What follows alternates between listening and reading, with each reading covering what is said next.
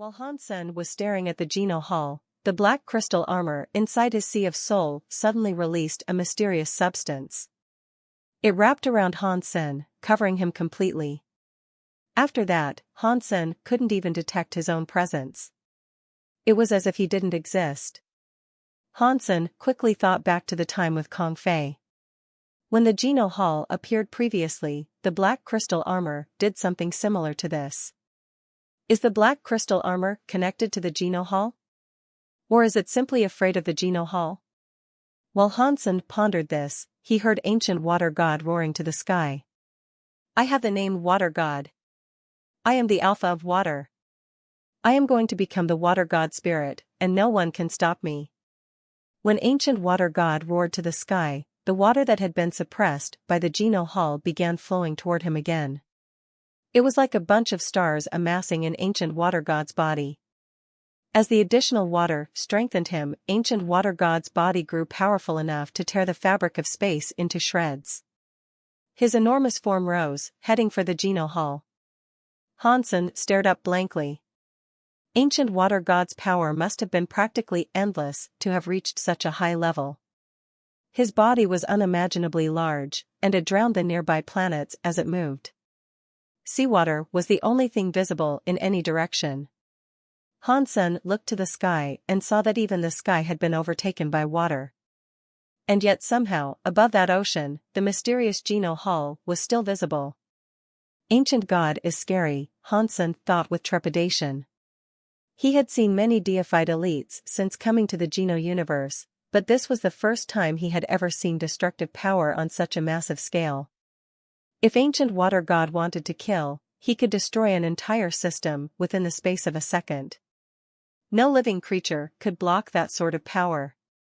Xios looked up with wide eyes, and she said, ancient gods are born deified, and their lifespan is 1 billion years. Few creatures can ever hope to rival the ancient god in this universe. Boom! A loud noise boomed above them, forming massive waves on the surface of the hovering water. Then, a heavy rain was unleashed. A shockwave rolled out from the water, shaking the mountains as it brushed their peaks. Han Sen and Xios were blasted away by the scary shockwave that had been released. It was as if they were struggling against the rush of a tsunami, but their efforts were futile. They were tossed aside like ants. Pang! Han Sen's body hit a mountainside, and the peak collapsed. Blood trickled from Han Sen's mouth. He used all his power to repel the force, but he couldn't hold back the overwhelming shockwave. He couldn't even stand up straight. Boom! Another shockwave rolled across the sky, and lots of heavy rain followed in its wake. The rain slammed down like a tsunami, shoving Han Sen back even further. As the blows slammed into Han Sen and damaged his organs, they triggered the Kingis. Shining gold symbols appeared across Han Sen's flesh, making him far stronger. Han Sen regained his feet against the force pressing down on him. Xios hit the bottom of the sea and was pressed into the mud with the dying ocean creatures. She was about to be buried inside a crevice that appeared in the bedrock. Han Sen frowned. He broke through the tsunami-like shockwave and raced next to Xios to pull her out of the crevice and the sea. He grabbed Xios and looked up into the sky. The turmoil and heavy rain that followed obscured his vision, casting the entire planet into chaos. He couldn't see anything. Ancient water god was still roaring above him, and he heard the sounds of big waves hitting space. The impact seemed strong enough to make the stars themselves rattle and shake. Countless mountains were crumbling under the onslaught. This level of power was far beyond what Han Sen could comprehend. With the protection of the Kingis, Han Sen barely managed to stay upright in the storm. He stood atop a big rock, looking up at the sky. He wanted to know what ancient water god was doing, but he couldn't see past the wall of rain. Xios was close to becoming a king, but she could only hide in the shelter provided by Han Sen's stalwart body. She held on to him tightly to avoid getting pulled into the bottom of the sea again. The whole universe appeared to be shaking under that tumultuous sea. Ancient water god's voice resounded throughout the universe with deafening volume. Han Sen couldn't see the actual battle, but he could hear an ancient water god's roar that the creature was fighting. It sounded like the ancient god was putting everything he had into the fight. Pang! Suddenly, Hansen heard a strange sound, like a stone door grinding open. A light shone through the air. That light beamed through the water above, cutting clean through all of the chaos. Hansen had been nearly blind earlier, but now he could clearly see through the storm. That light didn't seem to be at full strength, though. It was as if someone had pushed open a door to let the light of a flickering candlestick seep out. The Geno Hall's door has opened. The water kept smacking Hansen in the face, but he was still able to see what was happening clearly. That light was coming from the Geno Hall's door, which had been pushed open a little. I am a god spirit, and no one can stop me. Ancient water god kept roaring. His enormous body was trying to force its way into the gap of the Geno Hall's door. Did he succeed? With the purple-eyed butterfly running in his right eye, Hansen was staring at the Geno Hall's door. He didn't know exactly how someone became a god spirit, but judging from what ancient water god was doing, Hansen could guess that the ancient god was making his way into the Geno Hall. Perhaps if he entered the hall, he would become a god spirit. 1,000 races had lanterns there, but they were just lanterns. Entering the Geno Hall as an individual was a different matter. Only a race's Geno lantern could reside in the hall. Now, ancient water god was trying to force his body into the Geno Hall. He wanted to go in, but it wasn't clear what would happen if he succeeded. The enormous body pressed against the door, waves continually slamming into its surface. The water was going to rush into the hall at any second. But suddenly, Hansen saw a hand emerge from the gap of the ajar Geno Hall door. That hand was so beautiful. The moment the hand emerged from beyond that gap, it pressed against ancient water god's body and drove him back. Then the hand vanished behind the door again. The Geno Hall's door shut. The sea hung above them, perfectly still, and the storm stopped. The door was closed, and the light was gone. Hansen was now unable to see the Geno Hall. All he could see was that blue sea that had taken over the sky. The next second, a red dye began to spread through the water. It opened like a flower. In moments, the water in the sky had become a sea of blood. With a boom, the bloody sea collapsed. A rain of blood poured down, covering everything in crimson.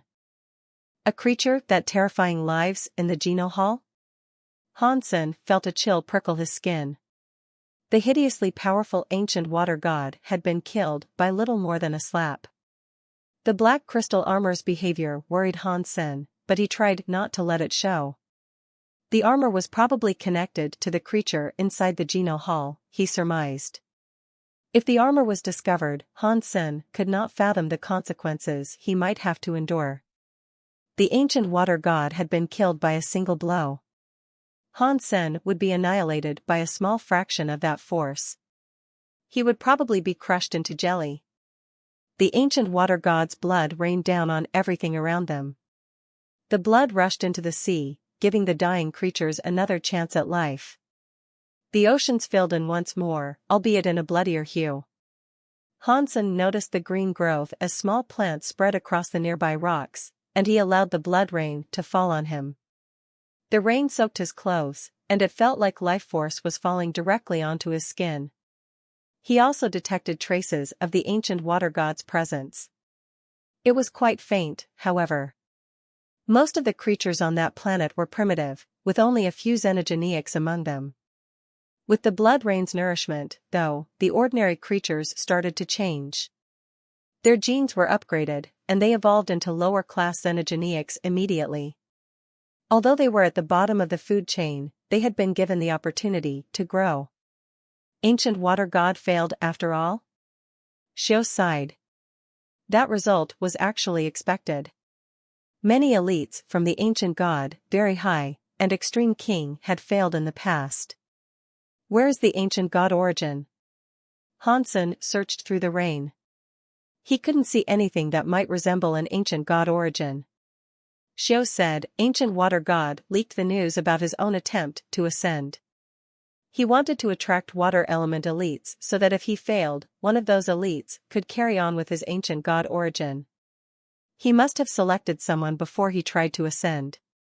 The ancient god origin will most likely be inside the person or creature he selected. Perhaps in a few hundred years, there will be a new ancient water god. Hansen nodded. He didn't think he stood a chance. Given how badly he had set off ancient water god, he was lucky the ancient god hadn't killed him. It was unlikely he'd be given the ancient god origin. As Hansen was deep in thought, something fell from the sky in the blood rain. It began to curve as it fell, heading directly toward them like a meteor. Hansen was shocked. The wall of water came to a standstill directly before Hans Senator. It turned into a water tornado that danced around him in a slow circle. The ancient god origin. Xios whispered hoarsely. Hansen stared at it in shock. Despite the grudge between him and ancient water god, the deified had actually given him the ancient god origin.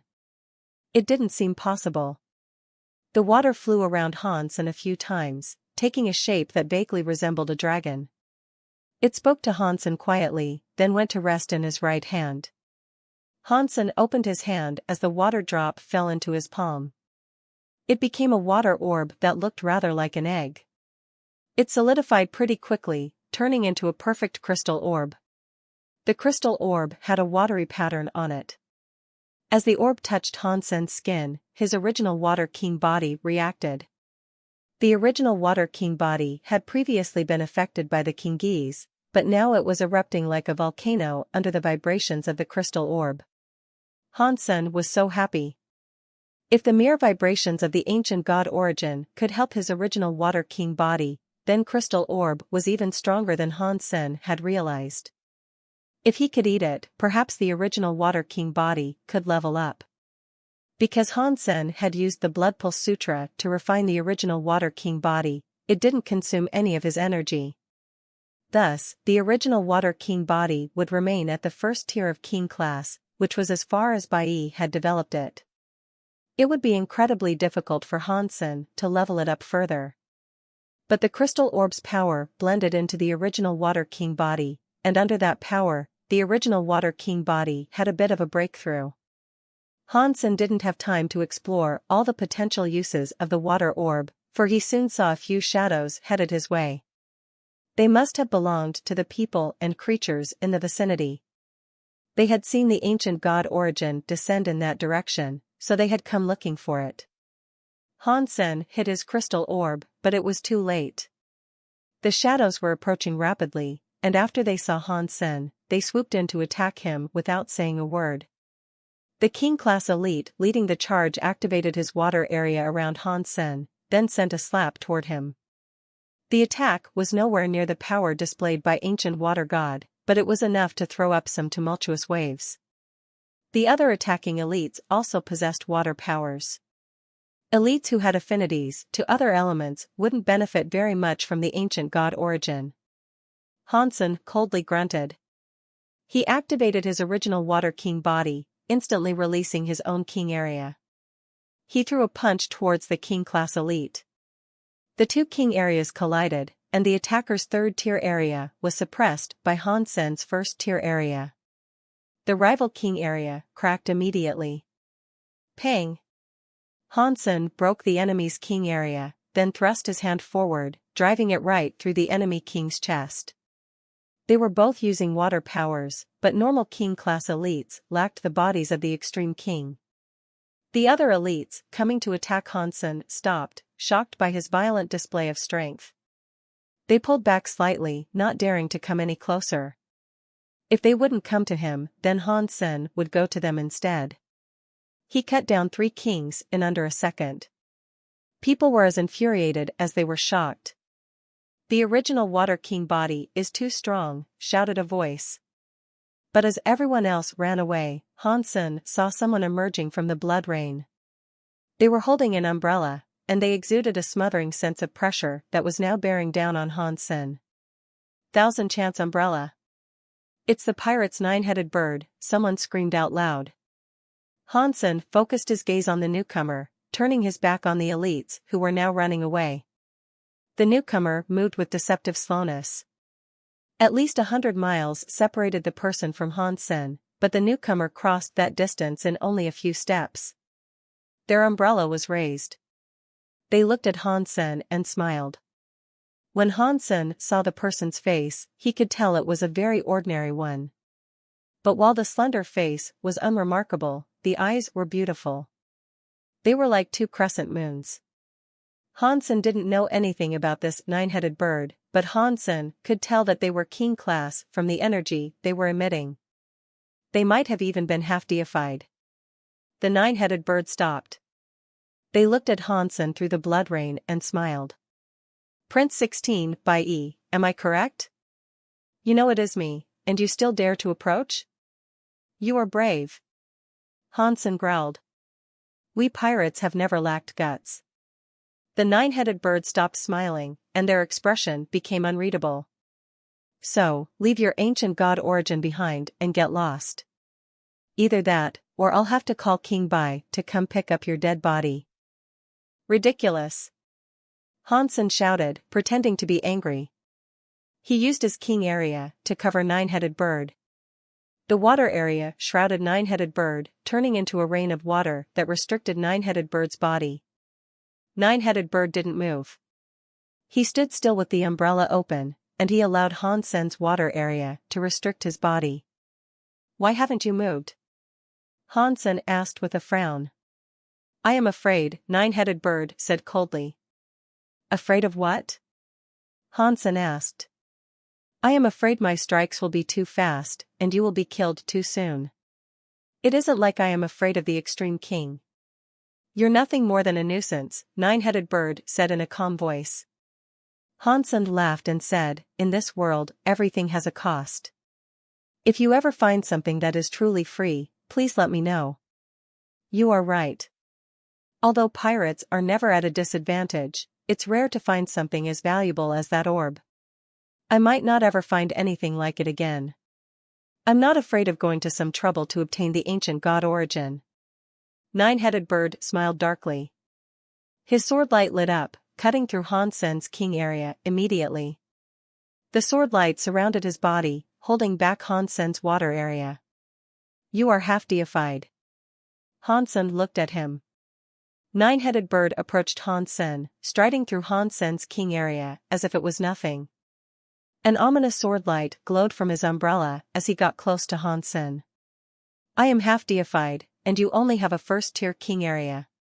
You might think that I will hesitate to bully someone so weak, but we pirates are not afraid of looking like the bad guys, nine-headed bird said. He closed the umbrella and thrust it towards Hansen like a rapier. The sword light looked rather simple on the surface, but there was a hidden sword mind in the strike. It hid the strike's true depth. Hansen used his original water king body, and his body became water. He shot toward nine-headed bird like a water dragon. Hansen was driving toward nine-headed bird's body. Nine-headed bird's umbrella, which looked like a sword, suddenly opened again. Hansen's watery form slammed into it. Pang! Hansen was thrown back. His water body returned to a humanoid shape, and he was about to leap toward nine-headed bird again when a sword light came down on him. The strike had been perfectly hidden, and Hansen didn't see it until it crushed his body. The water that had composed Hansen's body shivered, trying to gather itself up again, but something was keeping it from drawing together. Because of this, it remained spread in puddles, shaking and twitching. Nine-headed bird lifted his umbrella and smiled. My split-day sword light can't destroy your original water king body, but I can keep your body from drawing together again. It might not kill you, but it can seal you for 10,000 years. Prince 16, you should just give me the ancient god origin. That will save us both the trouble. As he finished his threat, nine-headed bird suddenly frowned. Hansen's water had begun shining gold. Every drop of water had a gold king geese flickering inside it. Catcha! Countless water drops regathered, and the hidden sword light that had suppressed Hansen was now crushed. The shape of a human reformed in front of nine-headed bird. Nine-headed bird squinted at Hansen in surprise. Your body contains that much kingees? How did you do that? Hansen didn't speak. The kingees of his body were quivering. His bones were roaring and shaking. He punched towards Nine-Headed Bird. When he punched, although there was no power in the thrust, he had the support of the ground and the sky. Everything in that world was shaking under the weight of the kingees. He got a quiet response. Nine-Headed Bird's face turned grim. He put away his umbrella and gathered up his sword mind. The sword was aimed at Hansen's fist. He struck, but at first there was no sword light. Pang! As the two strikes collided, gold light and sword lights went everywhere. Countless sword lights fell like rain toward Hansen, sometimes making it all the way to his skin before the kingees would flicker and ping them away. The fist and the umbrella ground against each other. The powerful half-deified was sent flying away under the force of Hansen's punch. His umbrella was bent backwards like a bowl. Incredible power surged through Hansen's legs, and he chased after the arc of Nine-Headed Bird, still throwing punches as he went. Hansen's attacks were like sea waves, getting heavier and heavier. The power of each punch was stronger than the last. When Hansen had seen ancient water god's shocking water power, he had immediately realized that he could combine it with the Extreme King's shocking sky punch. Nine-Headed Bird's face changed. He kept trying to dodge away from the string of attacks, but no matter how unexpectedly he tried to move, the world answered to the beck and call of the kingees rattling inside Hansen's body. Nine-Headed Bird couldn't escape now that Hansen had locked onto him. Pang! Pang! Pang! The fist and the umbrella kept coming against each other in the sky. In just a few punches, the king-class item was broken under Hansen's fist. *T. Shouldn't you have called that the battle god king body? This is so *king ridiculous. Nine-Headed Bird kept shouting as he fought. He was a half-deified being, but he was using every ounce of his power to hold off Hansenator, and still, Hansen had him at a severe disadvantage. His bones were cracking, and it sounded like they were going to snap. Xiaos and the others were watching the two fight in the sky. As she watched the gold shadow slowly beating the *T out of Nine-Headed Bird, she was very surprised. No wonder the Extreme King are one of the top 3 races. Nine-Headed Bird of the pirate is very strong, but he still cannot go against someone with the blood of the Extreme King. That king area, at its first tier, is suppressing the half-deified Nine-Headed Bird. The Extreme King are scary. Nine-Headed Bird, upon hearing these comments, became furious. He knew that Hansen was much weaker than him, but the kingees powering Hansen's body were simply too powerful. The whole universe and all its creatures were answering to Hansenator. His every punch was combined with the power of the sky and the ground. It was enough to surpass Nine-Headed Bird's own power. Nine-Headed Bird was punched in the face. He was sent flying away again, sputtering in anger. *CKU. If I don't attack with everything I have, you'll think I'm nothing more than a house cat. Time to show you that I'm a tiger. He shook his arms, and a black light glowed out of his body. His arms became black wings as his body began to swell.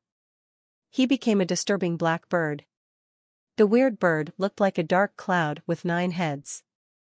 The eyes had gold lights within them, and its claws carried clouds. When the bird flapped his wings, wind and fire were summoned. It rose overhead like some demon of the apocalypse.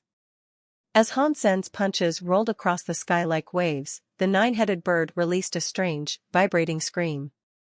That sound could break stone, and the sky seemed to tear under the weight of the voice. The bird's talons fell to intercept Hansen's fist. Pang!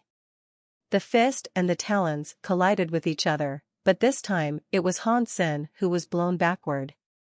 The 9-headed bird flapped its wings and dove after him. The bird kept screeching weirdly, its eyes like thunder. Hansen prepared to move forward and attack again, but the 9-headed bird just hovered in the air. All 9 of its heads were making strange sounds, like a demon mumbling. As the mumbled chant continued, a weird black area covered the region. Hansen walked toward the nine-headed bird. Darkness flowed from the creature, consuming all that could be seen in every direction. Hansen knew that the darkness was coming for him, that it would trap his body in less than a second. Pang! Hansen hit the darkness, but it was like he was striking a plate of steel. The impact made his hand go numb, and the wall of black around him remained unmoved. The darkness seemed to solidify into walls of flat stone. It enveloped the entire area around Hansen, trapping him inside a small box. Hansen kept punching the black stone around him, his kingees continuing to shine. But even so, the black stone didn't break. Dark demonic symbols began to appear across the surface of the stone. The sky above has a bird of 9 heads, and hell below holds the suppressing demon coffin. No matter how strong your kingee's body is, you cannot escape the binding area of my demon coffin. Nine-headed bird's voice sounded in Hansen's ear. Hansen examined the demonic symbols across the stone. One of them looked rather like a bird's head, and it turned and squawked at him. Xios and the other observers saw the black coffin close around Hansen. The pitch-black coffin was disturbing to look at, and a 9-headed bird stood on its lid. Each of the bird's 9 heads looked off in a different direction, and it kept the coffin suppressed. A demonic air swirled around the coffin, and no matter how Hansen tried to attack, the demon coffin would not budge. Hansen's fist kept striking, but he couldn't break through the suppressing field of the demon coffin. The demonic symbols flashed across the coffin's interior, and a bird head appeared again. The weird bird eyes stared at Hansen, and the creature chuckled. Don't waste your breath. My suppressed demon coffin can bind both gods and demons. Even if a deified was in your place, they wouldn't be able to break out of this coffin. You can hand over the ancient god origin now. If you don't, and the suppressed demon coffin falls into the demonic abyss, even I won't be able to help you out. Hansen ignored the bird. He kept punching against the suppressed demon coffin, but it was proving to be futile. Hansen's power slammed uselessly into the demon coffin's walls. There was a power, like an abyssal one, absorbing his strikes. He was unable to hurt the demon coffin. Hansen summoned his purple-eyed butterfly.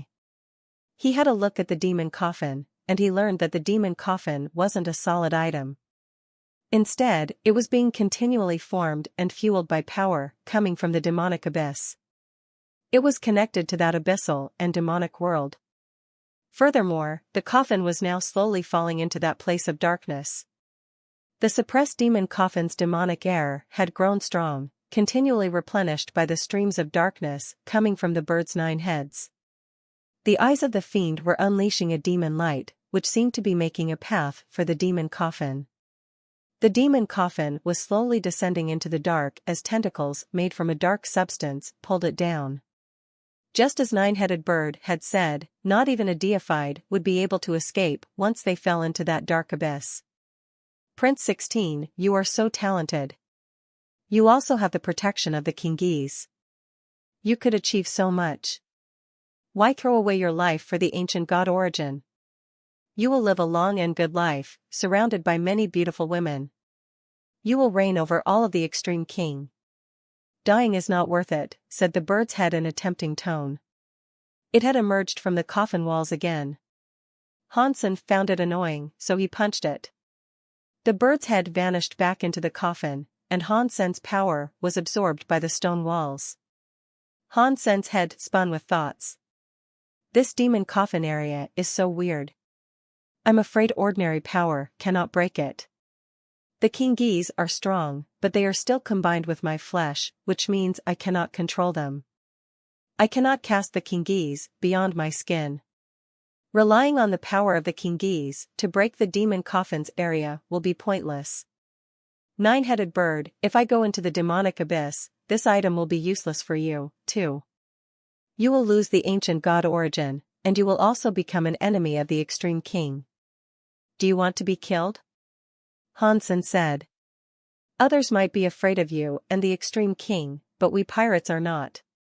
You should just hand me the ancient god origin while you're ahead. Otherwise, you're going to be buried in the demonic abyss. Extreme king or not, it does not matter to me, Nine-Headed Bird laughed sinisterly. Hansen didn't move, and he said, unless the Very High were supporting you, the pirates wouldn't dare to go against the Extreme King by themselves. You need to think about this. I'm carrying thousands of kingis. I'm a genius unlike any the Extreme King have ever had. Father really loves me.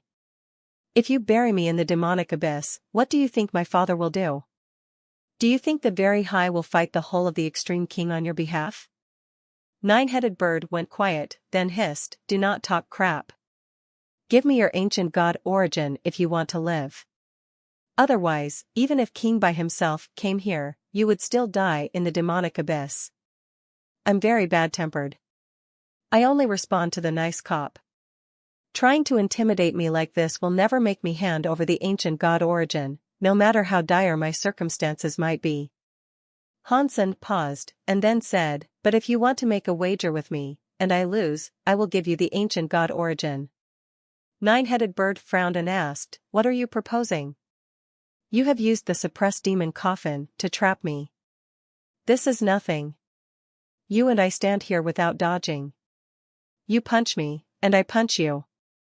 Whoever moves first loses. That will test the real mettle of a man.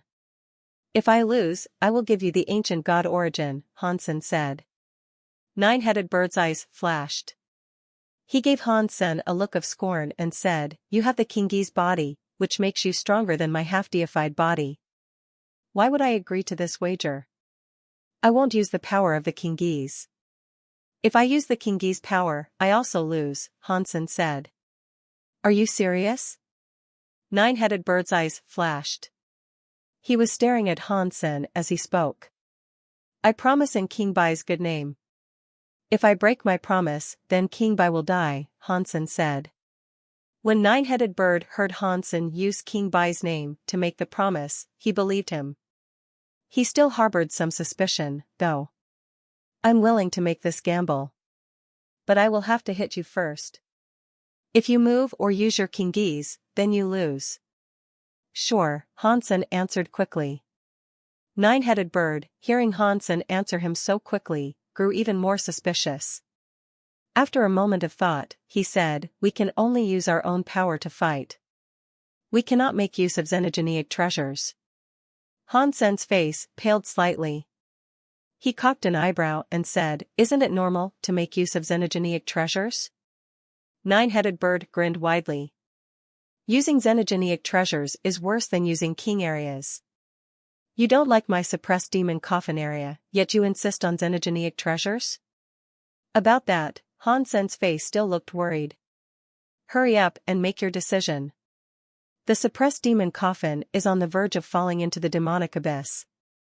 If you do not decide now, then you won't be able to turn back. Nine-Headed Bird laughed again. Sure. I agree, but I will have to take the first swing. Hansen could see that the suppressed demon coffin was teetering on the edge of the demonic abyss, and it made him grit his teeth. No, I will hit first, Nine-Headed Bird replied instantly. Hansen's face kept changing, and he didn't speak. A scary demonic air had made its way inside the suppressed demon coffin. The coffin warped, and the tentacle-like strand of demonic power was feeling its way forward, coming for Hansen. Fine. We agree, then. Hansen screamed when he saw the dark, demonic tentacle reaching out lecherously to touch him. Hee, that is it, then. Nine-Headed Bird snickered. The suppressed demon coffin then opened and Hansen emerged. Suppressed demon coffin was consumed by darkness as the black tentacles surged up around it and pulled it down into the black. Hansen floated down until his feet rested on the surface of the water. He had no plans to escape. He looked at Nine-Headed Bird and said, I will remain standing here. You can use whatever sort of power you wish, and if my feet cause any ripples in the water, then I forfeit and lose. When Nine-Headed Bird heard Hansen's declaration, he drifted down to the sea surface as well. His bird with 9 heads appearance returned to something human-like again. He smiled and said, as I should have expected from a prince of the extreme king, you are true to your word. I don't know if you pirates are trustworthy, but the extreme king are, Hansen coldly said. Nine-Headed Bird smiled and said, there is no need to try to provoke me. If you keep your end of the bargain, I will not break the rules. Good. You strike first. Hansen stood atop the sea, unmoving. Sure, I'll strike first, Nine-Headed Bird said, but he continued looking at Hansen without attacking. Nine-Headed Bird was certain that he could defeat Hansen as long as the Kingis were not a factor. Making Hansen move would be easy. But Hansen was a prince of the extreme king, so Nine-Headed Bird knew better than to attack carelessly. He considered the best way to move Hansen from his spot. What? You still haven't attacked. Is a half-deified being terrified of me? Hansen laughed. Nine-Headed Bird lifted his lips in a sneer. Didn't I tell you? Trying to provoke me won't work. After that, Nine-Headed Bird looked at Hansen and thought to himself, his original Water King body cannot be destroyed. Even if I completely wreck his upper body, his legs might remain untouched. No matter how powerful my hit is, it's not guaranteed that I can move his feet. Thinking of that, Nine-Headed Bird had an idea. He prepared to strike. Hang on. Hansen suddenly raised his hand to stop the man. What? Are you regretting our agreement? Nine-Headed Bird stared at Hansen. Hansen laughed. I have nothing to regret, but before you strike, we should discuss our deal. What game are you trying to play now? We already established the terms of our bargain, you give me the ancient god origin if you lose. It's that simple. Nine-Headed Bird frowned. I will relinquish the ancient god origin if I lose, but what if you lose? If we don't sort out that aspect of the bargain, you might keep trying to take my ancient god origin after you lose. I have no protection here, Hansen said. If I lose, I won't try to take the ancient god origin again. Even if you threw it on the ground before me, I wouldn't dare to pick it up, Nine-Headed Bird said. Awesome. Come on, then. Hansen activated his original Water King body, and his entire body became translucent. He stood atop the sea as if he was connected to it. So you were planning to use the original Water King body to win. That was a poor choice. Nine-Headed Bird coldly hummed. He raised his hand, and a black demonic air gathered in front of his fist. It formed a ceaselessly swirling black hole. BZZT. Nine-Headed Bird punched toward Hansen, and space itself trembled around his fist. The black hole moved directly toward Hansen, and its frightening power tugged on everything around it. Hansen was still some distance from the black hole, but it was already pulling at him. His water body shook, as if the water of his form could break away and be sucked into the black hole at any time. Nine-Headed Bird's attack didn't strike Hansen's body directly. Rather than being intended as a destructive attack, it was meant to affect Hansen's balance. Its magnetic force would keep pulling until Hansen's body was sucked inside. Because Nine-Headed Bird had greater power, Hansen's body would be drawn in by the black hole. There was no way he could lose. Hansen barely seemed to notice the black hole, though. He remained motionless atop the water. He was not moving into the black hole. Nine-Headed Bird frowned. His attack was better than any Hansen could unleash without using his Kingi's power. He should have been falling into the black hole. But Hansen wasn't moving. He wasn't using the Kingi's or some sort of xenogeneic treasure, either. Nine-Headed Bird stared at Hansen in confusion. Hansen laughed. He had suggested this bet because he knew he would win. He wouldn't take this risk on a whim. Nine-Headed Bird couldn't see anything strange about Hansen's stance, but Hansen still could have used some sort of trick without his knowledge. Hansen had suggested this bet because he had the silver-winged dragon beast soul. King-class xenogeneic beast soul, silver-winged dragon, area type. Hansen didn't know if only king-class beast souls had an area of effect, but at that moment, it was the only area beast soul that he had. The silver-winged dragon could deploy a water area, but it was different from Bai Yi's natural water area. This water area was called the dragon area. The sea dragon had the soul of the sea, so if Hansen used the dragon area in the water, he could become a part of the sea. His body melded with the sea itself. Hansen stood atop the sea, using the power of the sea to keep him erect. Although he couldn't control it with accuracy, he couldn't be moved unless Nine-Headed Bird summoned enough power to shift the entire sea. A bar of iron might be easily moved, but if it was welded onto an aircraft carrier, no amount of pulling could force it to budge. Of course, a stick couldn't control an aircraft carrier. But merely remaining stable was enough for Hansen. With the dragon area standing atop the sea made Hansen effectively immortal. Nine-Headed Bird could do nothing to him. Nine-Headed Bird kept increasing the strength of his black hole, but he was unable to move Hansen. His eyes began to widen. Xiao's watched the contest, frozen in place. She had no idea how Hansen was pulling this off. Nine-Headed Bird, can you keep going? Hansen smiled.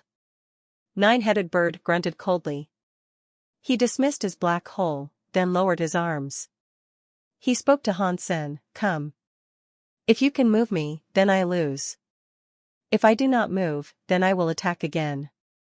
We will decide the victor then. Then I will start, Hansen said, summoning his wings. He flapped his wings and flew far away. Nine-Headed Bird's eyes bulged.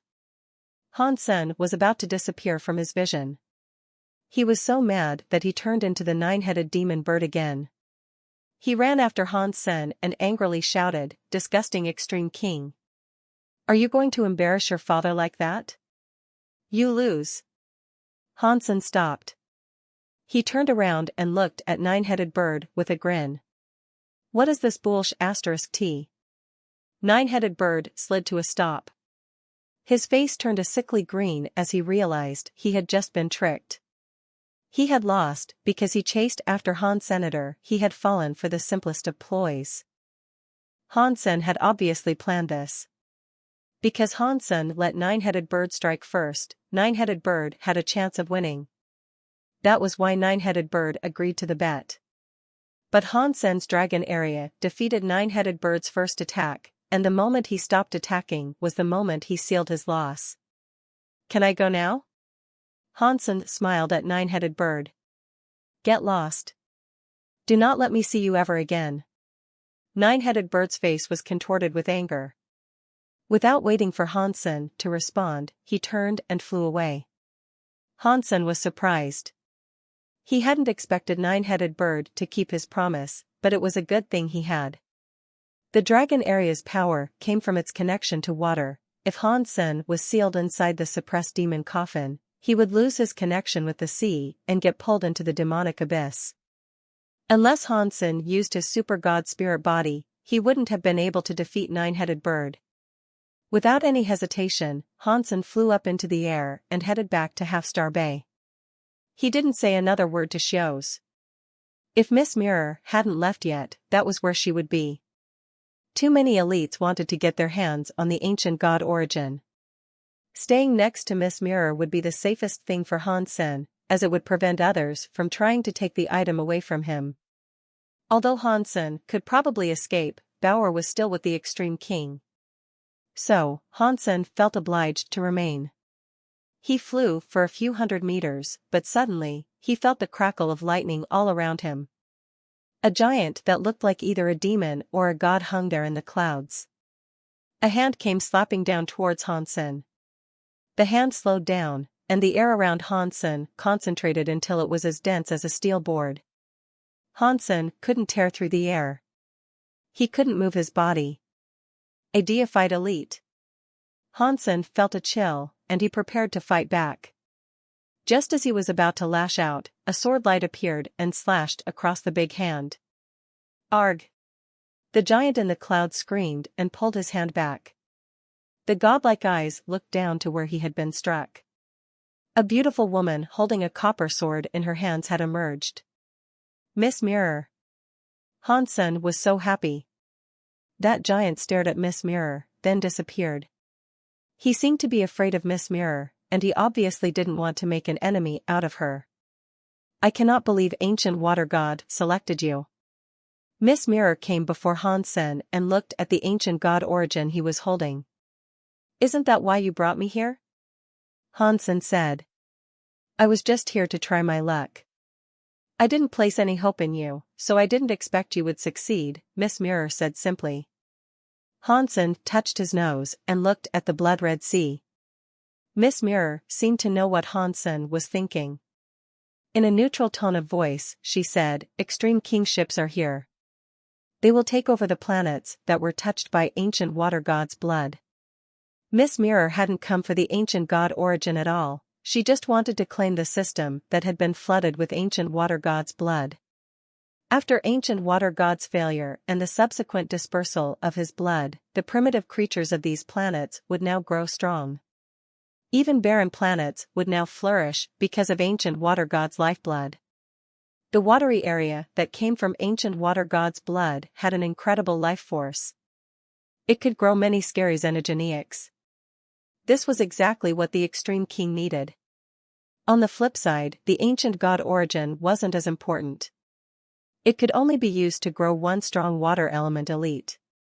It was nothing compared to the value of an entire system. Hansen followed Miss Mirror back to the ship, and he saw that the Extreme King's ships were splitting up to guard the individual planets of the system. Hansen found the Blood Kirin was on their ship, and he was surprised that it had sat and waited for him the entire time.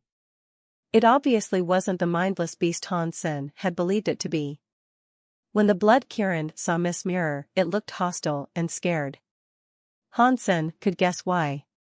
Ancient Water God had moved Hansen far away, and the Blood Kirin wouldn't listen to Miss Mirror's commands. She must have used some sort of trick to get the creature on board a ship. This woman is too tricky. I don't know what she wants. Why didn't she tell anyone else that I'm not actually Bai? Hansen stroked the ring on his finger and thought to himself, it most likely has something to do with this ring. But she didn't force me to take the ring off. Why? Hansen didn't understand. He knew he would have to stop thinking about it. He brought out the xenogeneic gene of the silver-winged dragon and swallowed it to refine it. Duke gene +1. Duke gene +1. The Duke gene announcements kept sounding off in Hansen's head. He received 10 Duke genes in total. If I can get a few more King-class xenogeneic genes, then I won't have to worry about the story of genes. Hansen was both happy and worried. Miss Mirror didn't remain on the planet for long. She had been needed during the takeover, but she wasn't in charge of building up the planet. Her task was finished before most of the Extreme King's ships even arrived. Hansen knew Miss Mirror had many elites around her, but they didn't appear in her proximity. Taking such an important system would be a bloody affair. The ancient god wouldn't give up the place easily, so both sides would make sacrifices in the attempt to claim the system. The price would be high whether they succeeded or failed. After going back to King's Kingdom, Hansen took the Blood Kirin with him back to Planet Water Zone. Miss Mirror didn't detain him, and she said nothing more to him. No one else sought to trouble him either. That made Hansen even more worried, though. He didn't know what was going through Miss Mirror's head, and he had no idea what her ultimate goal was. I can just put Bauer back in the sanctuaries. That will be safer for both of us, Hansen thought in irritation. He would need to take Bauer back from Lan Haixin. Before Hansen could find Lan Haixin, though, she came looking for him. She looked fairly moody, too. Bai, did you forget something? Lan Haixin found Hansen in the garden and looked at him with a raised eyebrow. She didn't say what she wanted explicitly because she was still suspicious about Hansen's identity. Last month, on the 9th. I remember. But Miss Mirror took me somewhere to do something. I had no choice, Hansen said with a shrug. He then thought to himself, it is fortunate I have Bauer as a spy. It is good that you remember. But since we missed it, we must now wait another 2 months. You better behave over the course of the next 2 months and stop giving me trouble. After Lan Haixin spoke, she left. She didn't even spare him a second glance. Because Han Sen was uncertain of Miss Mirror's ultimate goal, he didn't dare take any obvious risks. He remained on planet Water Zone and spent his time hunting down Duke Xenogeneics. He wanted to fill up his Duke genes. Han Sen found a few Duke Xenogeneics, killed them, and consumed their Duke genes. Their Xenogeneic genes increased his Duke gene tally by 1 point each, so leveling up was a very slow process. It wasn't as fast as eating 1 King Xenogeneic gene to claim 10 Duke gene points. He didn't want to cause much of a ruckus. He needed to be patient and slowly trawl through Planet Water Zone in the hunt for Duke Xenogeneics. What is this? Han Sen came across a little mountain moving across the bottom of the sea. It slid forward at a very slow pace, but Han Sen could tell that it really was moving. When Han Sen rode the Blood Kirin down to get a better look, he realized that it wasn't actually a mountain. It was a conch. The shell was 100 meters tall. It was black and grayish, and it looked like stone from a distance. Beneath the conch, the white skirt of the conch was revealed. It was slowly flapping and moving across the sand. Feeling Han Sen and the Blood Kirin draw near, the mountainous conch moved its flesh and released a blue light. It covered an area of 1,000 meters, cloaking Han Sen and the Blood Kirin at the same time. The Blood Kirin was angered. His blood air exploded out from him as he thundered toward the sea conch. Han Sen didn't know what the sea conch's area did. It didn't seem to affect Han Sen directly. The Blood Kirin soon came before the sea conch, though, with that blood air swirling all around him. The sea conch retreated back into its shell as the Blood Kirin's claws skittered across the hard surface of the shell, leaving some scratch marks across it. The Blood Kirin roared in fury. It kept swinging its claws at the conch, trying to break through the shell. But despite its strength, the Blood Kirin couldn't leave behind anything more than light scratches. The conch shell was 100 meters tall, so those scratches were inconsequential. A King-class Xenogeneic? Han Sen was delighted by this discovery. If its shell was that sturdy, the creature must have been King-class. A weak King-class, judging by its fleshy body, but a King-class nonetheless. The Blood Kirin continued striking the shell, but each blow left less and less of a mark. It was rather confusing to Han Sen. Han Sen pulled out his ghost teeth knife and swiped across the shell. It did nothing, and his performance paled in comparison to the Blood Kirin's. Han Sen frowned. He pulled out his Thunder God spike, summoned its lightning, then thrust it toward the sea conch's shell. He wanted to paralyze the beast. After that, he could flip it on its back and slay it from below. But the creature's shell seemed to insulate it perfectly from the lightning of the Thunder God spike. That made Han Sen raise an eyebrow. This guy's shell is really hard. But it is so big. I bet it would make an amazing armor. The shell was far too large to be used for a single set of armor. Still, it would make an excellent construction material for something larger. Before Han Sen could make something out of it, though, he first had to kill it. He tried all sorts of different powers, but his strongest attack could only deliver a mark that was a few inches across. It had no effect on the sea conch. Let's flip it. Han Sen called to the Blood Kirin. Gathering their strength, they turned the sea conch over. After flipping it, though, they realized it was sealed on the bottom. There was no way in. The opening was blocked by the same material that composed the rest of the shell. As they looked over the creature again, Han Sen and the Blood Kirin realized that the marks they had left on its shell had vanished. Their efforts had been wasted. This isn't right. This guy probably has a third-tier area. How else could the conch shell be so hard? Even the Blood Kirin, with an attack at full power, only leaves a small mark. Han Sen looked around at the blue lights of the area that was all around. How does this conch have such a powerful king area? They had been there for a long time, but the blue light hadn't done any damage to Hansen or the blood Kirin. It certainly wasn't meant as an attack. Is this a weakening area, perhaps?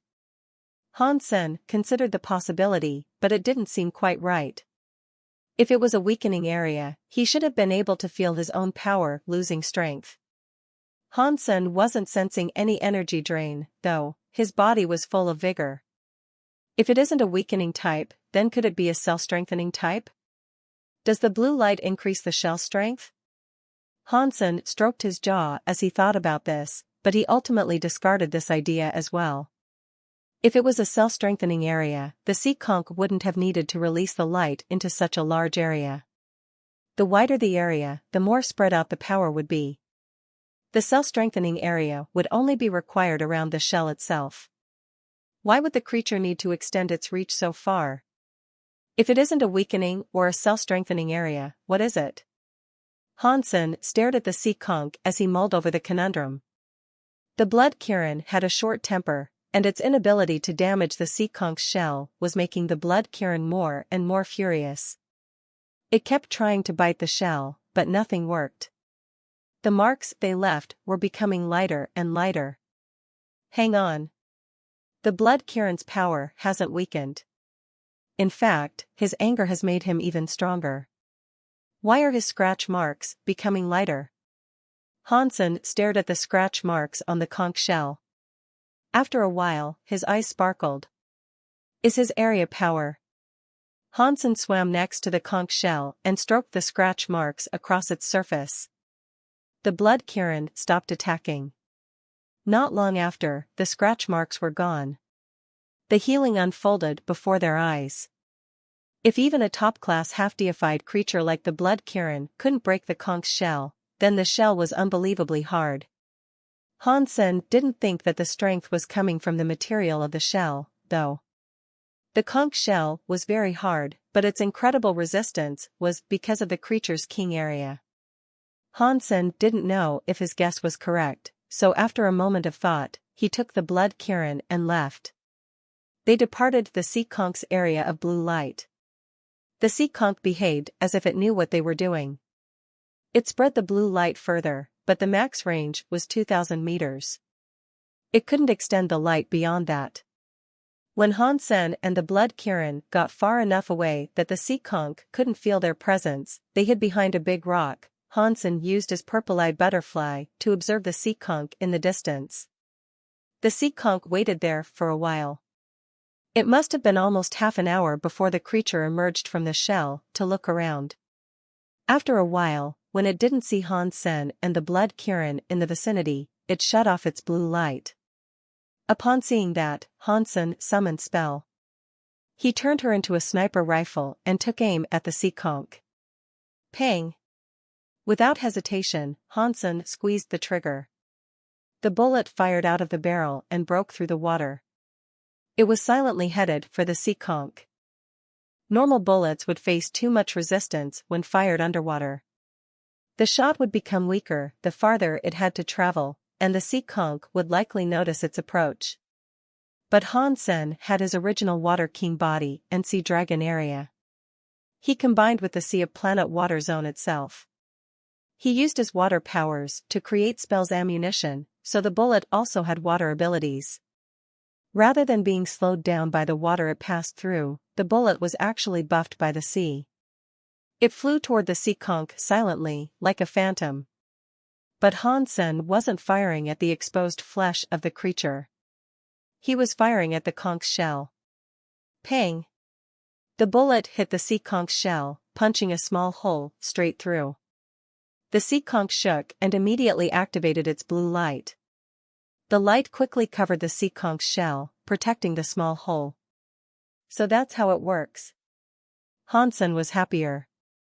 He looked at the bullet hole and noticed that some white juice was flowing out of it. Although the wound was very small, it proved that his bullets could pierce through the shell and damage the creature's body. Now Hansen knew for certain that the light made the conch's shell so hard, not the material of the conch shell itself. Hansen's shot was far weaker than the blood Kirin's attacks, too. but still, his bullets were able to penetrate the conk's shell. The blood Kieran's claws were only able to leave light scratch marks upon it. It was obvious by now that the difference was because of the blue light area. Hansen stayed where he was and lifted his sniper rifle to aim at the sea conch again. He fired a few times, all of his bullets flying true and striking the shell. None of those bullets were able to break the conch's shell, though. Under the glow of the blue light, they left small marks on the surface of the shell. When the bullets go through the blue area, they don't lose speed or power. But when they strike the conch's shell, they don't have the impact that they should. Hansen looked at the sea conch with interest. After a while, the bullet hole Hansen had made filled in and disappeared completely. The conch's recovery power was very strong. No wonder Bai left behind a king's enigenic. He probably couldn't figure out how to kill it, he didn't leave it alive because he wanted to. Hansen laughed. Since Bai had been unable to kill it, this was a good opportunity for Senator. He and the blood Kieran remained in hiding, and he was determined to kill the king-class enigenic. He only had guesses about how to bring the creature down, though. He didn't have a surefire way of breaking the blue light area, so he planned to wait there until the sea conch relaxed. The sea conch had learned from Hansen's previous attack, and it didn't reveal itself so quickly this time. It took a few hours before the sea conch was willing to reveal its flesh once more. This time, however, it didn't deactivate its blue light. It continued using the blue area as it traveled into the deeper recesses of the sea. Hansen thought the thing would be heavy and slow, but it ran away like a rabbit. Hansen watched the small mountain flee into the deep sea, creating eddies and vortexes as it went. Hansen used his purple-eyed butterfly to keep an eye on the thing as he pursued it, waiting for the moment the creature decided to relax. Now that the sea conch had been damaged, it was being careful. It was moving fast, and it carefully maintained its king area the entire time. Hansen wasn't in a rush, though. He just continued to follow it. The creature was too big to hide from him easily. Plus, Hansen had 2 water areas. Escaping from him in the water would be practically impossible. Hansen was very confident in his water-aligned powers. But Hansen noticed that his current confidence had come a little too soon. When the sea conch passed by another underwater mountain, it disappeared. After it climbed behind the mountain, it didn't re-emerge. Hansen thought it might have come back to its home, but when he looked around the mountain, he couldn't find the sea conch anywhere. Weird. Where did it go? Hansen looked around, but he saw no sign of the creature. The gap between the mountains was small, so there was nowhere else for it to go. The sea conch was too big for Hansen to have missed it if it came out. That was why Hansen waited near the mountain. But there was nothing to see. The sea conch had truly vanished. You think you can escape my sight that simply? You are too naive. Hansen used his purple-eyed butterfly and his Dongxian aura to scan for the sea conch's molecular trail. He found it and began following. Hansen quickly realized that there was a small hole in the ground near the mountain. The hole was the size of a man's fist. The sea conch's trail disappeared into it. The conch had tricked him. That sea conch can change its size? Why didn't it display that power earlier? Hansen wondered. Blood Kieran, go in and take a look at what it's doing. But don't alert it to your presence. Hansen wasn't very good at changing the size of his body, but the blood Kieran was a professional. It could change its size effortlessly. The blood Kieran roared. Its body shook as its bones shrank. It became one size smaller, and then it continued to reduce until the red beast looked like a little toy. Then, it climbed into the hole. Hansen waited on the outside. He looked around and examined the trench that led to the hole. Hansen had studied the Xianmen techniques left behind by Mr. White. He learned a few of the skills, but they were very simple. He only mastered a couple of their methods of calculation, but if a situation was quite simple, he could use those techniques to provide some insight. The underwater mountain was very special. There were many mountains nearby, and they were all connected together. The mountains were shaped like volcanoes with craters at the top, and there were large holes in the peaks. From above, the 9 mountains looked like a chain of interlocking rings. Hansen remembered in the Shenmen technique that this kind of environment was called the 9 rings. If that sort of landscape was in the Alliance, no one would have dared to live there. Such a place had a lot of bad luck, and people who chose to live there would suffer the consequences. But that theory might not have applied to the Geno universe. Mr. White said the Shenmen techniques required many improvements for the Geno universe. Techniques and powers were different in the Sanctuary and the Geno universe, and he was interested in researching those differences. Hansen was checking out the mountain when a white shadow suddenly appeared from the peaks. It was a big electric eel that was 12 meters long. As it swam, its white scales sparked with electricity. It looked weirdly pretty. Another King-class Xenogeneic. Hansen frowned. This was unexpected. As far as Hansen knew, Bai cleared Planet Water Zone a long time ago. Even Lan Haixin hadn't bothered sending out hunting parties. But now, Hansen had met 2 King-class Xenogeneics in a row. Both were in the same vicinity, too. This posed a big problem. Pulling out his Thunder God spike, Hansen went towards the King-class electric eel. Hansen didn't really care what change Planet Water Zone was experiencing right now. He was just going to kill any King-class creatures he found. Getting King-class genes was good for him. He used his original Water King body, then unleashed his dragon area as well. Hansen moved like a water dragon as he rushed toward the big electric eel. The Thunder God spike flickered with scary silver lightning, and the sound of thunder rumbled along its path. Hansen's king areas entangled the giant electric eel.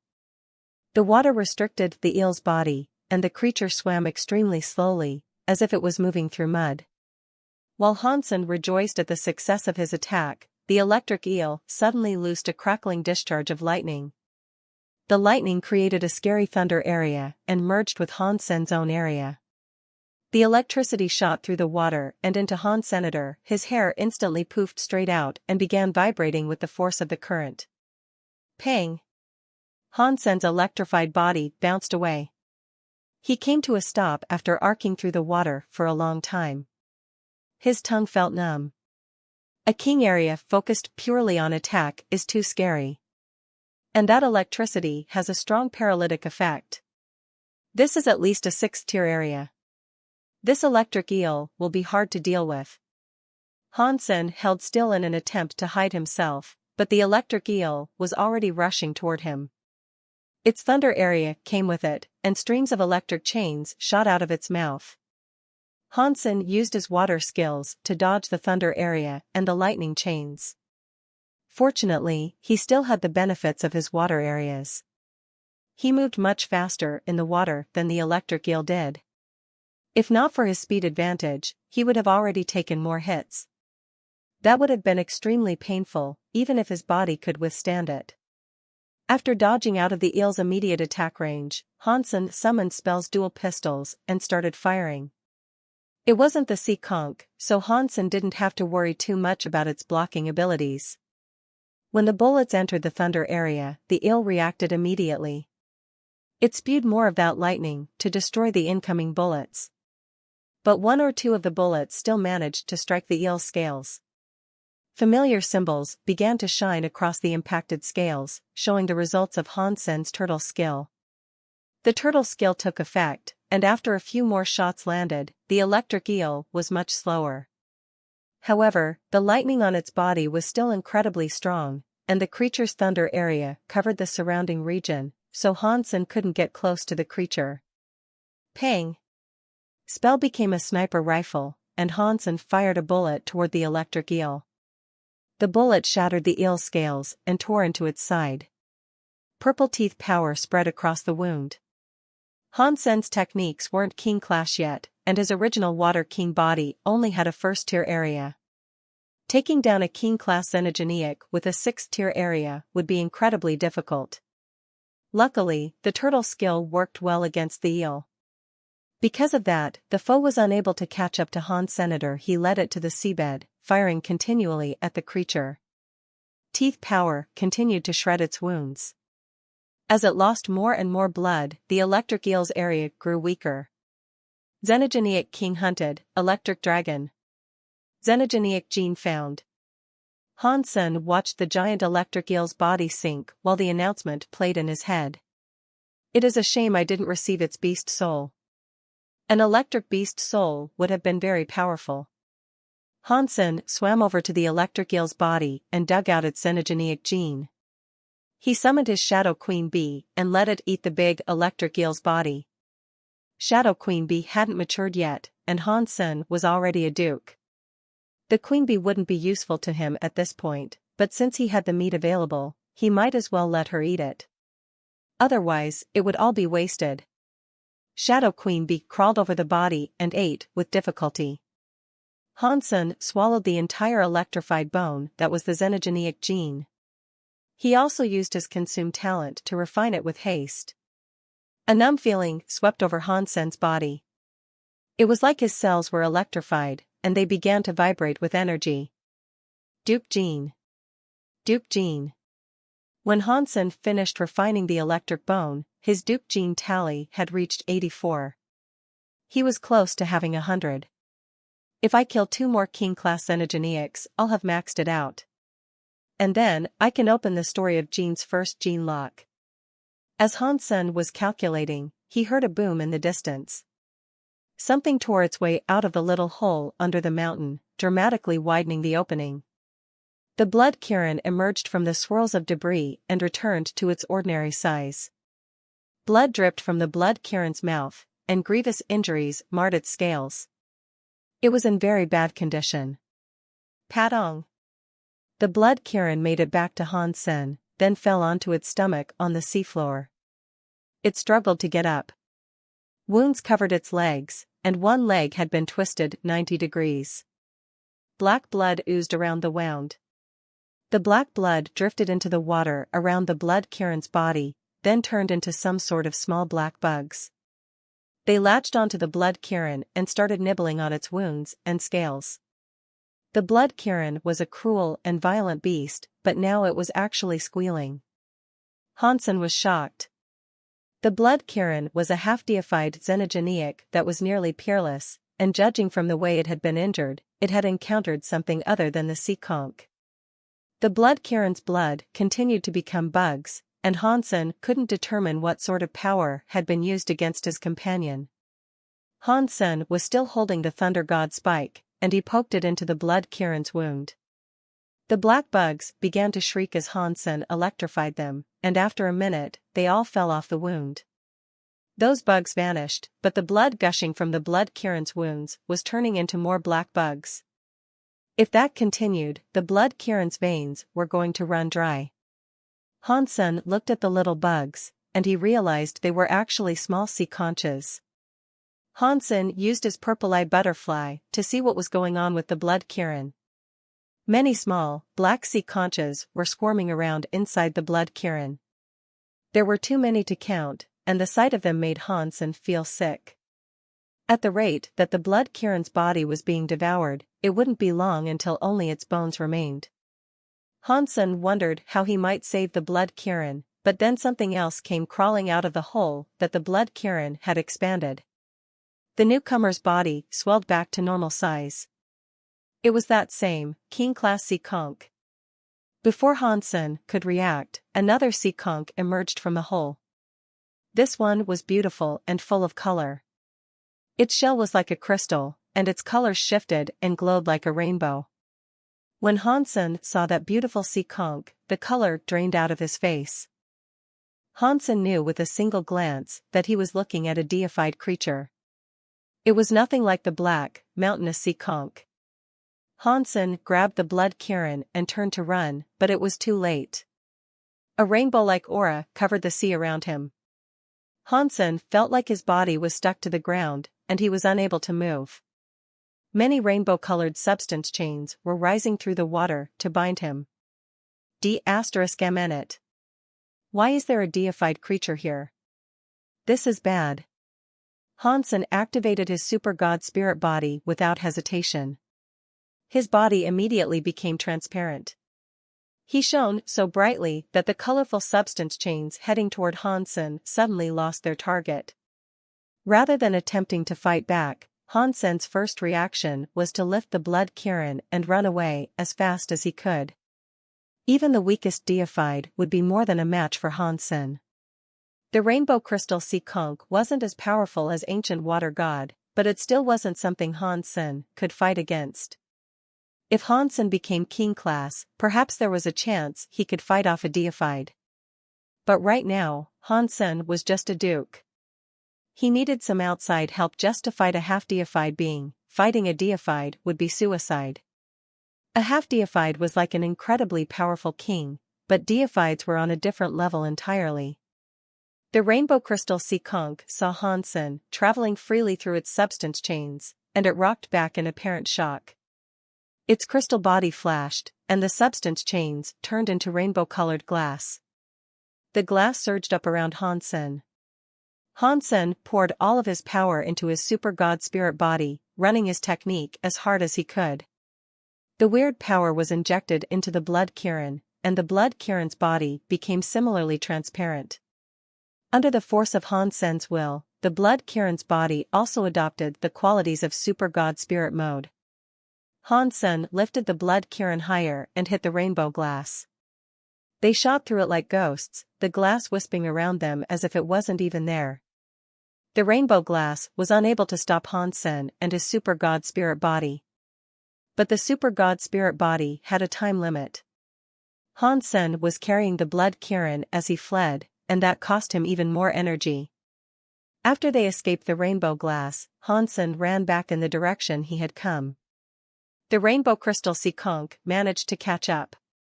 Countless substance chains rose from the ground and continued their attempts to capture Hansen. He brushed right through them at first, but after a while, he was unable to sustain the power requirements of the super god spirit body. Every time he passed through the rainbow glass, it cost him a lot of energy. When Hansen hit the next pane of rainbow glass, he felt as if he had thrust himself into sticky liquid. It was difficult to wiggle his way through. Hansen knew that this was the sign that he was losing his super god spirit body. If this continued, his super god spirit body would entirely fail. He would be unable to break the substance chain glass with his power.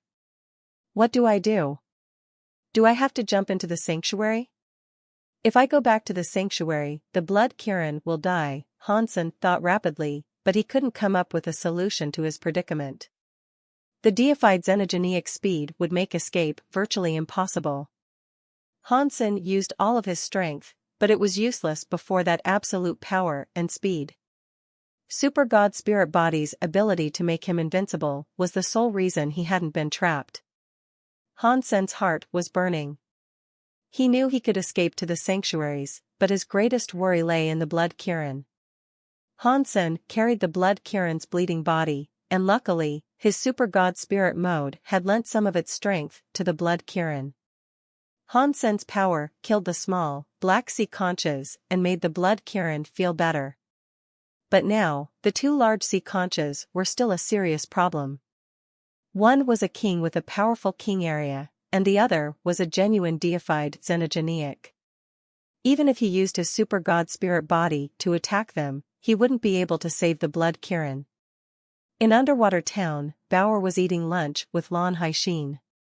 Halfway through her dessert, Bauer's face paled. She suddenly leaped off her chair. "Bauer, what is it?" Lan Haixin looked at Bauer with confusion. "Stomach ache."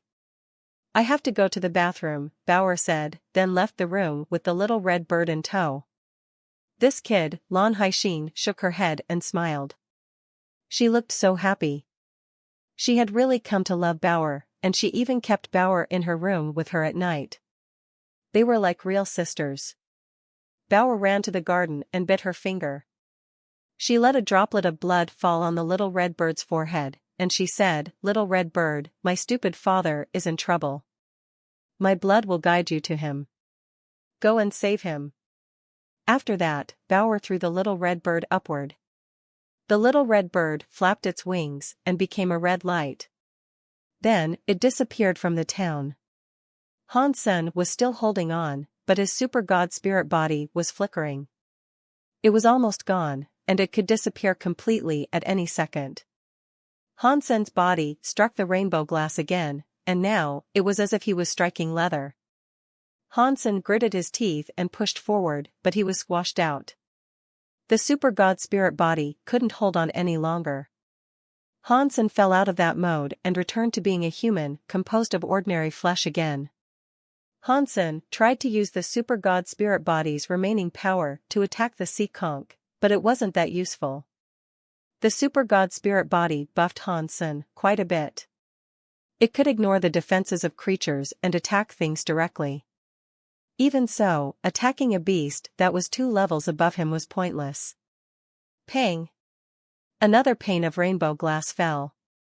It was going to cover Hansen and the blood Kirin, and so Hansen tried punching it. His fist was lit by Kingi's, but he was unable to fracture the rainbow glass. Hansen kept punching the glass, and the sounds of the blows echoed over the seafloor. Hansen's bones were about to break and his fists were bleeding, but he couldn't break the rainbow glass. The power of Super Spank struck the substance chains of the rainbow glass, but even that was bounced back. Super Spank could find a single link of the chain that was weak enough to break. The blood Kirin fell on the ground, looking to be in a really dire condition. It was still able to release horrid screams as it tried to struggle back to its feet and fight against the rainbow glass alongside Han Senator, but after a few tries, it collapsed again with blood spewing from its mouth. The black stone sea conch moved alongside the rainbow crystal sea conch.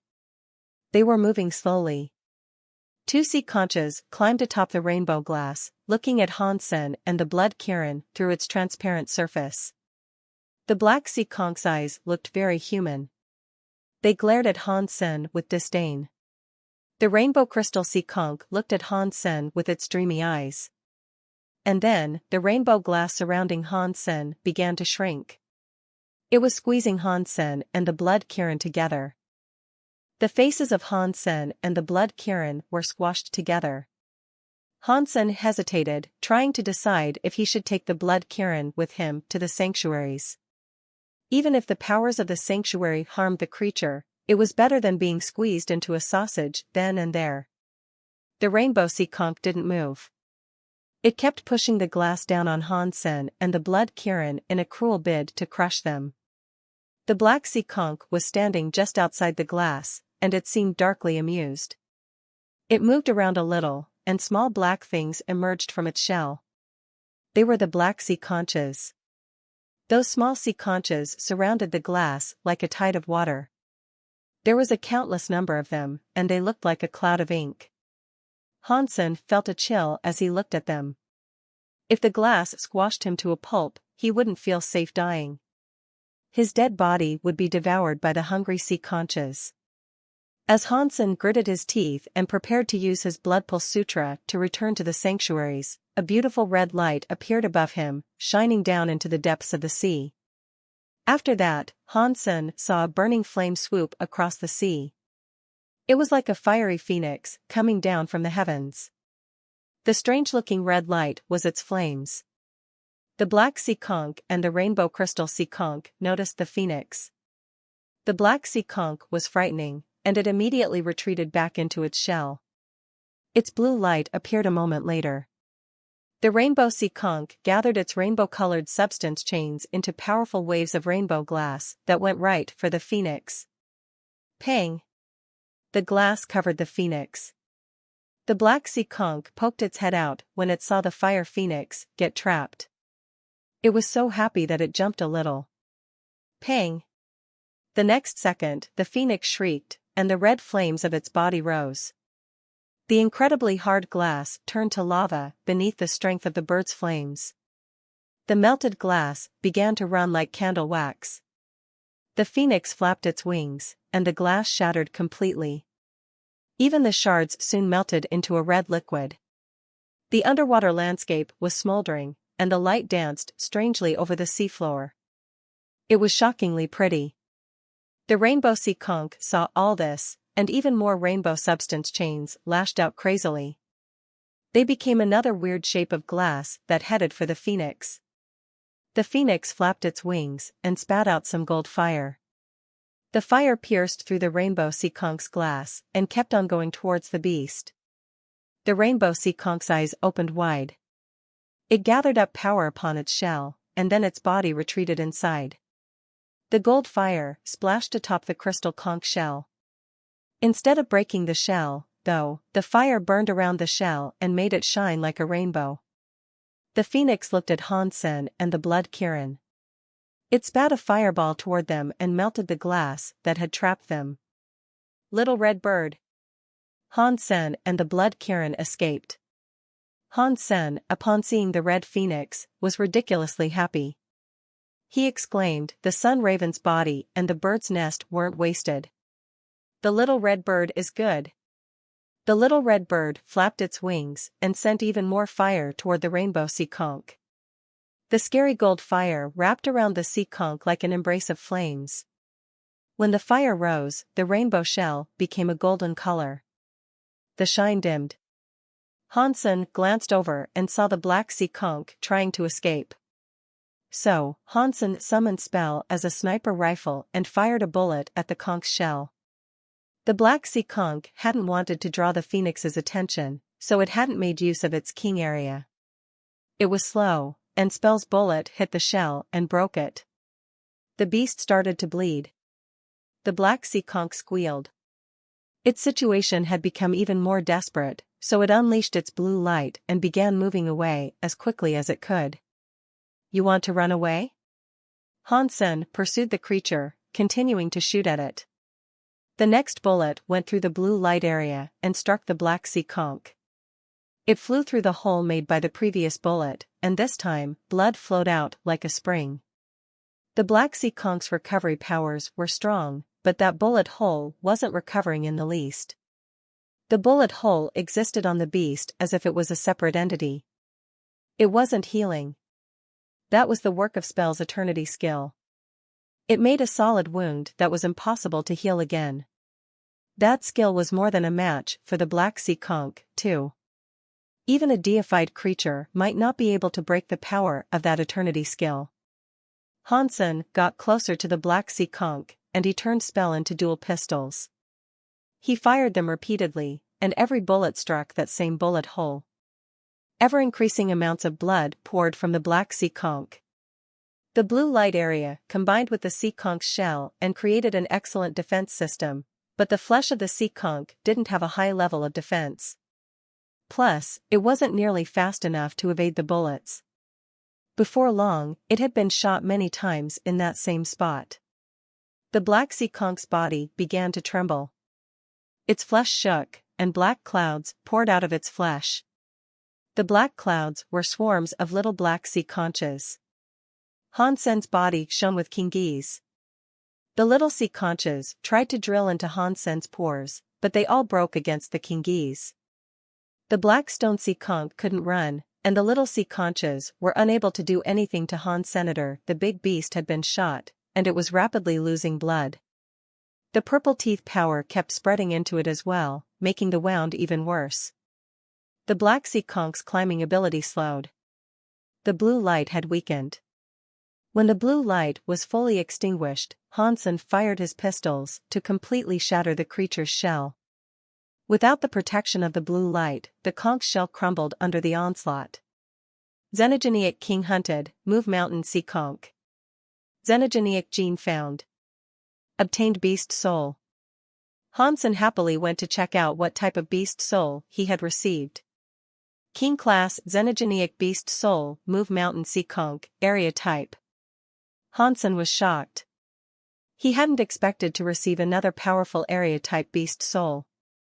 He didn't know if King-class area beast souls were extremely common or if he was simply lucky. Hansen summoned his new beast soul to find out what it was like. Hansen's body shimmered with blue light, the same light that he had just seen the move mountain sea conch use. This delighted Hansen. He wanted to investigate the blue light further, but the rainbow sea conch was starting to emit some strange wheezing noises. Hansen looked over and saw the rainbow sea conch still being slowly cooked by the little red bird. The creature appeared to be in a frenzy as it tried to run away. The rainbow sea conch kept running, but the fire across its shell couldn't be extinguished. It was like a flaming wheel blazing a trail through the water and across the sand. The fire refused to go out. The little red bird, the harbinger of death. Hansen was grinning like an idiot. Although he knew the little red bird had become a deified elite, being able to damage another deified elite like that was remarkably impressive. Plus, the little red bird had only recently become deified, so it could probably improve even more in the future. In time, it might grow up to become something like the ancient water god. The little red bird caught in pride. It flew to the rainbow sea conch, and Hansen followed it while shouting, "Save his last breath for me. I want to take the last hit." Hansen chased after it, and the rainbow sea conch eventually found itself unable to move any farther. The meat inside its shell was boiling. The shell had turned translucent white, and it looked as if the creature was being barbecued. Is it still breathing? Hansen drew his thunder god spike and ran at the fiend. It was a deified xenogeneic, and although Hansen's chances of getting a beast soul out of it were low, he still wanted to try. The fire around the little red bird's body vanished, and it floated down to land on Han's senator. It opened its mouth toward the rainbow sea conch and inhaled. The gold fire was pulled back into its belly. Hansen's thunder god spike slammed into the cooked conch meat, but it was like a blade hitting rubber. The spike would not go in. Hansen gathered up all the power he could, but no matter how hard he tried, he couldn't penetrate the flesh. As the rainbow sea conch's life faded, its body crystallized. It became more and more resistant to Hansen's strikes. Hansen felt depressed. The prize was right there in front of him, but he couldn't take it. Not long after, the rainbow sea conch was completely crystallized. Every inch of its body was a xenogeneic gene. It was like a piece of art made from rainbow crystal. What a shame. The rainbow sea conch was very dead. Hansen was unable to break its flesh, even though he used his thunder god spike to strike it. Electrocution is a type of damage, right? Will the final hit count as mine? Hansen felt very nervous. The prospect of earning a deified beast soul was very enticing. Xenogeneic deified hunted, crystal god conch. Xenogeneic gene found. Hansen felt as if he had been dropped off at the pearly gates at heaven, only to fall way down into the fiery pits of hell. He had managed to get the kill, but he didn't get a deified beast soul. Anyway, at least I got the deified gene. That is the biggest reward, Hansen mumbled to himself, but he still felt crestfallen. Hansen sent the crystal god conch's body back to the sanctuaries. Lifeless items weren't destroyed in the sanctuaries, just like the baby sun raven's body. The small black sea conches invading the blood kirin were gone. It was wounded, but it wasn't in any danger of death. With its life force and recovery speed, it wouldn't take long for the blood kirin to be back in action. The blood kirin began to feast on the flesh of the Move Mountain sea conch and what remained of the electric dragon. With gritted teeth, Hansen gave the Move Mountain sea conch's xenogeneic gene to the blood kirin, as well. He wanted it to recover the power it had lost. It was 2 days before he made it back to Underwater Town. By then, the wounds on the blood kirin were no longer visible, but it had yet to fully heal. The blood kirin had been badly hurt by the crystal god conch, and the little sea conches had ravaged its organs. It had been really damaged. If it hadn't been given plenty of resources to heal, it would have taken a very long time for it to get better. Hansen kept on exploring the underwater realms, but he was never able to find another king-class xenogeneic. He didn't know why they had found 2 kings and a deified in that one region. Hansen wanted to go back to that cave and take a look, but he wasn't good at shrinking his body. That cave grew smaller the deeper it went. It eventually reached the width of a needle. Hansen spent some time digging his way through, but found nothing. He decided to give up after a while. I should take the blood Kirin to King's Garden to heal, Han Sen decided. Of course, Han Sen had no intention of provoking the king tree again. He wanted to find a root king dragon there so he and the blood Kirin could absorb some king air. If the blood Kirin could absorb some of that king air, the healing process could be hastened. Even though Han Sen tried to keep a low profile, entering King's Garden still drew a lot of attention. It was very hard to find a primary root king dragon that was unoccupied. Han Sen found one, and after looking closer, he smiled. He lifted his lips and said, "What a shame. It is Prince Swordstar." Han Sen flew over to Prince Swordstar without hesitation. Prince Swordstar was sitting atop a primary root king dragon with a few of his guards. When he saw Han Sen coming toward him, his face changed. "My good little brother, haven't you heard that you should respect your elders? I am taking this primary root king dragon." "Get lost," Han Sen said as he approached. Prince Swordstar was very annoyed that Han Sen had been released from prison by Miss Mirror. Now, hearing Han Sen say this, he was so angry that he shouted, "I should respect our elders, but even if we give it to you, I doubt you'd be capable of defending it. So, what is the point of you having it?" Other princes and princesses knew that Prince Swordstar had brought Han Sen to the sentencing court. With Bai Yi's spiteful personality, everyone knew that he wasn't going to let go of the affront lightly. They turned excited eyes toward the brewing confrontation. "It looks like this big brother should teach you a lesson," Han Sen laughed coldly. His fist gathered up power, and he used the Extreme King's shocking sky punch. He threw his fist toward Prince Swordstar, who was sitting on the dragon's head. "Get them!" Prince Swordstar barked, looking at the blood Kirin in fear. He didn't dare fight. 4 guards suddenly emerged from behind the dragon. 2 of them were half deified. Ordinarily, Han Sen would allow the blood Kirin to fight. But the blood Kirin was still injured, so he couldn't let him go forward. Han Sen laughed and said, "Let this big brother teach you the invincible ways of a real Extreme King." After that, he sent an Extreme King shocking sky punch toward all 4 guards. "Is Bai Yi crazy?" All the princes and princesses were shocked. They knew who Bai Yi really was. Although he had managed to claim the Alpha statue and earn the protection of the Kingese, he still wasn't very high level. He was a first-tier king. With his power and original Water King body, he could fight a single half-deified, but it was simply arrogant to think he could take on 4 at once. "He's asking to be humiliated." "Take him down," Prince Swordstar growled. Bai Yi is getting crazier and crazier. He was lucky to get the Alpha statue and earn the protection of the Kingese, but it's gone to his head. "He's become arrogant and blind to who he really is," Prince 19 said coldly. Bai Lingshuang was near. She frowned, thinking that Bai Yi's behavior was far too reckless. When Han Sen earned the protection of the Kingese, Bai Lingshuang wondered if she should stay close to him, or perhaps even ally with him. But now that Bai Yi had just become a tiny bit successful, his arrogance had become overwhelming. The thought of joining up with him was severely reduced now. She wasn't afraid of godlike enemies, but she was afraid of teaming up with someone who was gluttonous and uncontrollable. Bai Yi's anger and recklessness would most likely cause her a lot of trouble. Bai Lingshuang had her doubts about him before, but now he was confirming her suspicions. Han Sen wasn't concerned about what anyone thought of him, though.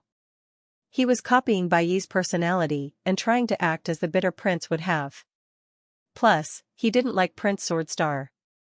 This was the perfect excuse for him to teach the brat a lesson. When Han Sen prepared his Extreme King shocking sky punch, the 4 guards gathered to defend Prince Swordstar. The 4 powerful enemies had to give up on the idea of attacking the blood Kirin to deal with Han Sen's punch, first and foremost. But they didn't dare to actually kill Han Senator, they just wanted to put him in his place. Killing was a crime in King's Garden, but if they killed the blood Kirin, they'd be locked up, but not sentenced to death. Prince Swordstar's uncle was the captain of the sentencing court, after all. The consequences of killing Bai Yi, on the other hand, would be quite lethal. Hansen didn't seem concerned about the situation. He used his shocking sky punch at max power, and his punch combined with the water skills he had learned from watching Ancient Water God. He modified the shocking sky punch to accommodate the new ability. When he cast it, the punch was like a shocking sky big wave. A wave was unleashed, and then another wave. The waves continued to roll out, growing in power as they came. He could fight 4 people with this, and the 4 guards were suddenly at a large disadvantage. The 2 half-deified guards didn't dare to fight. They were afraid of killing Prince 16, but a few punches later, their eyes widened. The 4 guards weren't the only ones who were shocked. Prince Swordstar, Bai Ling Shuang, Prince 19, and other royal children stood and watched with mouths agape. Hansen stood like a king that ruled the entire universe. His punches were heavier than the sea, and they crushed the stars. The 4 guards fell backward with screams that rocked the skies. Their knives, swords, spears, and punching lights were exploding. But even so, they could not break down Hansen's punches. Under those punches that were like a dragon from the sea, even half-deified guards were unable to keep their heads above water. They were like boats navigating a sea of treacherous waves. It was incomparable to the sky and ground powers that they knew. Old 16 has practiced shocking sky punch to this degree? Prince 19 couldn't believe his eyes. Bai Ling Shuang was shocked, too. Other members of the Extreme King could use a stronger version of shocking sky punch, but they had developed the ability to the 8th or 9th tier. The fact that Hansen could use such a strong shocking sky punch at the 1st tier was mind-blowing. Not even a half-deified royal child could do what he was doing. Hansen practiced the most basic shocking sky punch, and other royal children had practiced the more advanced versions. Bai Wei had practiced the Extreme King Final Punch. Its power should have been much greater than the basic version of the skill. Hansen was using the shocking sky punch, but it had been fused with water will. It was an upgraded version of the skill, a modification that Hansen had engineered himself. That was why Bai Ling Shuang was so shocked. Tailoring the shocking sky punch into the exact skill he needed wasn't a feat that a simple-minded person could perform. Bai Ling Shuang looked at Hansen, who was suppressing 4 guards like they were dogs, and felt a flurry of mixed emotions. Prince Swordstar gritted his teeth. He was young, so he had relied on his mother's power. He was fairly well known amongst the royal children, and having a prince like Bai Yi suppress all 4 of his guards was unacceptable. It would have been okay if Hansen was half-deified and the guards were from a smaller race, but that was not the case. Prince Swordstar's guards hailed from big factions of the Extreme King. The 2 half-deified guards were of mixed heritage, but they had Extreme King blood in their veins. They still possessed the power of a half-deified Extreme King. They shouldn't lose against Prince 16. But now, the 2 half-deified guards and the 2 9th-tier kings were fighting Han Senator, and they were suppressed and unable to push him back. Prince Swordstar knew he wouldn't be able to do anything either. It made him feel as if a snake had sunk its fangs into his heart. His face darkened, twisting with hate. I didn't know Brother 16 possessed such a power. How surprising, said a man sitting on a king dragon's head. He was clad in a gold robe, and his voice was hard. There was a green-armored man sitting next to the gold-robed man. He said, I cannot even tell if he truly is old 16. Why are you referring to him as if he is important, Crown Prince? Brother 4, you are wrong. If Father accepts him, then that means he is Brother 16, the Crown Prince said. Prince 4 chuckled. I don't think so. We both know what old 16 was like. Since when has he been this smart?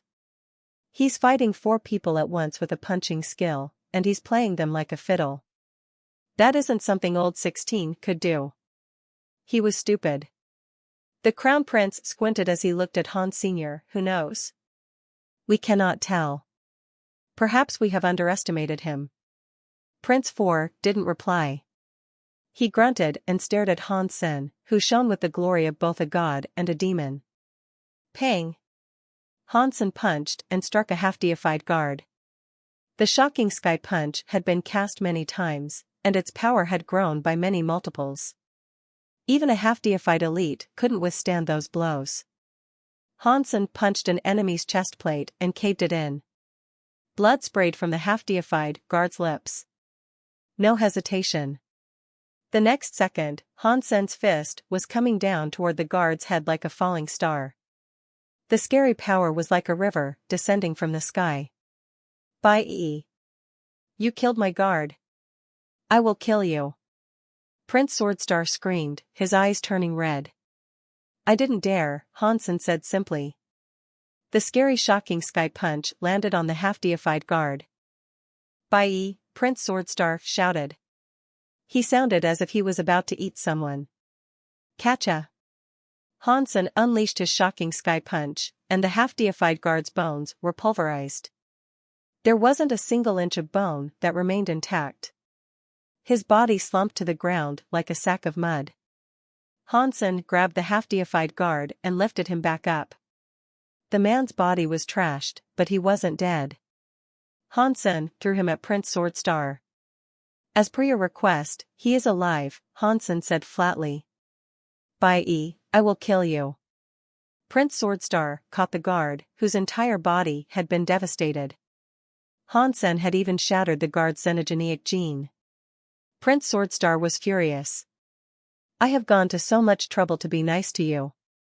You asked me to keep him alive. I refrained from killing him, and you still aren't happy. It's hard work being a big brother," Hansen said, then he jumped. The other 3 guards were overwhelmed with a mixture of anger and fear. They wanted to run away, but the shocking sky punch was already coming down on them like the angry waves of a turbulent sea. They couldn't escape that wrath, but if they tried to repel it, that raging power would still crush their bodies. The punching powers came for each of them in turn. The 2 9th-tier kings went down first, then the last half-deified guard fell as well. Hansen trashed their bodies in a few quick punches, then tossed their crippled bodies back toward Prince Swordstar. The nearby royal children were shocked. Hansen's cruel and overbearing skills made them think twice about how they might treat him in the future. Prince Swordstar gritted his teeth until his jaws ached, and he had to resist the urge to attack Hansen himself. He glared at Hansen, then carried the 4 disabled guards away. "Come on. That Prince Swordstar is such a wimp. He's just accepting that loss?" Prince 19 lifted his lips in a sneer. "That is why he is scary. That Prince Swordstar isn't one to be ruled by simple emotions." Bai Songlong approached. He sighed and said, "Our generation of the Extreme King is both the most promising and the most hopeless generation there has ever been. There are too many wonderful royal children, and now there are people like 16, 17, and even Swordstar. When the time comes for someone to claim leadership, it won't happen peacefully. Chaos is fun. Otherwise, life is like a pool of stagnant water." "That is boring," Prince 19 said. Everyone watched as Hansen climbed onto the primary root king dragon. No one dared to provoke him, he had just suppressed half-deified guards, after all. The royal children knew they couldn't compete against Han's senator, even the ones that could fight him knew that they didn't want to do so in King's Garden. Hansen took the blood Kirin up to sit atop the king dragon's head with him. The other royal children drifted away. After a few hours of daylight, the yellow leaves began to glow. The primary root king dragon roared and dropped underground. Unlike the small king dragon Hansen had used before, this primary root king dragon was big, and it went far underground. It went so close to that golden spot. When Hansen had trained with Bai Wei, the source of power had looked like a distant golden sun. Now, because he was so much closer, it was too big to describe. Waves of gold king air began to emerge and flow over Hansen and the blood Kirin. Any king air he absorbed would help Hansen refine the powers in his body. The blood Kirin was sucking in the king air greedily, and he looked healthier with every breath. After Hansen absorbed 30 waves of king air, he heard an announcement play in his head. Duke gene +1. Hansen was shocked, but he was also very happy. He said, "Are these waves of king air actually xenogeneic genes?" When he came last time, he had been very far from the tree. The king air he absorbed had been too weak to generate a duke gene. Now he had a lot of king air, so he could exploit its full strength.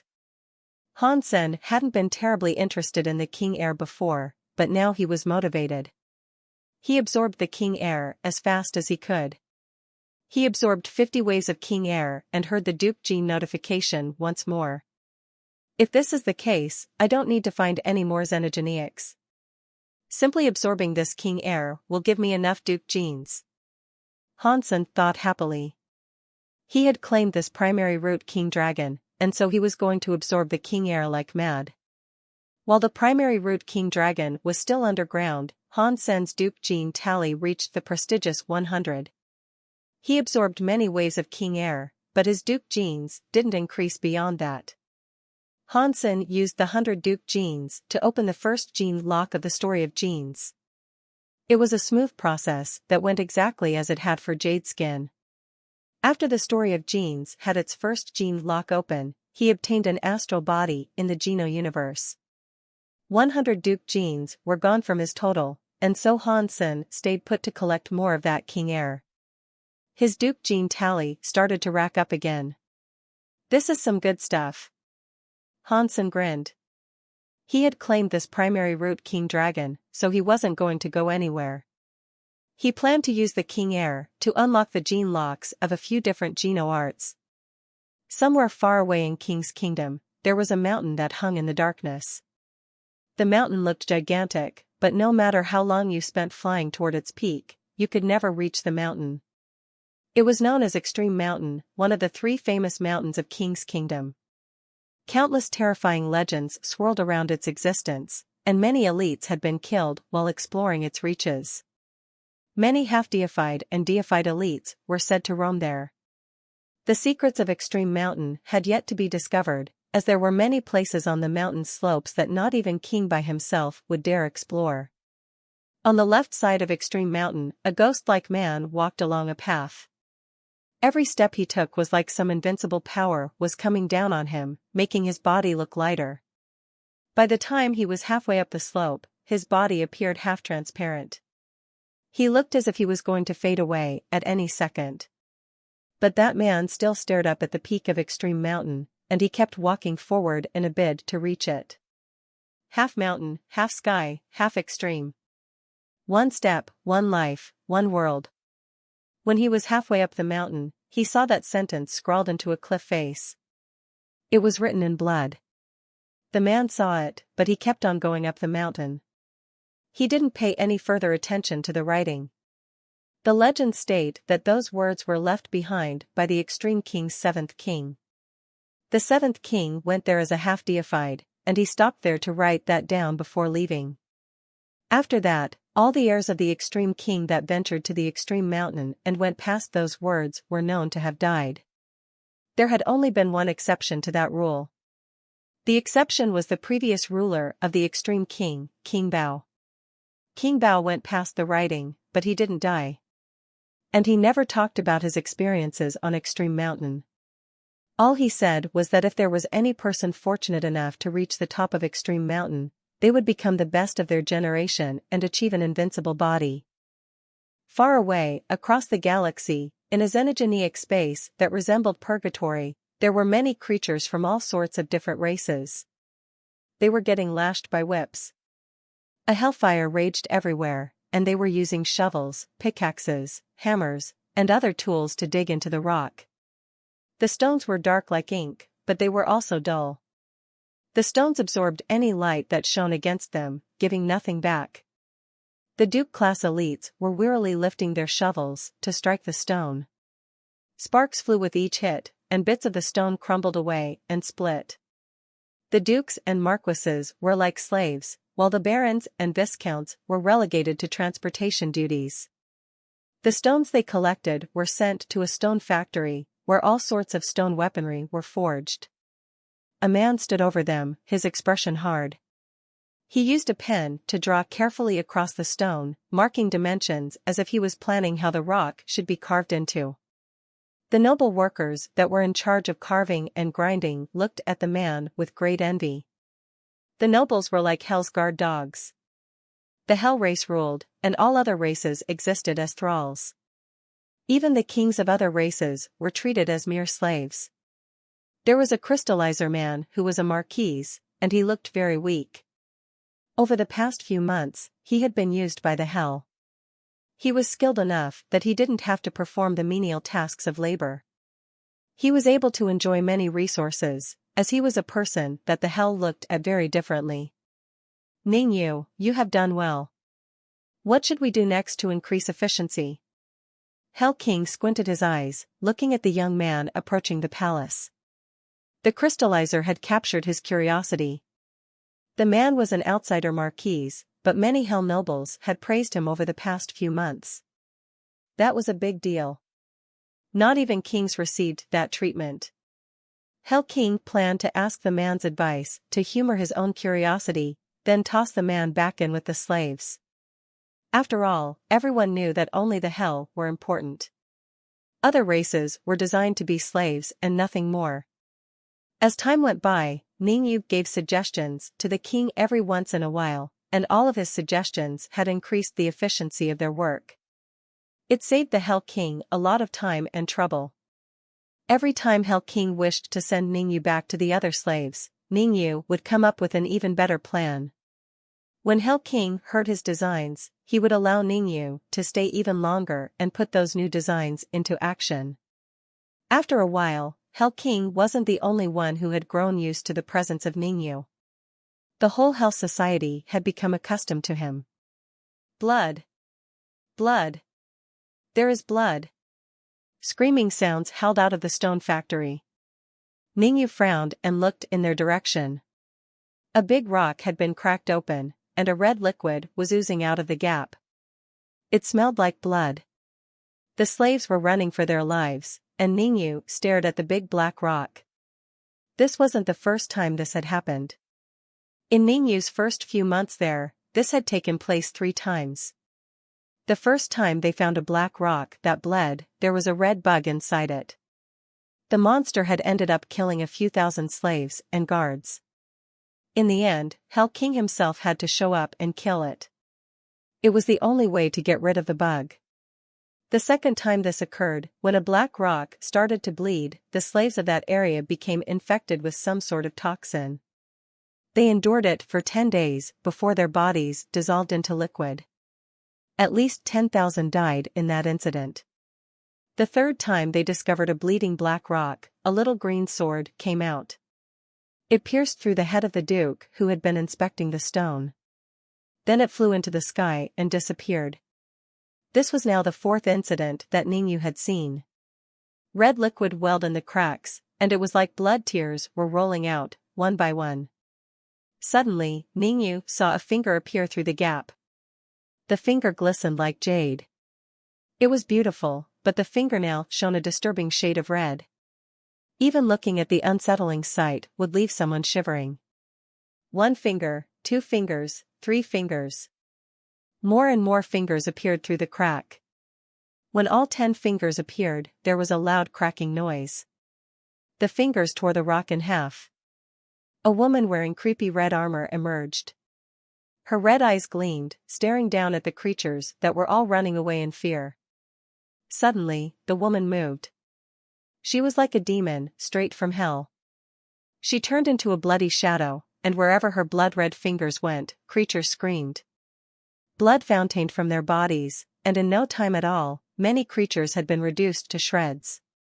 The terrifying woman showed no sign of backing down.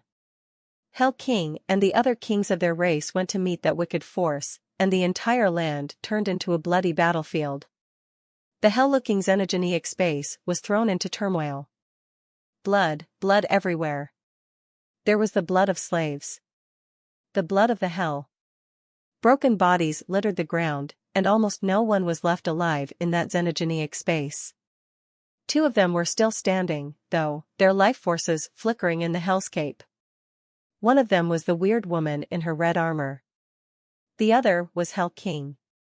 The strange woman didn't look to be in good condition. Her red eyes shone with a scary light. Her red armor was covered in cracks and punctures, and a piece of a sword blade was still embedded in it. There was a big bloody hole in her chest. It was impossible to guess which weapon had dealt that blow to her. She was bleeding, and she could barely stand. Hell King wasn't in great shape either. One of his horns had been broken, and one of his legs was gone. His belly had been cut open, and his guts and intestines were starting to spill out.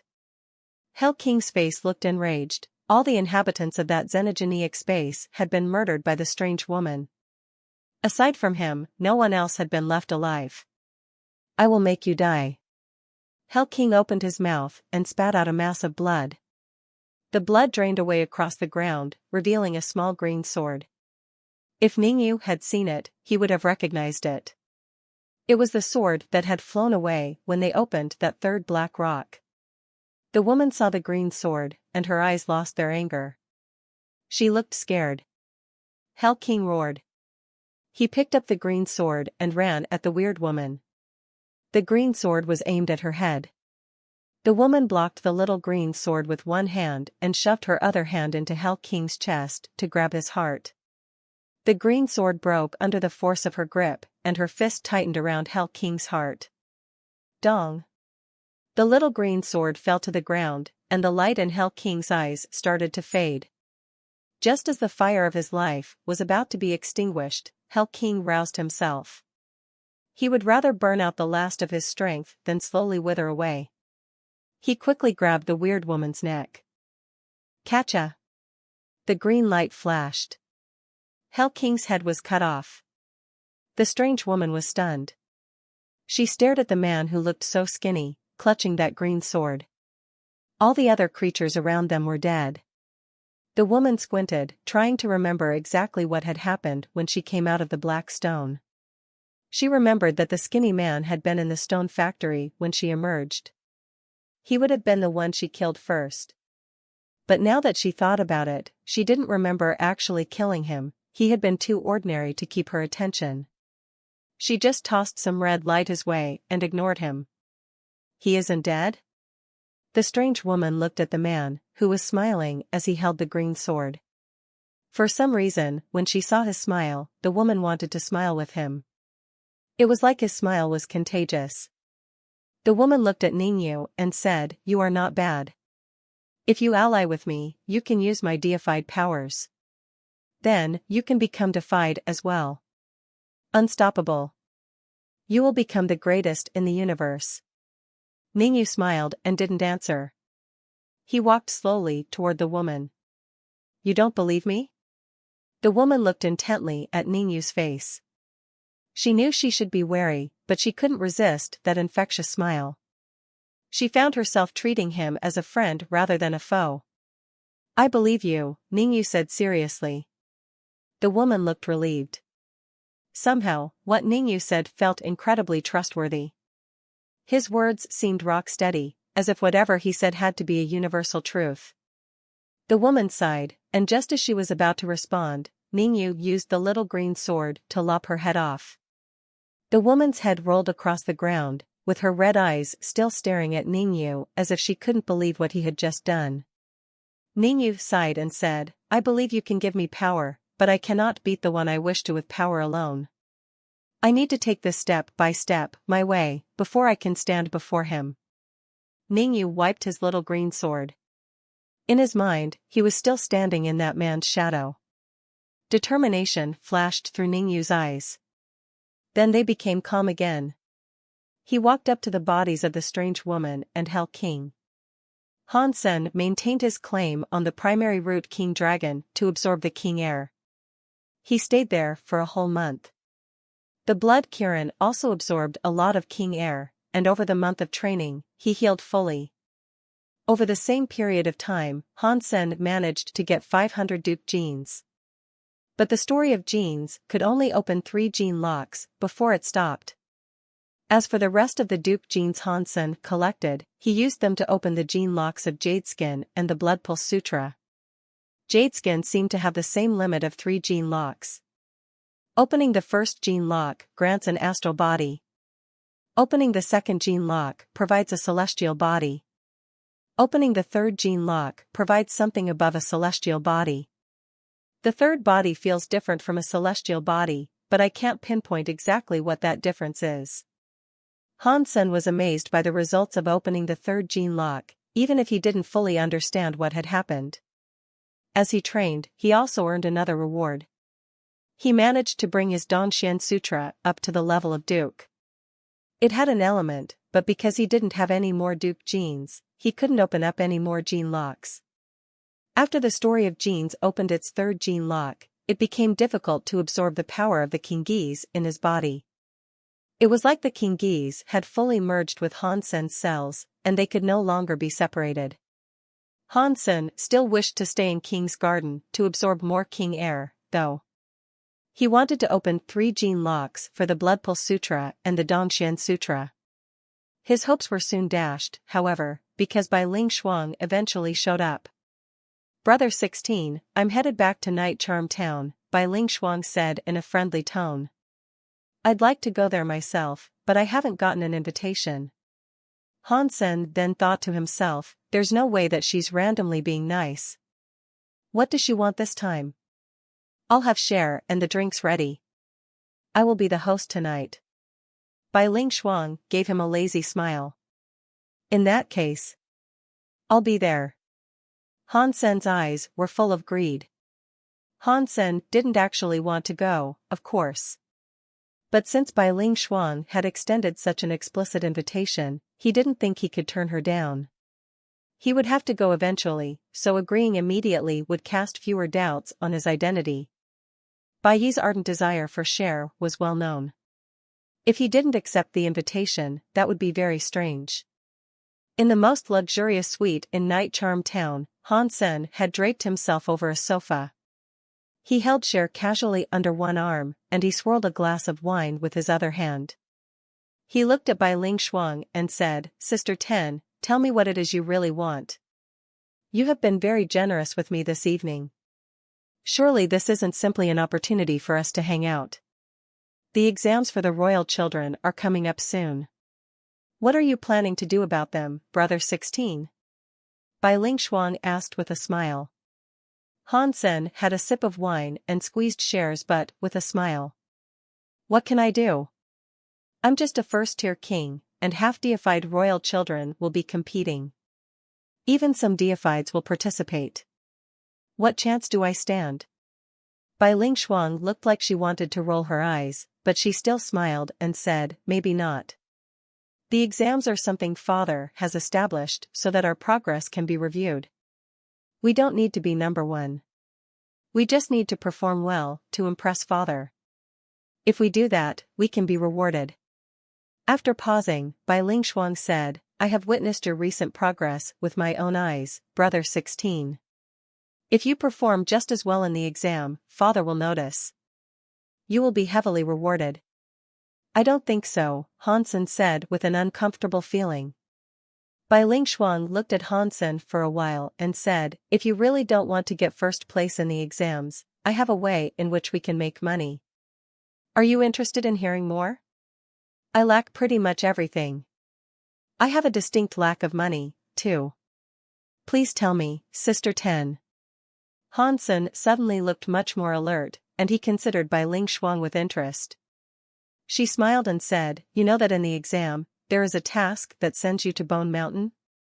Bone Mountain is obscenely dangerous for ordinary royal children.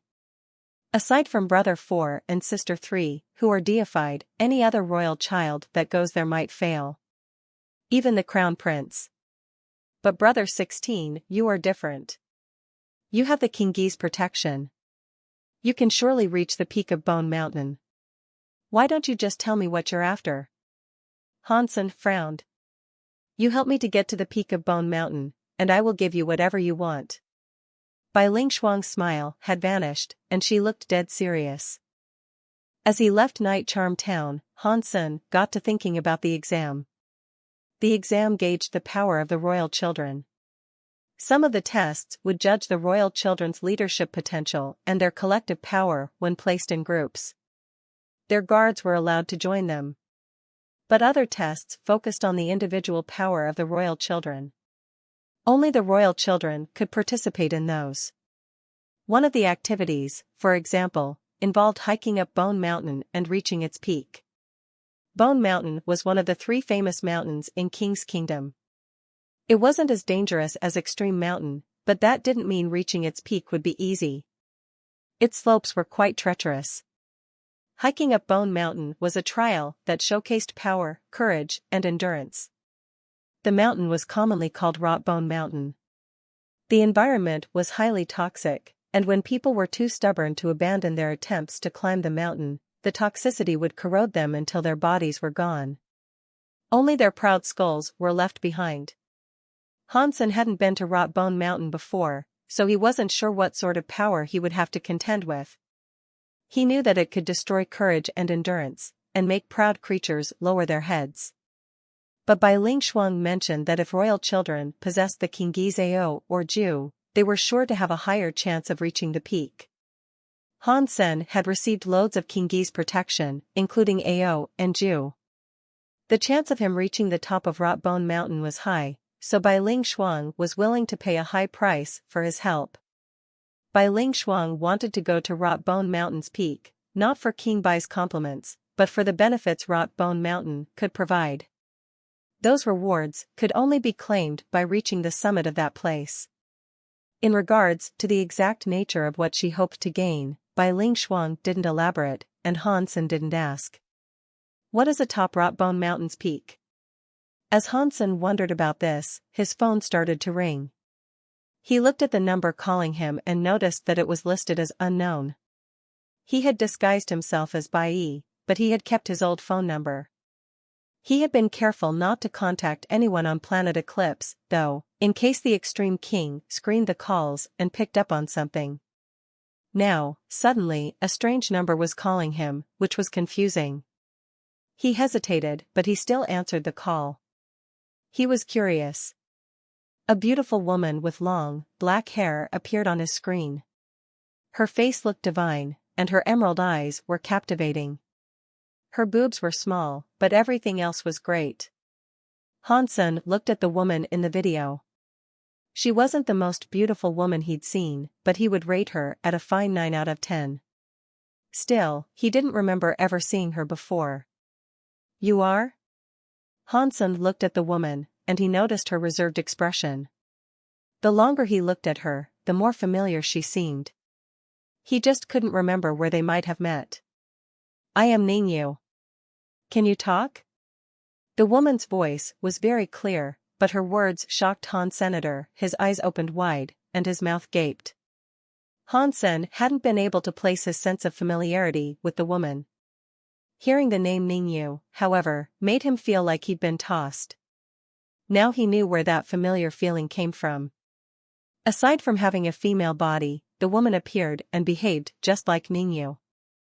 If not for the emerald eyes that had captured his gaze, Hansen probably would have guessed who it was eventually. Even so, Hansen was still left speechless. Hang on, I'll call you back. Hansen ended the call and went to his computer. He logged in and called the number back. The call rang through, and the image of that beautiful woman appeared on Hansen's computer. What is it? Hansen held his laughter at bay. He didn't think anyone could disguise themselves as Ningyu. Ningyu was a very special person, so masquerading as him would be difficult. But even if someone went to the trouble to steal another person's identity, why would they choose Ningyu? He wasn't famous or important in the Geno universe, so what was the point? Not to mention that, even if there was something benefit to be gained, no one could make a woman disguise themselves as Ningyu. This was too much. Seeing Hansen attempting to hold back his laughter, Ningyu's eyes twitched. In an emotionless tone, he began to explain what had happened. Ningyu had been captured by the Hell, and he was forced into slavery in a secret Hell xenogenic space. During his incarceration, a strange woman appeared out of a black rock. She killed all of the Hell and the slaves without discrimination. Ningyu had gotten his hands on a little green sword during the chaos, and he used it to kill Hell King and the woman from the rock. After killing them, Ningyu discovered that Hell King and the woman were both deified elites, not half-deified as he had assumed. This shocked Ningyu. He didn't understand how the little green sword had wielded so much power. Ningyu only had the power of a marquise. Even if he held a deified weapon, he shouldn't have been able to kill a deified xenogeneic. But the little green sword had decapitated 2 deified xenogeneics with ease. They had been injured, of course, so that was worth considering. But the little green sword's power was still mind-boggling. You say you used the green sword to kill 2 deified xenogeneics? Hansen stared at Ningyu, unable to believe his ears. Even if Hansen used the Thunder God Spike, he couldn't damage deified xenogeneics. Ningyu was just a marquise. The feat he had achieved with the little green sword was a bit unbelievable. Yes. And I received a deified beast soul. Ningyu pulled the little green sword out. That's a deified beast soul? You won big. After Hansen's shock subsided, he examined Ningyu's little sword. The blade was 2 fingers wide. It was an intriguing shade of dark green, but other than the color, nothing about the sword seemed very special. There were no engravings on the blade, and it didn't even have a scabbard to go with it. I would rather not have earned it, Ningyu said grimly. He flipped the green sword over to reveal its other side to Han Senator. There was a green mark on it, as if some liquid had stained its surface. What is that? Hansen asked. I don't know. It won't go away. Ningyu paused and then went on to say, after I killed the 2 deifieds, their bodies became liquid, then disappeared. Nothing remained. Not even a xenogeneic gene. When Hansen heard this, he furrowed his brows, and his expression turned suddenly serious. With deified xenogeneics, their entire bodies were their xenogeneic genes. Melting one shouldn't have been possible. It had to be related to the green sword. I left the xenogeneic space. The first time I went to sleep, I woke up looking like this. Ningyu sighed. Did you lose? Hansen didn't know what to do. No, my manhood is still here. But some parts of me look womanlike. A muscle in Ningyu's cheek spasmed. Hansen coughed awkwardly to fill the silence. Have you tried using your little sword to fix the situation? Hansen suddenly realized he was talking about Ningyu's little sword, and he quickly shook his head to get rid of the thought. Ningyu looked at him strangely and said, I have tried everything. I've tried destroying it and throwing it away. I've even tried selling it. No matter what I do, my body remains like this. And whenever I go to sleep, the thing is lying on my chest when I wake up. It looks like this is an evil sword. What are you going to do? Hansen knew Ningyu was a very decisive guy. He wouldn't have contacted Hansen just to share some idle gossip. The little green sword came from a mine in a xenogeneic space. So, I went back there and searched Hell King's place. I didn't find much. While the mine was mostly a dead end, I did discover something interesting. The Hell were under the control of another race, and this master race had given them the job of running the mining operations. Building palaces and statues was just a cover-up, their real purpose was getting to what was under the mines. After pausing, Ningyu went on to say, in order to figure out this green sword, we have to start with the mine. It will be best if you leave the xenogeneic space for now, Hansen said. I'm on a planet belonging to the 1,000 treasures.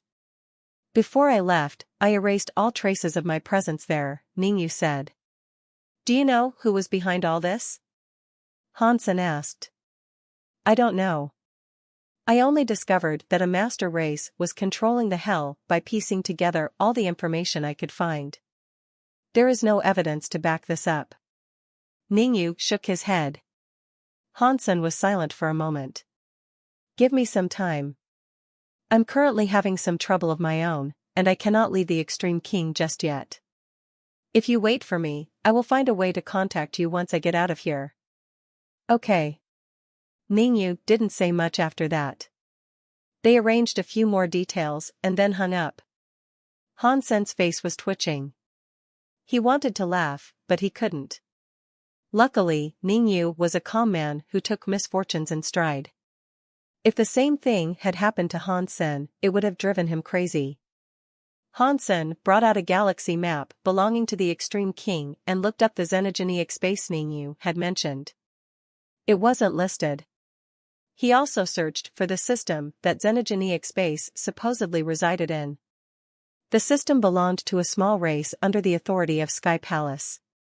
The race was so small that they were virtually unknown.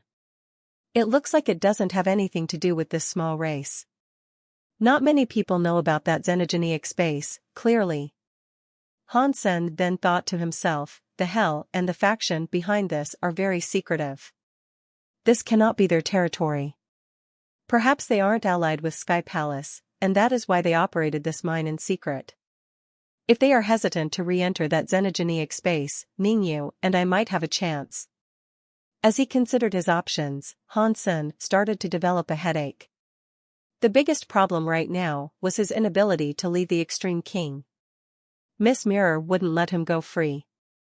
Han Sen's limited power was a problem. Deified xenogenics could be dug up from the ground in that place, and he didn't have enough power to deal with one if they discovered it. If he wanted to go there, he would have to take the little red bird. Otherwise, things could go horribly wrong if they stumbled across another elite. If he ended up attracting something awful like Ning Yu had, Han Sen wondered what might happen. The mere thoughts he conjured were enough to give him the chills. His skull felt downright numb. Still, Ning Yu isn't the sort of person to rush into something. He'll be fine waiting. I should really just focus on my current situation before doing anything more. Han Sen frowned as he thought of this. He and Lan Haixin sorted out a time to meet. He wanted to see this relic she spoke of. If he was able to claim it, it might provide a grand boost for his power.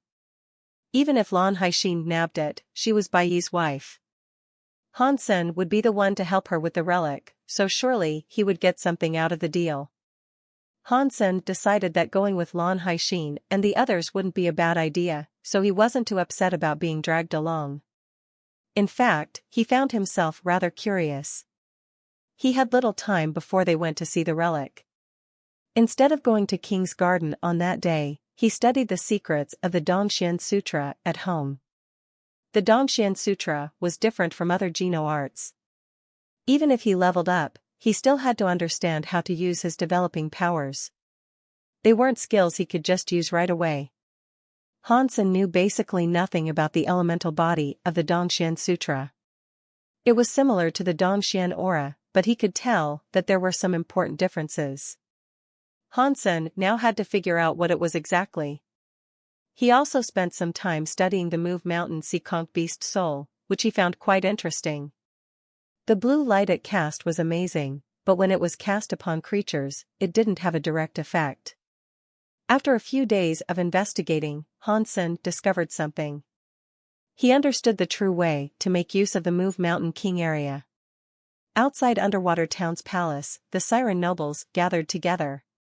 There was a surprising number of them, probably 200 in all. There were 5 king-class sirens and one that was half-deified. Lan Haixin was king-class. The remnants of the siren race weren't too shabby, but they wouldn't work for Han Senator, they only followed the commands of Lan Haixin. Bai Yi was the last generation of the Virgin's blood, and he was Lan Haixin's husband. But as far as those sirens were concerned, he was nothing. If Han Sen hadn't made an impressive amount of progress in recent times, they would still be looking at him with disdain. Lan Haixin brought Bauer to the front of the line. Seeing Han Sen and the Blood Kirin approach, Bauer looked terrified. She hid behind Lan Haixin and tugged at her clothes. "Don't be afraid. Big sister is here. I wouldn't let anyone hurt you," Lan Haixin said soothingly, lowering herself to hug Bauer. Such a talented actress. It really is a waste that she hasn't taken up a career in acting. Han Sen wanted to cry at the sight. Bauer was way too good. If he didn't know the real Bauer, he would have been completely fooled. Han Sen chuckled coldly and looked at Bauer. Don't forget that she is my daughter. I am warning you. Do not touch Bauer. You won't be able to withstand the consequences of my anger." Seeing that Bauer was still pretending to be scared and hiding behind her, Lan Haixin stared at Han Sen and said, "Okay. But you aren't taking her with you. She isn't one of the siren." Han Sen looked at Bauer and licked his lips. "We are going. We cannot leave her here. Don't worry, she won't affect us." Lan Haixin pulled Bauer forward and ignored Han Sen. Han Sen shrugged and rode after her on the blood Kirin. The siren were queuing in the rear, all of them looking quite excited. They were looking forward to what came next. "Prince, can I stay behind?" Lily stood behind Han Sen and quietly asked for permission. "You don't want to go?" Han Sen looked at Lily strangely. Lily started to answer, but suddenly, an old female siren next to Lan Haixin hissed, "This is a big day for the siren, and all of us need to go. Unless you're not one of us?" Lily was shocked, and she wrapped her arms defensively around her own body. She lowered her head and didn't say anything. Han Sen frowned, and Lily looked upset. Then he realized something. Han Sen was riding atop the blood Kirin, following slowly behind Lan Haixin. He behaved as if he didn't care, but the truth was, he didn't know where the relic was. He stayed carefully behind Lan Haixin where he wouldn't have to lead the party. What confused Han Sen was that the old female siren in front wasn't guiding them away from Planet Water Zone. They were actually headed for the deeper recesses of the sea. Does the siren treasure reside here on the planet? If the treasure is here, why haven't they just gone and taken it already? Han Sen thought for a minute and suddenly realized, maybe Lan Haixin and the others don't have possession of the relic? Maybe they didn't bring it with them. The relic might have already been on Planet Water Zone when they came here. Han Sen thought some more, and he considered many details. He thought to himself, if that is what is happening, then Bai Yi's mother should have kept the relic. In that case, why didn't Bai Yi's mother give the relic to her son? Based on the angry journal entries on Bai Yi's computer, he had no idea where the relic was. But Lan Haixin did. This whole scenario makes no sense. Han Sen thought some more, but he couldn't find a reasonable explanation for this. He eventually grew tired of the fruitless line of thought, so he decided to roll with things and see where his luck might take him. He would love to take the relic for himself, but it would be fine if he couldn't. It wasn't his, after all. Following the guidance of that old siren woman, Han Sen and the others stopped near a mountain deep beneath the sea. Han Sen frowned and looked around. He was very familiar with this underwater mountain. The last time he was here, he had been chasing the Move Mountain Sea Conch. In fact, this was where he killed both the Move Mountain Sea Conch and the Crystal God Conch. But Han Sen had been on the left side of the mountain back then. Now, he was on the right side of the mountain. The Crystal God Conch cannot be related to this relic, surely, Han Sen thought. He felt something very strange occurring. Bai Yi had killed all of Planet Water Zone's high-class xenogeneics. This underwater mountain had 2 kings and 1 deified. That was definitely strange. "My lady, it is okay." The old siren woman walked before a cliff face and bowed to Lan Haixin. Lan Haixin nodded and gave Bauer to the female siren guard. Then she walked in front of the mountain and took the necklace off her neck. The necklace was simple, a red chain adorned with a blue stone pendant. It wasn't shiny like a gem, so it didn't appear to be anything too special. If Lan Haixin hadn't brought it out now, Han Sen would never have known that it was important. He would have walked right past it if it was lying on the side of the road. It was too ordinary looking to even draw the eye. There was a small triangular hole in the mountainside, and Lan Haixin slid the blue stone into it. The stone fit the small hole perfectly. Then, a booming noise came from within the mountain. The whole underwater mountain moved, revealing a dark path beneath. Stairs led downwards, but when Han Sen tried to look down them, he could only see blackness. The seawater had been separated by some hidden force, too. The path was dry. The old siren woman slowly headed down the stairwell, and Lan Haixin brought Bauer and the other siren in with her. Hansen frowned and followed after Lan Haixin. He looked around dubiously, feeling nervous about something unseen. He couldn't quite tell what was making him unsettled, though. But Hansen's instincts were reliable. Aside from his guesses about whether or not he would receive a beast soul, his other feelings were fairly accurate. If Hansen was feeling this unsettled, there had to be some danger lurking in that place. But he couldn't yet detect any presences that shouldn't have been there. The stairs led down and down, as if they would never end. The people shone like holy lights in the dark, but their lights only lit up a small portion of the area around them. And their lights didn't penetrate far below. Hansen looked down the dark stairs, and he felt as if he was walking into the hellish maw of some terrible beast. Lily was scared, and she stood as close as she could to the blood Kirin. She almost found herself hugging Hansen's legs. She was usually scared of the blood Kirin and stayed as far away from him as she could. Clearly, the darkness scared her far more. Her decision to stay that close to Hansen and the blood Kirin revealed how frightened she really was. In other circumstances, Hansen already would have comforted her. But he was disguised as Bai. Bai wasn't a man who showed compassion and concern for others, so he pretended as if there was nothing to see. The group moved silently. Hansen wasn't certain how long they'd been traveling, but he figured it was at least 8 hours before they saw a light up ahead in the darkness. "We're almost there." The old siren woman looked happy, and she moved a little faster. The light grew brighter. After walking for another half-hour, Hansen saw what was basking in the light. And what he saw shocked him. It was a crystal palace that looked like it had come straight out of a legend. The whole palace was bathed in holy light and mysterious clouds. It looked like something out of a dream. When Hansen and the others drew closer, they saw that the crystal palace's gate had a sign above it. It really did say Crystal Palace. Looking at the Crystal Palace, Hansen felt rather nervous. His heart jumped. The Crystal Palace was entirely transparent, as if it had been crafted from flawless crystals. He should have been able to see straight through it, but clouds and strange sparkles of rainbow light hung within the Crystal Palace. It was impossible to see what lay within the palace. The rainbow light caught Hansen off guard. It looked like the crystal god Konk's rainbow. The crystal of the Crystal Palace looked like the material that composed the crystal god Konk's shell. Is that just a coincidence? Hansen wondered, but he doubted that.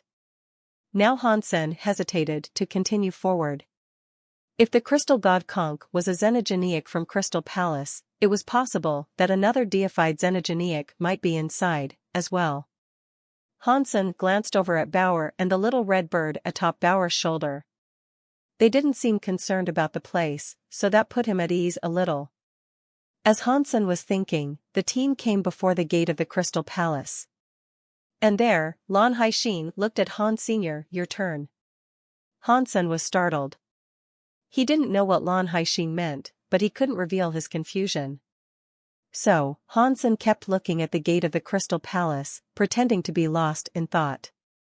"You're already here. What are you waiting for? Do you not trust your mother?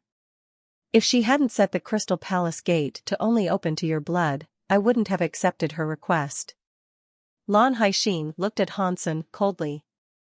"Now that you know where the Crystal Palace lies, are you really going to try to back out of our deal?" The relic was left behind by Baiyi's mother. Why didn't she just give it to Baiyi? She didn't even tell Baiyi about its location, but she gave it to an outsider like Lan Haixin. Was Baiyi's mother some patriot who valued the good of the siren above all? Hansen thought something was wrong about this situation. The old siren woman looked at Hansen, who had frozen on the spot. Ignoring what Lan Haixin had said, she barked in a rougher tone, "My prince, neither your blood nor the Holy Virgin's blood is pure.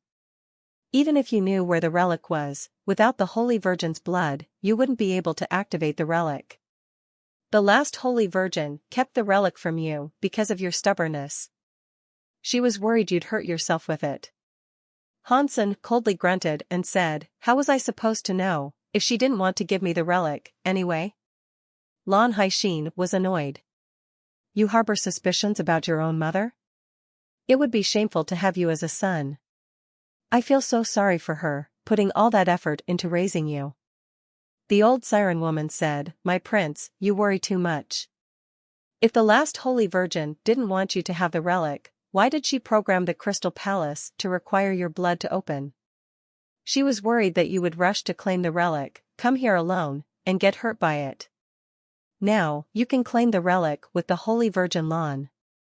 By combining both of your blood together, you should be able to activate the relic. There will be no risk that way. This is what the last Holy Virgin wanted. Using blood again? I'm not really Bai. Can my blood open the Crystal Palace?" Hansen felt depressed, and then he thought to himself, maybe the programming of the Crystal Palace focuses on the original Water King body. I will have to give it a try, at least. If that doesn't work, then I can tell them that I haven't fully overtaken Hansen's body, and that I still have some genes to bring into submission.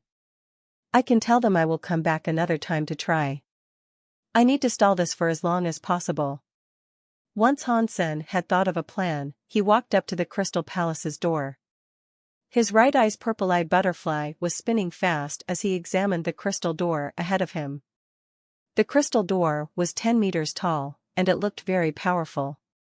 There was a blurry halo around it, and it was filled with the colors of the rainbow. It looked rather magical. It was a double door, and each side held the depiction of a female siren. This palace had obviously been left behind by the siren, as the stylings were very distinctive. Hansen knew that he couldn't just drop some blood on the door and expect it to open. There must have been some sort of system involved, and that was what Hansen was looking for. With the aid of his purple-eyed butterfly, Hansen found a special place upon the door. Both sides of the door featured the engraving of a siren woman, and the two women's arms were folded into each other. All four hands came together to clutch a crystal bottle. The crystal bottle was at the center of the door. The style of the crystal bottle made Hansen frown, because it reminded him of the crystal god Konk's sheets of glass. The crystal bottle was like a carving. At the center of the bottle was a small hole. If he wasn't paying close attention, he wouldn't have noticed it. But with his purple-eyed butterfly, Hansen could see how the bottle had been made. Hansen walked right before the door. He raised his hand to the carving of the crystal bottle, and as he drew closer, he used the original Water King body to transform his hand into water. His fingers brushed the hole, and some water separated from his fingers to drip into it. Then Hansen pulled his hand back and took a step in retreat. He watched the Crystal Palace's door. From the reaction given by Lan Haixin and the others, Hansen knew he had done it correctly. But he was still being careful.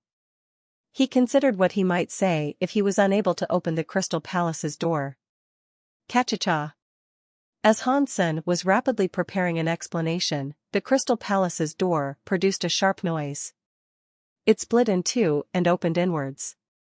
Lan Haixin and the other sirens grinned widely, ecstatic. Hansen was secretly surprised. I was able to open it? Hansen had actually been hoping that his attempt to open it would fail.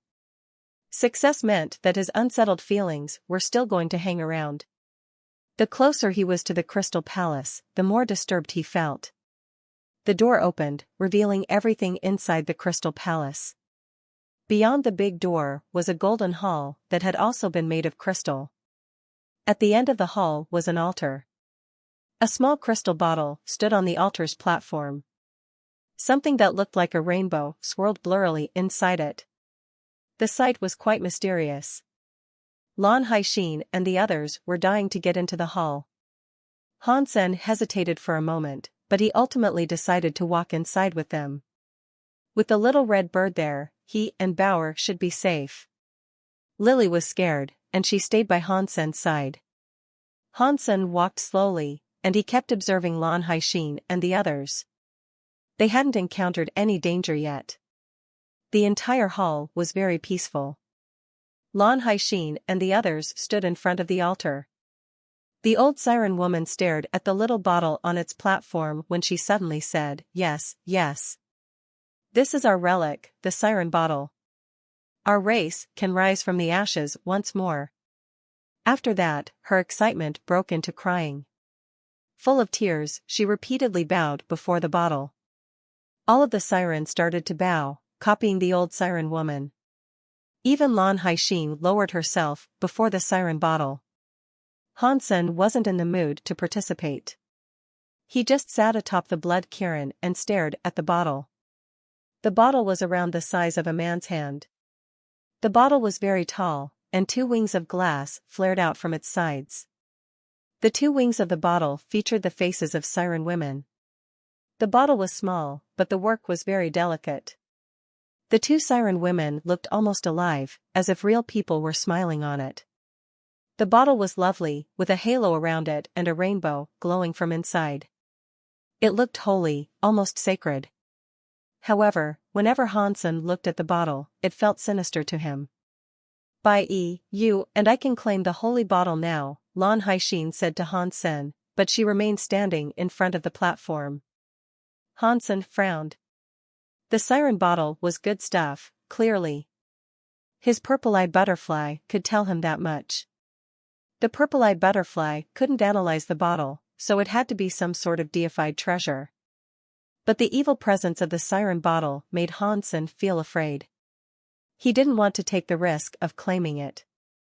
Seeing that Hansen was still standing back, Lan Haixin frowned and said, "Haven't you always wanted this relic? Why are you backing out now?" Hansen smiled and said, "Of course I want this relic, but I've never seen it before." "Are you sure this is the right one?" Lan Haixin turned around and looked at the old siren woman. Clearly, she had never seen the relic before either. The old siren woman quickly said, "You don't have to worry, my prince. This is the relic of our race, the siren bottle. The holy bottle comes from a barren era. It was crafted from the materials harvested from ancient deified xenogeneic creatures. It cannot be faked. Plus, only the siren's holy virgin blood can activate it. Check it out and you will see that it is real." After a brief pause, the old siren woman went on to say, "This is the last item left behind by the Holy Virgin. Why would she lie to her son? Why would I doubt that this thing is the relic?" Hansen asked in a hard voice. "If you've never seen the relic before, how would you know?" Lan Haixin asked. "It doesn't look right. If you think that is the relic, then go ahead and take it." "I will go elsewhere and look around," Hansen said, then he moved to exit the hall. The old siren woman stopped him. "My prince, the Holy Virgin is like you. Her blood isn't pure. Activating the relic will require the 2 of you to work together. One of you cannot be missing. Let's just have a look around first." Hansen commanded his blood cairn to advance forward. The blood cairn roared and headed toward one of the hall's side doors. The old siren woman was half deified, but attempting to stop the blood cairn and Hansen was more than she dared. So, she retreated. Lan Haixin looked at Hansen as he left the hall. She nibbled her lips and stepped closer to the altar. "I'm not sure I can activate the holy bottle." The old siren woman stopped her and said, "Do not be reckless, my lady. The holy bottle is our race's treasure, but the power it wields is unknown. Without pure virgin blood, it will be difficult to activate it. You might even get injured. That is why the last holy virgin didn't give the holy bottle straight to the prince. You cannot risk doing this alone." Lan Haixin wasn't an idiot. She was reasonable. She sighed and said, "Fine. Let us go and look around, then." They left the hall. The Crystal Palace had many pavilions, and there were many rooms and statues. It looked like a real city made of crystal. It was so beautiful that simply walking through it was relaxing. Hansen made sure to move very carefully, but he didn't notice anything dangerous. There were no barred doors to be found across the entire Crystal Palace. He could enter any building he wanted, despite there being nothing valuable within them. The Crystal Palace was like a city that had been emptied of its people. It looked very pretty, yes, but it also looked very dead. Lan Haixin followed behind Han Senator as they walked around the Crystal Palace. She felt far safer. Inside the Crystal Palace, there were no dangerous restrictions. That proved that the last Holy Virgin only wanted Bai Yi to have the holy bottle. There was nothing else of note. But all of a sudden, Hansen noticed a problem. He pointed to one corner of the Crystal Palace, and he said, "What is this?" Lan Haixin and the others followed Hansen's pointing finger and saw a crystal wall. Unlike the other crystal walls, however, this one had some green moss growing on it. Weird. Why is there moss here? Lan Haixin felt baffled as she walked towards the crystal wall. That moss had taken over the entire wall. It reached a long way up above the ground, and when Hansen looked closer, there were obvious signs that something had been climbing across it recently. There wasn't just a single set of tracks either. It looked like something had passed through frequently. Lan Haixin and the old siren woman's faces changed. How is that possible? Has another creature taken residence in the Crystal Palace? Hansen observed the tracks, and all the while, his purple-eyed butterfly kept spinning. He soon learned that he was very familiar with those tracks. They had been left behind by the Crystal God Conch and Move Mountain Sea Conch. This confirms that those two were related to the Crystal Palace, but how did they leave this place? Hansen looked at the crystal wall some more, and he soon noticed something else. There was a very small, sand-grain-sized hole in the wall. Perhaps there was an imperfection in the building materials, or maybe it was a mistake in construction. Either way, a small hole had been left on the surface. The hole was narrower than a needle. An ordinary creature couldn't fit through it, but the conches had been adept at shrinking their bodies. They would have had little difficulty coming and going as they pleased. Moss was growing on the wall, because they had tracked it in when they came through the hole. Fortunately, they had already been killed by Hansen and the little red bird. The group walked around the Crystal Palace some more, but they found no signs of other creatures living there. "My prince, the last Holy Virgin wouldn't seek to hurt you. Let's just go and claim the holy bottle before something bad happens," the old siren woman said hurriedly. Hansen hesitated, then he thought of something. He didn't believe the danger was gone, but he had an idea. He nodded. "Okay. We can give it a try, then."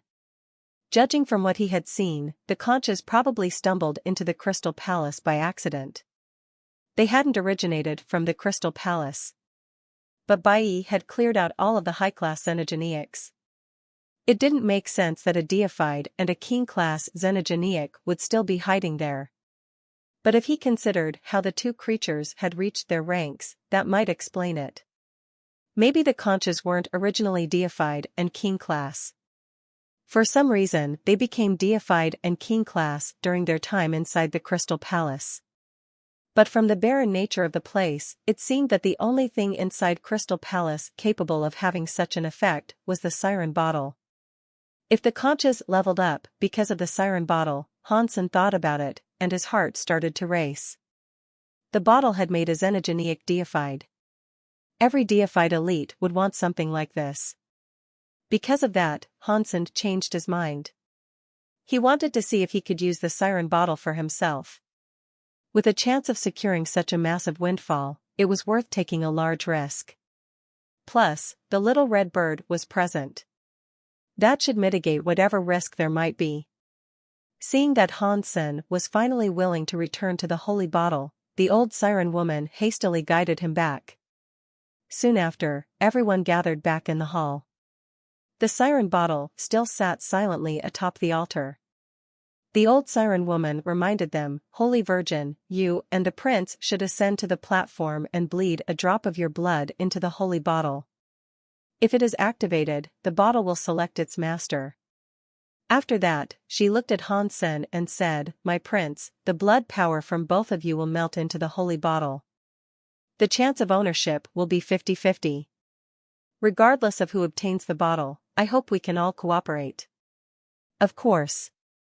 Hansen nodded, and then he walked towards the altar alongside Lan Haixin.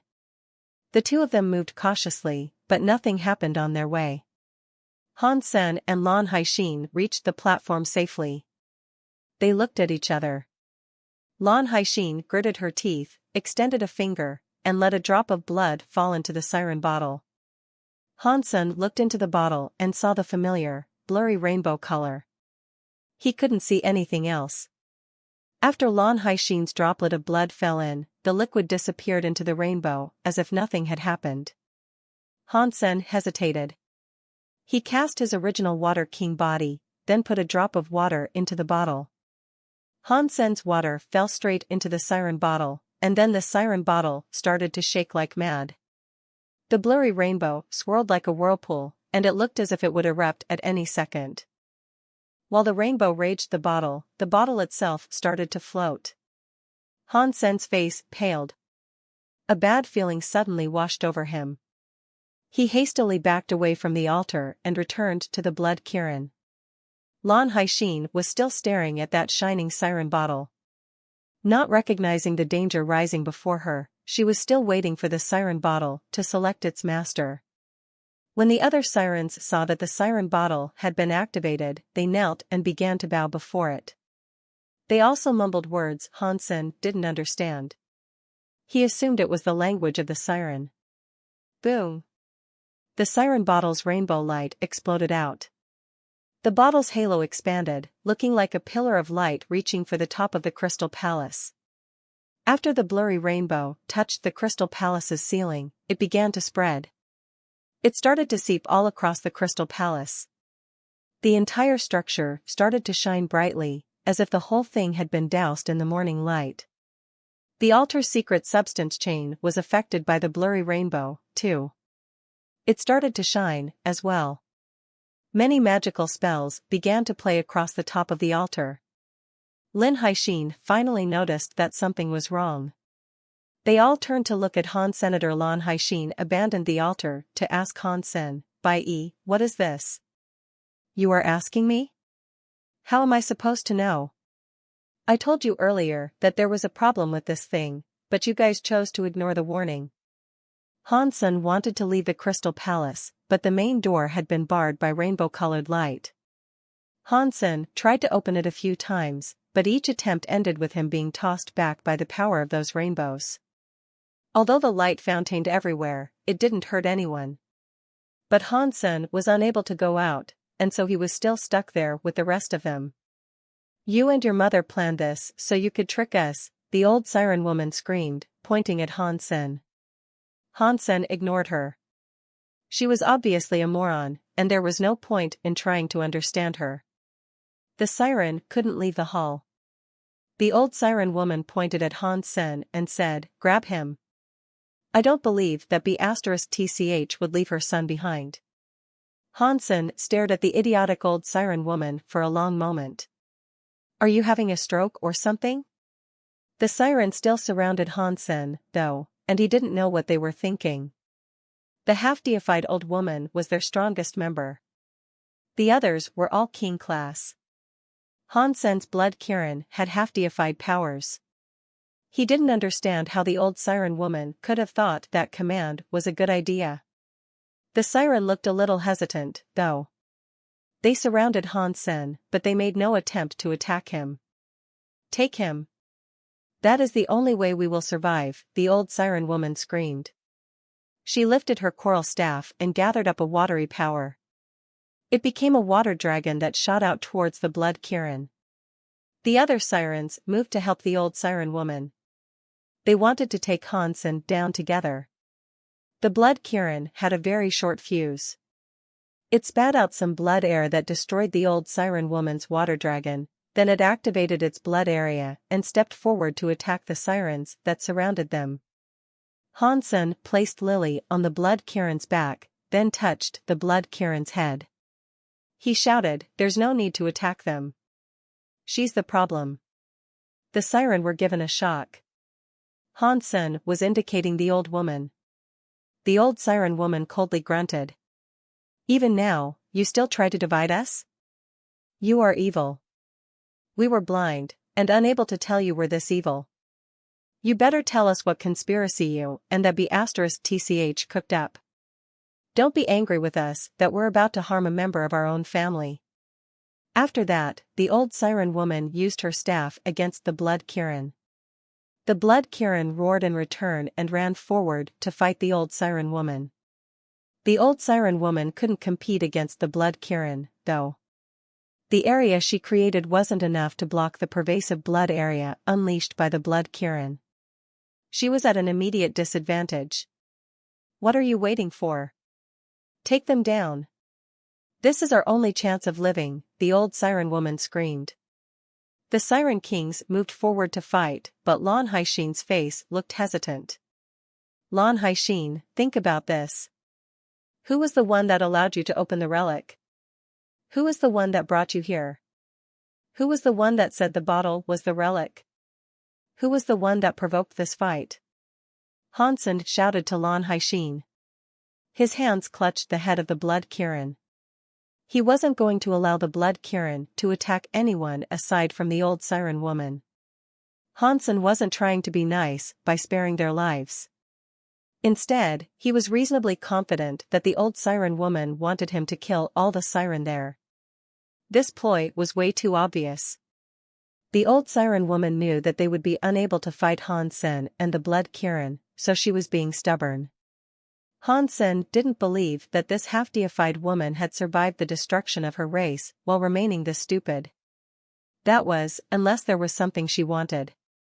If the old siren woman really wanted to kill Hansen, she would have attacked Hansen herself. But her target was the Blood Kirin.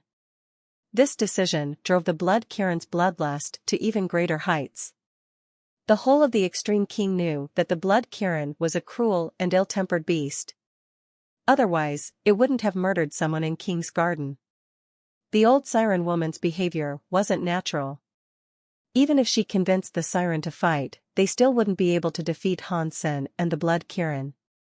At the very best, they might achieve a draw. And that wouldn't be a very good result for the siren. The only possibility was that the old siren woman wanted to do harm to the siren as a whole. It wasn't about him exclusively.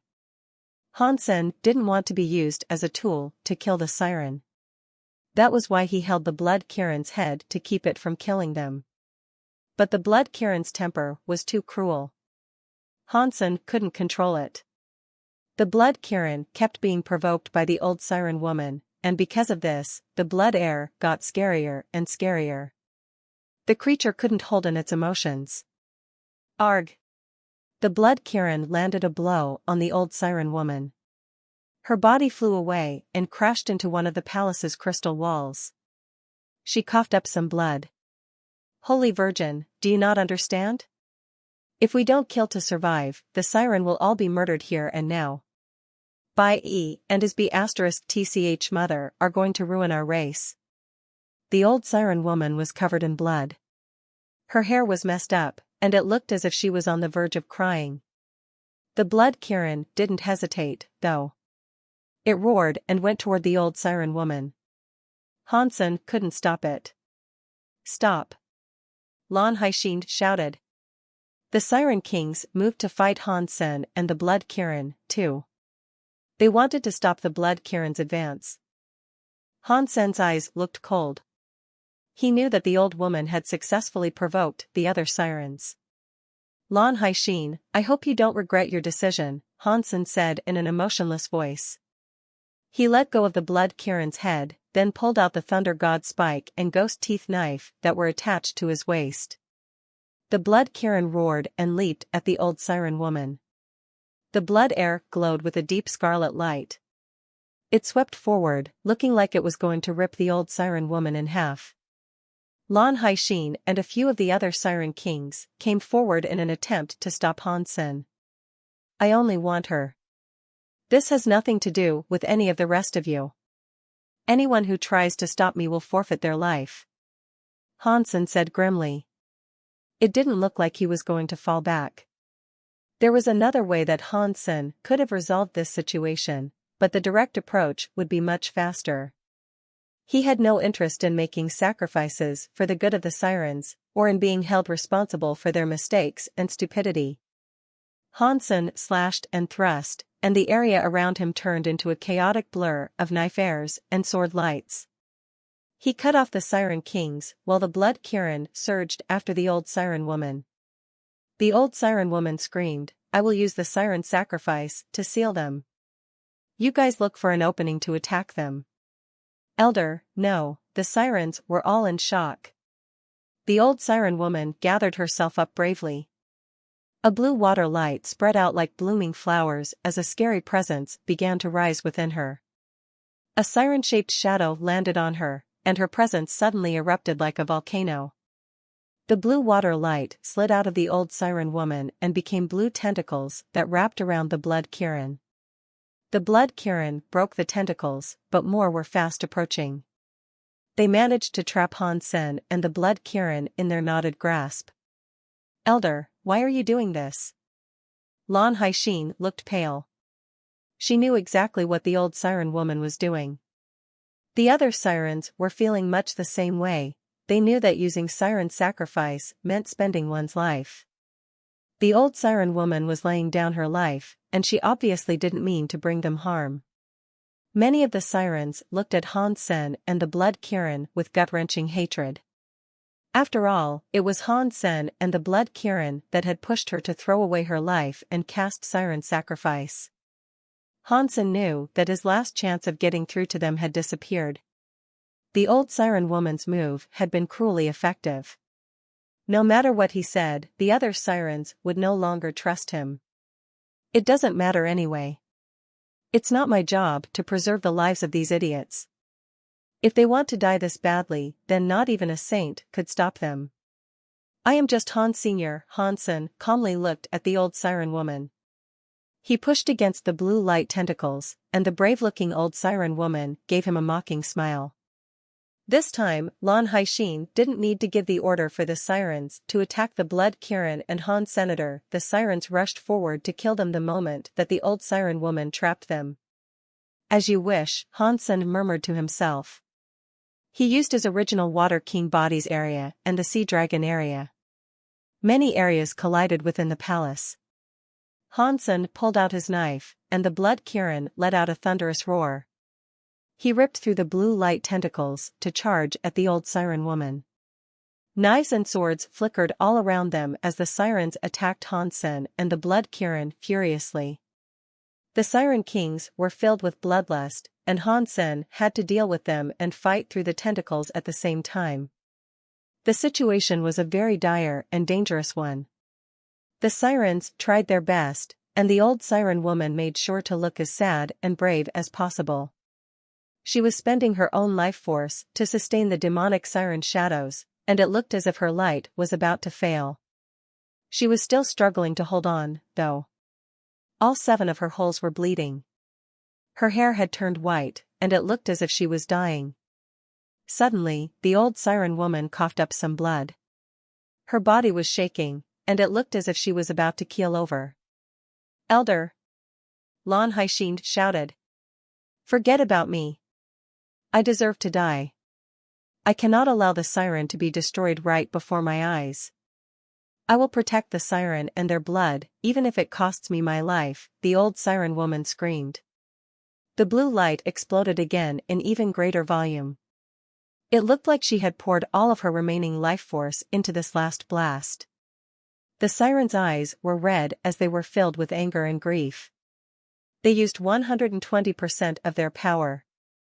They wanted to use this final chance to take out Hansen and the blood Kirin. "Lan Haixin, you can still come back if you stop this now," Hansen said from atop the blood Kirin. He looked directly at Lan Haixin. Lily was sitting behind Hansen and holding tight to his waist. This fight was out of her league. If not for Hansen, the strings of power would already have torn her apart. "Why must you and your mother bring harm to the sirens? Even if we did something bad to you guys, you still have siren blood inside you. Can you not let go of the hatred in your hearts? Why must you try to kill us?" Lan Haixin looked sad as she spoke. "I told you. This is none of my business. She is the one who set you guys up. Hansen pointed at the old siren woman as he spoke. Bai, why are you still talking like this? Do you think we are idiots or something? A siren king bellowed. Today, I will kill you on behalf of the elder. Another siren king roared. Kill him. I have given you guys 3 chances. What happens now is on you. Hansen lifted his weapon and thrust it forward. Suddenly, the entire hall was webbed with knife silks. They appeared everywhere, and they were pressing forward. Blurg. Fresh blood splattered throughout the palace. The knife silks killed the sirens and sliced through the blue light tentacles. Limbs and blood were flying through the air, and suddenly, the whole hall was turned red. Everyone in the hall, aside from Hansen, Lily, the Blood Kirin, Lan Haixin, Bauer, and the old siren woman, had been killed. The siren kings had all been dismembered. Some of the siren kings were still breathing. But having lost their limbs, they could only scream hoarsely as they wallowed in their own blood. Lan Haixin's eyes widened, and she just stood there. She looked terrified. Hopeless. Disbelieving. A myriad of emotions flickered across her face. Lan Haixin's body was trembling as she pointed at Han Senator. She hadn't expected this to be the end. She hadn't expected Hansen to be so strong. I did as you wished. Are you happy now? Hansen ignored Lan Haixin and spoke to the old siren woman. Haha. I can see now that you truly are of that B*TCH's blood. Your hearts are deep. But it doesn't make a difference, even if you did see through my plan. I still played you, the old siren woman cackled. She didn't look sad. And her dying body suddenly looked very alive. Lan Haixin stared at the old siren woman. She couldn't believe her eyes. The siren blood on the ground began to move.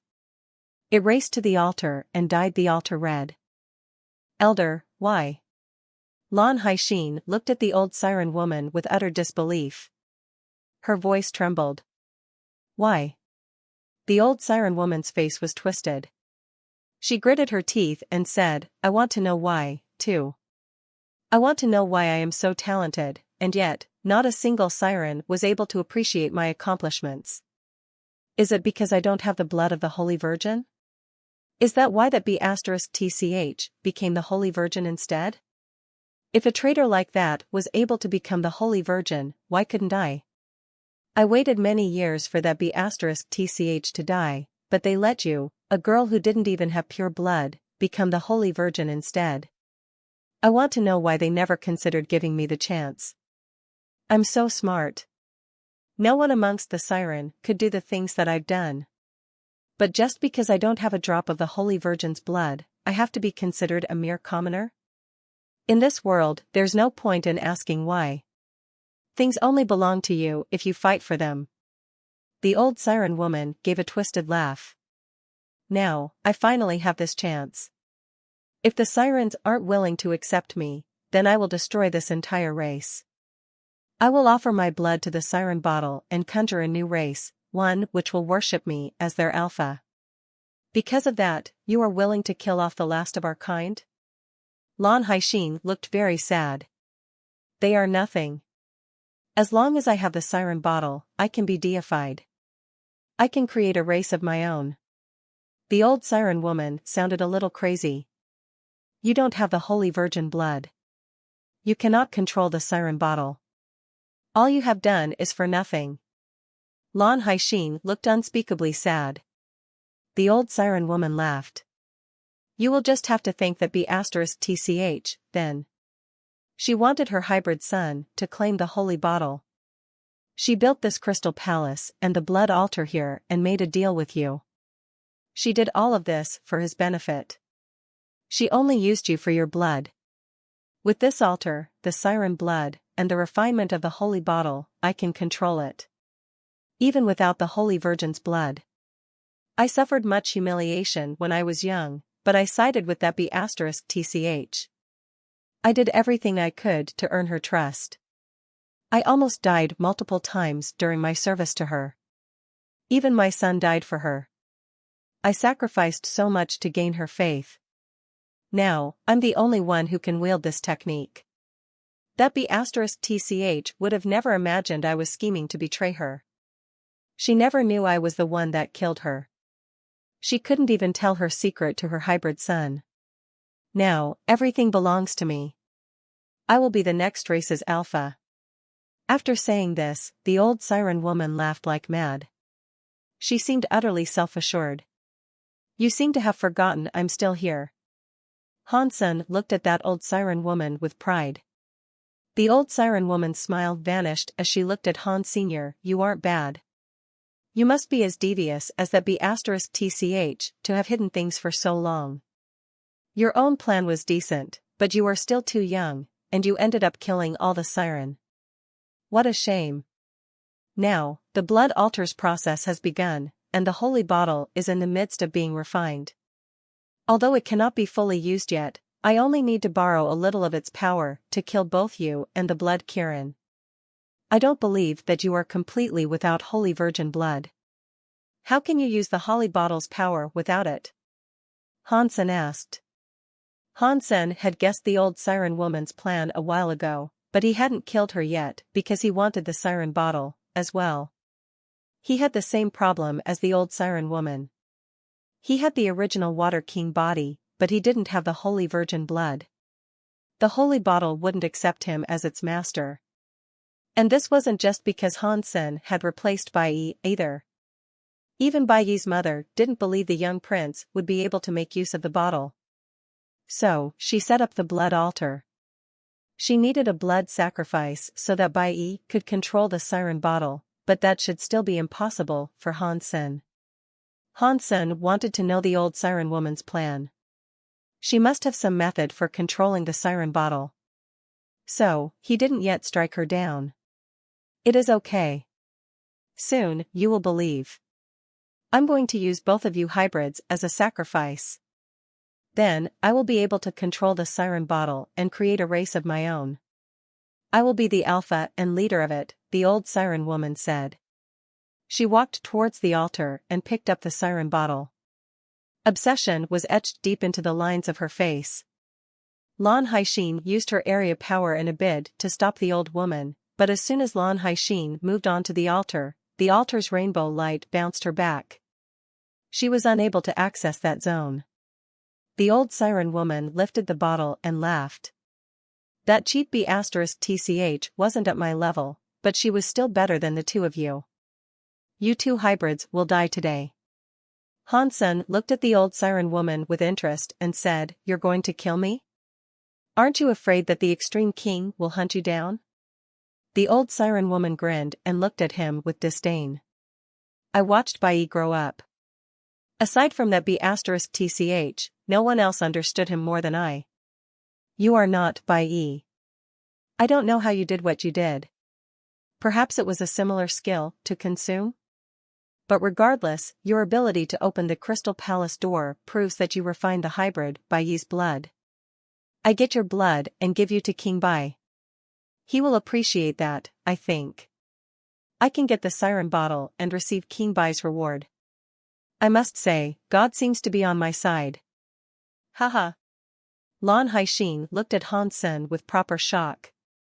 She had never realized the Bai Yi in front of her was a fake. But she never thought someone would be brave enough to disguise themselves as a prince of the extreme king either. Instead of denying the accusation, Hansen admitted it. He stood silently and watched the old siren woman. Her hands were glowing. Power was coming out of her hands and flowing into the siren bottle.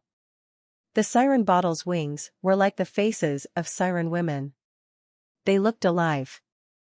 Their eyes shone with light, and blue waves rippled across them. They made sad sniffling noises like an instrument was playing. Not long after, a water drop arose inside the bottle. The old siren woman happily grabbed the drop and put it into her mouth. Her body began to glow and change. Rainbow color light rinsed over her, and the old siren woman's tree bark-like face changed. Her age and wrinkles disappeared, and she became an 18-year-old girl with skin that was smooth and white. Her fish scales looked transparent and crystal, and they glowed with rainbow light. Her entire body had been completely renewed, and her presence changed along with it. The crystal god Conch became deified because of that siren bottle. Hansen looked at the siren elder. She didn't look old anymore. It looked as if she had returned to being a young woman. The siren elder swung her fishtail, and waves surged out behind her as she swam away from the blood altar and went toward Hansen and Lan Haixin. She laughed haughtily. As long as I possess the holy bottle, anything I desire is within my grasp. After that, the siren elder waved her hand. A rainbow light fired at Hansen and Lan Haixin. Her powers were now very different than her original abilities, and her attack was similar to the blurry rainbow lights that were visible inside the siren bottle. The blurry rainbow lights came down, transforming into crystal bottles around Hansen and the others to trap them. Hansen had seen the crystal god Conch use an almost identical power, and now he knew for sure that the power had come from the siren bottle. But the siren elder was weaker than the crystal god Conch had been. She generated a substance chain power, but it was very weak. It wasn't solid like the crystal god Conch's substance chains. It looks like she can't really control the power of the siren bottle, but how did the crystal god Conch wield the siren bottle's power so well? It couldn't have activated the siren bottle. And it didn't have the siren blood necessary to perform the sacrifice either, Hansen thought to himself. Lan Haixin's power struck the crystal bottle, but the attempt was futile. Her attack struck the surface of the bottle with king-class power, but it wasn't enough to even rattle it on the spot. Haha. It is useless. This is the siren bottle's power. Allow me to take your blood so that I may use it on the siren bottle. When I control it in its entirety, I will achieve even more power, and then I can start my own race that will exist all across the universe. I will become an alpha. A maniacal grin split the siren elder's face, and the rainbow colors that enshrouded her became even brighter. The glass bottle grew smaller as the siren elder applied pressure to it. She wanted to squash the people inside it. Little red bird. Hansen understood how the siren elder was making use of the siren bottle, but he didn't hesitate to summon the little red bird. The little red bird fluttered over to Bauer's shoulder, then it hopped onto Hansen's finger and chirped at him. We're about done here. Get rid of this old hag, but leave her final few breaths to me. I want to finish her off myself, Hansen commanded the little red bird. The siren elder looked as if she had heard a funny joke, and she laughed. This isn't the end yet, and you are already going crazy. Boom. The words had barely left the siren elder's mouth when the little red bird took flight. Flames began to lick around her body as she rose from Hansen's finger. Suddenly, the little red bird turned into a gold fire phoenix. The phoenix wings gave a couple of powerful beats, raising swathes of fire that charred the walls of the glass bottle. The substance chains that composed the crystal walls were like paper. The flames danced across them, and they were incinerated into ashes in a flash. It looks like the siren elder's power is far inferior to the crystal god Conch's. This is like a fake deified's power, Hansen thought to himself. Deified xenogeneic. No. Impossible. The siren elder's eyes were wide, filled with utter disbelief at what she saw. Lan Haixin couldn't believe it either. She stared in amazement at the little red bird that had turned into a fire phoenix. The two sirens were familiar with the little red bird already, as Bauer played with the creature every day. And she especially liked to bully it. Lan Haixin sometimes felt sorry for the little thing, but it had never seemed to mind getting bullied by Bauer. It continued to follow her at all times. That little red bird was actually a deified xenogeneic. The thought was mind-boggling. But the truth couldn't be denied. The fire phoenix that the little red bird had turned into was now flying towards the old siren woman. And when it reached her, it spat out a golden fireball. The siren elder screamed, her voice thrumming weirdly around them. Her body was shining, and that light became a glass bottle that tried to encase the little red bird, but it turned to dust the instant it came close to those fires. The flames lashed wildly towards the Siren Elder. The Siren Elder was unable to dodge. She gathered up her angelic god light to block the attacks with her hands, but when her hands touched the fire, they started to burn. And then, her whole body was aflame. Arg, no. This is impossible. I want to be an alpha.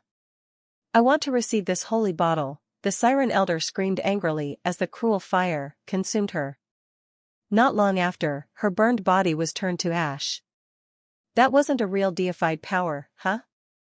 It looks like her methods were riddled with flaws. Bai Yi and Lan Haixin's blood have to be combined to control the siren bottle. Hansen pulled out his ghost teeth knife. He walked forward and cut off the dying Siren Elder's head. Mutant Xenogeniac King hunted, Siren Lady. Mutant Xenogeniac gene found. After Hansen killed the Siren Elder, the fire continued to burn. The Siren Elder's body turned into ash. A blue gem that must have been her xenogeniac gene sat amidst the gray. But I didn't get her beast soul. Hansen grabbed the gem and held it in the palm of his hand. Hansen placed the blue gem into his chest pocket, then approached the altar. Pang! Hansen tried going to the altar, but the blurry rainbow stopped him short. Hansen frowned. He simulated the Siren Elder, but he still couldn't access the altar. Lan Haixin bit her lips and said, "It looks like you have wasted your efforts here. You won't be able to get the holy bottle, after all." Hansen ignored her. She looked at the siren bottle for a while and suddenly said, "It is you, right? The siren's final holy virgin, Baiyi's mom? You are a clever kid." A woman's voice came out of the siren bottle. The blurry rainbow in the bottle came into focus, turning into a beautiful siren woman who hung at the entrance. She had white ears and white scales. Her skin looked like jade, and it was even smoother than Hansen's jade skin. Her hair was long and black, and it reached down to her waist. Her eyes were like obsidian. Her face was very attractive, and a soft smile warmed her expression. Ho! Holy Virgin, Lan Haixin stared at the woman by the siren bottle in shock. She didn't know how to compose herself at that moment. All the things she thought could never happen had transpired in such an incredibly short time. Lan Haixin felt like her entire lifetime hadn't contained as many unexpected twists as the last 10 minutes. Little Xin, you are still as cute and naive as ever. The white-scaled woman smiled at Lan Haixin as she spoke. Why are you here? I thought you were. Lan Haixin was having difficulty composing her sentences. The situation was so incredibly unexpected that her mind was struggling to adapt. The woman sighed and said, "Some unforeseen problems occurred during my evolution, and little Yun tried to kill me. She forced my hand, and I had to put myself into the siren bottle to stay alive." Hansen understood now. The little Yun she had referenced was undoubtedly the Siren Elder. It seemed that she had never actually won over Baiyi's mother. The plan she concocted was actually just a part of Baiyi's mother's grand conspiracy. Even when she failed to evolve, she had actually won. The woman then looked at Han Senator. She still wore that soft smile, and she said, "My son, I am glad to see you here. You must have heard what the Siren Elder said." "I'm not your son Baiyi," Hansen said simply. The woman nodded. "I know. Baiyi wasn't my son, anyway." When the woman said that, Lan Haixin reeled in shock. Even Hansen was astonished. The woman explained, "I am the Siren Virgin. I must keep my body pure. I had no choice but to marry into the Extreme King, but I made a deal with King Bai. I would be known as his wife, but when it came to childmaking, that would be done by another siren woman that I kept close by. That person couldn't have been the Siren Elder, could it?" Hansen's heart jumped. The woman gave Hansen an appreciative look. She spoke softly to him, saying, "Yes. It was indeed little Yun. And she only slept with King Bai once." She didn't actually know about my deal with King Bai, and she never realized that I was still a virgin. Hansen shuddered, and he said, Bai was her son? Kid, I like you more and more. The woman smiled at Hansen, but she didn't answer his question. The realization felt like a chill sinking deep into Hansen's bones. His guess had been correct, he assumed. The Siren Elder said she had given her son for this woman. But the white-scaled woman didn't actually have a child. Bai had the blood of King Bai and a siren. The only possibility was that Bai was the Siren Elder's son, but this white-scaled woman had used some trick to take the baby for herself. The Siren Elder had no idea, and she had believed for all this time that her son was dead. What a frightening woman. The Siren Elder never guessed that Bai was her son. It's lucky she didn't find out, otherwise, she would have done everything for Bai, and she probably would have exposed me to King Bai. Hansen looked at the woman's sweet smile and felt relieved. Kid, how about you and I strike a deal? The woman smiled at Hansen. What kind of deal? Hansen asked. You know of my situation. My body is destroyed, and I live inside the siren bottle. If I do not find a body, I will fade away. You have disguised yourself as Bai. He was not my son, but he was the son of King Bai. I assume you are aware of what might happen if King Bai learned that you killed Bai. The woman was straightforward, which Hansen appreciated. I can help you deal with that, and I can help you make use of the siren bottle's power. But you will also have to find me a body to use. What do you think? That doesn't sound like a bad deal. I will agree to it, Hansen said. The woman seemed surprised. She hadn't expected Hansen to agree so quickly. Her smile deepened. Kid, I like you more and more. I can help you, but I do have a condition, Hansen said. Speak then. The woman nodded. You can call me by name, or you can just say hey or yo or whatever. Just stop calling me a kid, Hansen said seriously. The woman grinned at Hansen and said, Fine. I understand. Then let's go, Hansen said, nodding to the woman. If you ever require my help, knock on the left side of the siren bottle. The woman met Hansen's eyes, and the siren bottle stopped shining. The rainbow drained back into the siren bottle, taking the woman with it. The siren bottle left the altar and flew into Hansen's hand. The light disappeared, and the siren bottle looked like nothing more than an ordinary crystal bottle. Hansen looked at the siren bottle for a moment, then put it away. That woman was strong. She had the siren relic, the siren bottle, as a base for her current existence. It was likely that not even the little red bird could deal with her. They had a temporary agreement to work together, as they really had no reason to fight each other. If something happened that caused them to butt heads, things would turn very bad very quickly. The woman had used the Siren Elder to bring the rest of the siren there to be killed. She clearly required the blood of the siren. Her plan had probably involved killing Bai and Lan Haixin as well. But because Hansen had been present, he had foiled the woman's plan. She was probably uncertain about Hansen and his capabilities, so she had chosen to form an alliance with him. She couldn't be trusted, though. He knew that. But right now, working for her was a good thing for Han Senator, so, he had decided not to expose her. They both had something to gain, and they needed each other. So, they joined forces without much trouble or negotiating. Lan Haixin looked bewildered. She had listened to the entire conversation leading up to the deal between Han Sen and the woman, and she still didn't really understand what had happened. It sounded like some strange sort of joke. What are you doing?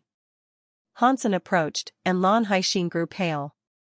She knew she was weak, and she couldn't escape. Han Sen had a deified firebird.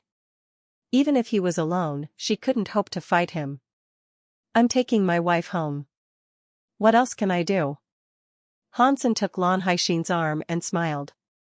Don't you dare. You killed all of my people. I will not be with you. Lan Haixin tried to shake his hand loose, but she couldn't free herself. Han Sen began tugging her away from the palace. Their deaths were a result of your stupidity. Even if I hadn't cut them down, the Siren Elder would have killed everyone here, Han Sen said, his voice dispassionate. Lan Haixin opened her mouth, but the words of response never came. She looked pale, and a desperate thought crossed her mind. If you are going to commit suicide, I will not stop you. But think about this, you are the last siren with virgin blood. You are the last hope of your people. If you die now, it will be game over for the siren, Han Sen said harshly. Lan Haixin struggled to maintain her composure, and she did not speak. A commoner could die, and no trouble would be caused, but if a princess died, that could have dire repercussions for Planet Water Zone. King Bai and many others would take the event quite seriously. So, Han Sen needed to keep an eye on Lan Haixin. Fortunately, with Bauer by the woman's side, he wasn't worried about her doing anything to rock the boat. Brother 16, have you considered my proposal? Bai Ling Shuang's video suddenly appeared on his phone. We can talk about this later. I'm not certain I will be able to reach the peak of Rotbone Mountain. If I make this agreement and subsequently fail, I will only let you down, Han Sen said. That is okay. As long as you try your best, I won't attempt to exact vengeance, even if you fail. And I will still give you your rewards, Bai Ling Shuang said. Are you sure you can promise that? Han Sen looked hesitant. Brother 16, tell me what you want. I will not be stingy in what I offer. If you want share, Big Sister is happy to give her to you. Bai Ling Shuang smiled. You're really willing to give me share? Han Sen sounded desperately hopeful, as if he was smitten in the throes of love. Bai Ling Shuang smiled. Brother 16, the foxes cannot be trusted. You don't really want a fox as a guard, do you? You don't want to let her go, Sister 10? Han Sen sounded sad. Bai Ling Shuang shook her head. Men have no resistance when it comes to foxes. It isn't that I want to keep her from you, I'm just afraid that something bad might happen if I don't. If you don't want to let Cher go, Sister 10, then give me 100 King-class xenogeneic genes. Han Sen looked annoyed as he made this request. Han Sen didn't actually want Cher, of course. He had only requested her so he could suggest the bounty of xenogeneic genes as an alternative. 100 King-class xenogeneic genes was a lot to ask for. Even Bai Ling Shuang would feel a loss of that magnitude. Of course, if Bai Ling Shuang gave Cher to him instead, Han Sen would take her. If he had control of Cher, he might be able to use her against Fox Queen. It would be perfect for him. Bai Ling Shuang frowned. 100 King-class xenogeneic genes was too much. Even with her wealth, she couldn't accept such an offer easily. She fell silent for a while. Then she looked back at Han Sr. How about this, Brother 16? I will give you 50 King-class xenogeneic genes. If you help me reach the top of Rotbone Mountain, I will give you another 50. If you are unable to reach the top of the mountain, you can keep that first 50 just for putting in the effort. What do you think of that? Sure. Han Sen accepted the suggested bargain immediately. Getting 50 King-class genes would be perfect for Han Sen, regardless of the circumstances. Will you come to Night Charm Town, or do you want me to send them to you? Bai Ling Shuang asked in a level voice, fixing her hair as she spoke. Let me come to Night Charm Town. I miss Cher. You wouldn't be too stingy to let her spend a night with me, would you, Sister 10? Han Sen asked greedily. Bai Ling Shuang wasn't fond of Han Sen's avarice, but she still agreed. Bauer and the Little Red Bird were an underwater town, so Han Sen wasn't afraid that something ill would befall Lan Haixin and Lily. Things went smoothly. Han Sen stayed with Cher for a night, but instead of doing what Bai Ling Shuang thought they would be, they laid on the bed and shared information. Han Sen brought the 50 King-class xenogeneic genes home with him, but he couldn't make use of them yet. When he reached King class, Duke genes would be useless to him, so he needed to focus on obtaining Duke genes for now. Using the King class genes while he was still a Duke would be a waste. Hansen put the King class xenogenic genes in storage and went to King's garden. There, he absorbed a lot of King air to increase his Duke gene tally. Bai was now considered one of the most powerful royal children. The fact that Hansen was no longer provoking the ire of the real royal children was an indication of his strength. And getting a primary root king dragon was not difficult. Because he had access to the richest king heir, Hansen could gain many Duke genes in a single day. He unlocked 3 gene locks in each of his 4 geno arts, and he still had some time before the big exam. Jadeskin's element could fortify the body and provide ice-sealing powers. Mutant blood had the element of blood and a genetic power. The Blood Pulse Sutra was slightly different, in that it had the element of time and space. And as for the Dongxian Sutra, Hansen had no idea what category it belonged to. The story of Gene's element was eternity. It was able to freeze things. As he gained control of different elements, the power of eternity would change and adapt. If he could use it well, it would become very powerful. After the story of genes opened its 3rd gene lock, Hansen noticed a change when he used the story of genes. A strange connection was forged with the black crystal armor. Although the connection was weak, Hansen could feel that the black crystal armor had a life force and will. Is the black crystal armor a living thing? Is there something residing within the black crystal armor? Hansen didn't understand. The connection was too weak, though, and it came and went. Whenever he could feel it, the connection seemed blurry, like it was distorted by static. After spell levels up to King class, I should try to learn more about the black crystal armor. Maybe I will find out what it is, Hansen guessed to himself. King's garden was very peaceful. The royal children were preparing for their annual exams, and no one wanted to cause any trouble before the exams were underway. Hansen left King's garden and returned to Underwater Town. Right after he left King's garden, he felt a strange energy in his ship. It was coming from behind him. He looked over his shoulder and found Fox Queen sitting there. "Why are you here?" Hansen turned back to the controls of his ship. Fox Queen remained sitting and smiled. "I am here because of Destiny's Tower. My good big sister, many people have grown suspicious of me. It is so difficult for me to protect myself." "What do you want?" Hansen said.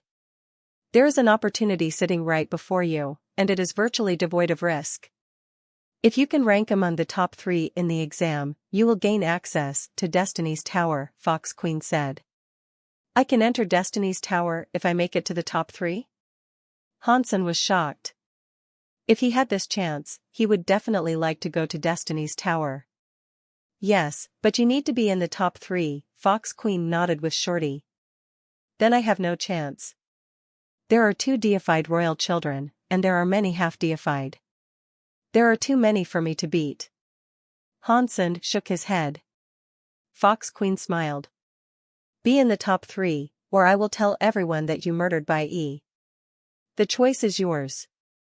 Why are you demanding something I cannot do? Can't you be a touch more reasonable?" Hansen didn't hear Fox Queen respond. He looked back and saw that she was gone. If Hansen's identity was exposed, it wouldn't benefit Fox Queen in any way. She didn't seem like the type to harm others if she wasn't going to get anything out of it. But Hansen couldn't apply normal logic when trying to predict Fox Queen's behavior. She was a fox, and she had been imprisoned for eons. No one could be certain how she would act. Hansen thought about it some more. He had some people he could use. After he returned to Underwater Town, he brought out his siren bottle and tapped the left side of it 3 times. A rainbow fired out of the bottle, then turned into a shadowy shape that slowly composed itself as the Siren Virgin. Hansen told her that he had been threatened by Fox Queen. The Siren Virgin looked unconcerned. She calmly said, "Fox Queen won't sell you out, but if you can reach the top 3 in the exams and gain access to Destiny's Tower, that would be a considerable reward. My identity could be exposed any second. Why would I do something to draw so much attention? Hansen bore a wry smile. The Siren Virgin laughed. Your situation is not as precarious as you believe. King Bai did grow suspicious of you, but if he wants to investigate you, there are only 3 ways he can do that. First, he could summon you directly. But I don't think he's confident that seeing you would help. He never liked Bai Yi much as a son, anyway, so they only rarely met. I actually don't think he could tell if you were Bai Yi or not. The second method would be to investigate you through Miss Mirror. For other people, that would be the most difficult means of detection to avoid, but for you, it would most likely be the easiest. Why? Hansen cocked his head as he looked at the Siren Virgin. He had never told her the story of his time with Miss Mirror, so he didn't know what had led the Siren Virgin to this conclusion. The woman pointed at Hansen's finger and the ring that was on it. You are wearing the Mirror Spirit Eye ring. You are Miss Mirror's hope. Why would she go and destroy her own hope? Hope? What are you talking about?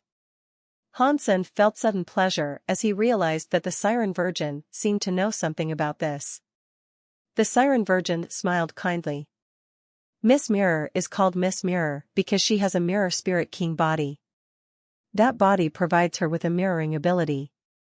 She can use her mirror body on an elite, and the stronger the elite becomes, the more she benefits. This ring is Miss Mirror's mirror body? Hansen looked at the ring on his finger with astonishment. The Siren Virgin nodded and said, yes. Mirror body can only be used once. If the mirror body becomes solid and falls into someone else's hands, then Miss Mirror loses control of it. The new owner would benefit from the mirror body instead. Miss Mirror was quite well known among the Extreme King for her beauty and intelligence. In her youth, that is. The name Princess Mirror was a very famous one. Many young nobles wanted to marry her, but she was too proud to submit to being in someone's shadow. She didn't look up to any of her peers. In the end, she did marry someone, but it was a young outsider. She put the mirror body into a Mirror Spirit Eye ring and sent it to the young outsider. After pausing, the Siren Virgin went on to say, that handsome young man didn't disappoint Miss Mirror. He was a duke, and he leveled up fast with Miss Mirror's help. Within 100 years, he had become deified. He caused a big fuss amongst the Extreme King, but sadly, he was killed in a fight, and the Mirror Spirit Eye ring was lost. I would never have expected it to be in your possession. So, you are saying that when I wear this ring, Miss Mirror can gain something from me?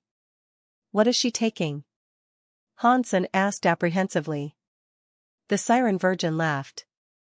Don't worry. The mirror body requires your willpower and intent to function properly. Plus, the information can only be swapped when the 2 mirror bodies are in close proximity. You must have noticed that Miss Mirror had a ring that was similar to yours. You have to be close together for both of the rings to send messages. And the messages go both ways. You can learn what Miss Mirror's thoughts are. That was why that young man was able to level up so fast.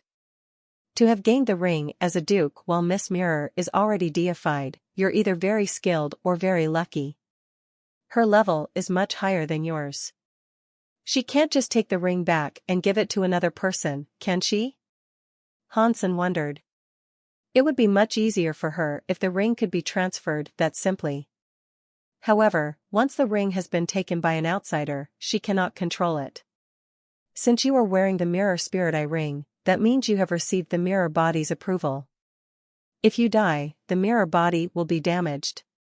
Last time she lost the ring, when a deified died, it must have dealt a fair amount of damage to Miss Mirror's mirror body. I doubt she wants to go through that again. Otherwise, she would have already killed you and taken the Mirror Spirit Eye ring back for herself. After all, while you are wearing the ring, she gains nothing. The Siren Virgin smiled. Hansen didn't understand. His body wasn't deified yet, but his emotions couldn't be any less intense than Miss Mirror's.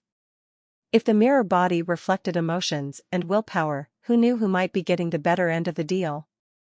But knowing the mirror spirit eye ring did no harm to his body, Hansen felt much better. There was no need to worry about the ring doing anything bad to him. Plus, he now had a much better understanding of why Miss Mirror hadn't turned him in to King Bai. With that clarified, Hansen felt much safer. That means Miss Mirror won't want to see me dead, right? Hansen felt happy. Of course she won't want you to die. She might even try to protect you. After all, if you die, her mirror body will be damaged, too. And it would take her a very, very long while to recover from the damage that would be inflicted. It might even be permanent, the Siren Virgin said. You said King Bai had 3 methods. What is the third way? Hansen asked. As the leader of the Extreme King, King Bai has many ways of obtaining intel. There is no need to worry about ordinary intel gatherers. You are a prince, so most will be unable to investigate you. But King Bai has a network for intel gathering, and it is called radio wave. They have eyes all around the universe. It is a very powerful web, and that is what should concern you the most. If your identity is exposed, it will probably be the work of Radio Wave, the Siren Virgin said. I don't know who might be a member of Radio Wave, so I cannot prevent that. Hansen shook his head. That is okay.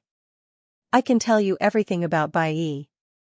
Just do as I say, and no one will be able to prove that you are not Bai Yi, the Siren Virgin said. The Siren Virgin proceeded to tell Hansen about Bai Yi, and she ensured that Hansen remembered all the details she gave him.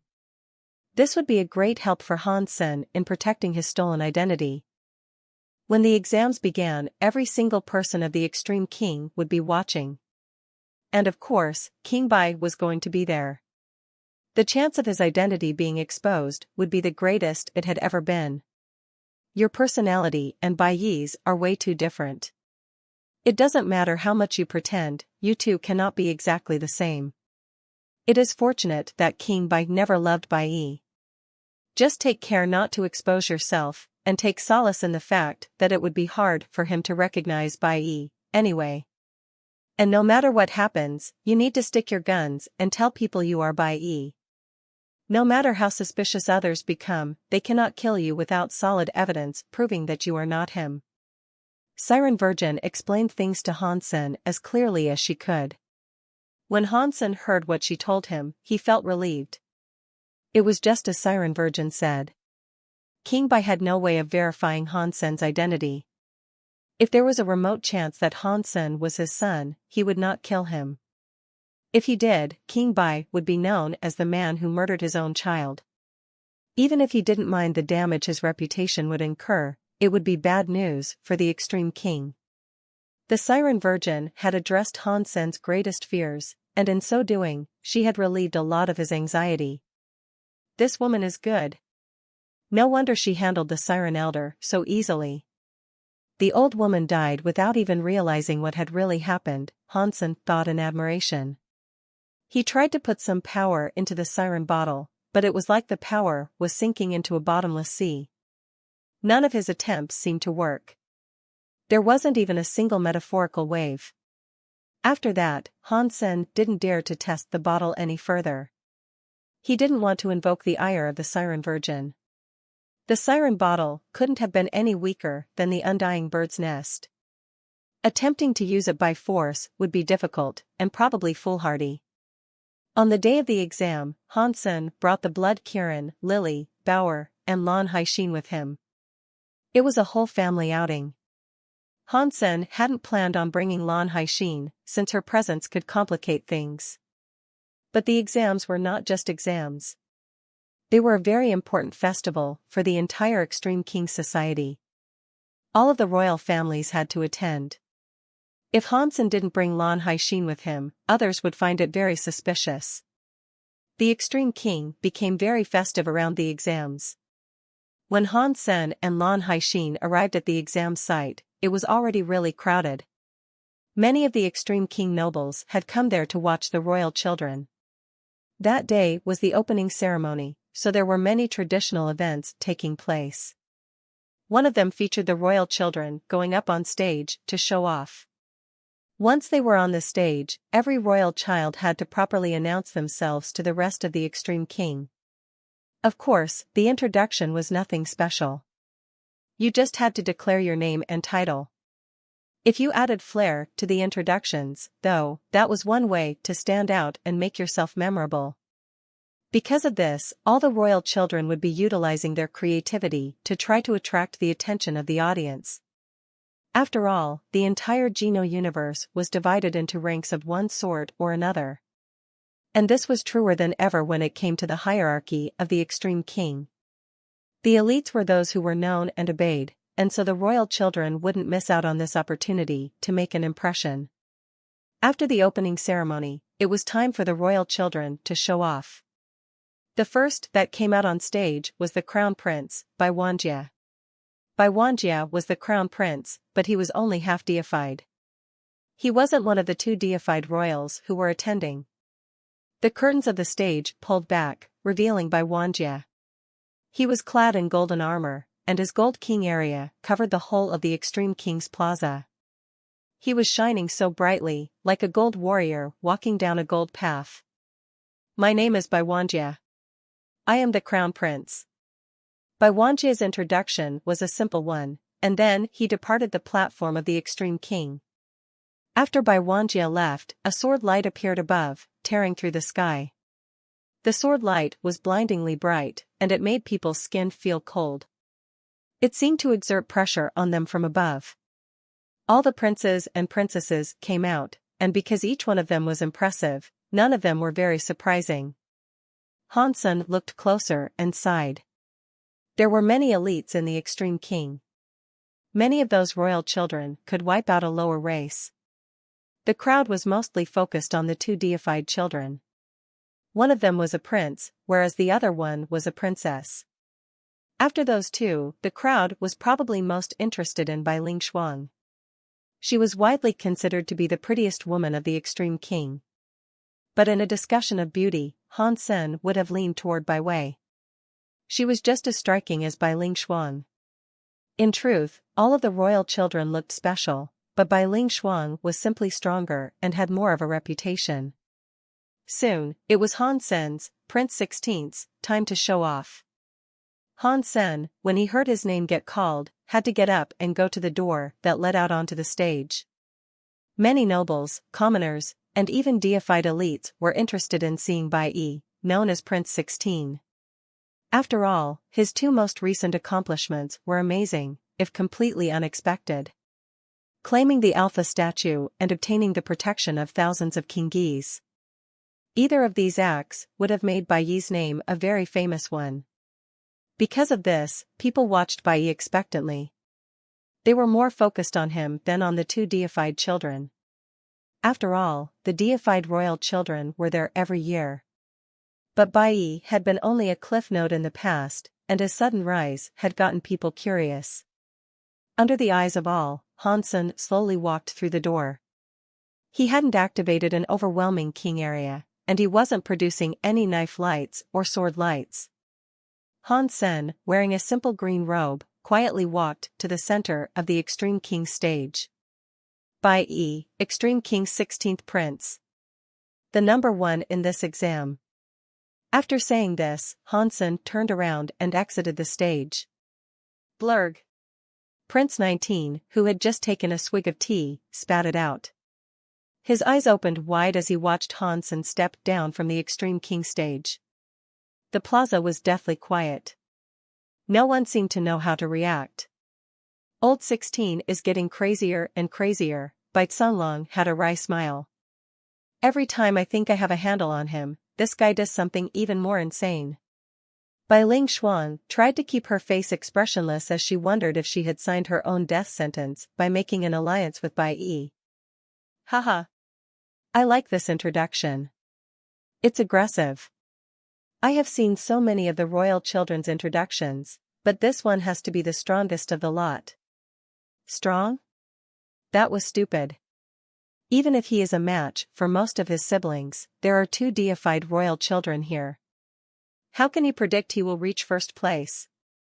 That was pretty dumb, but I liked it. This Prince 16 is very interesting. The whole of King's Kingdom was in shock.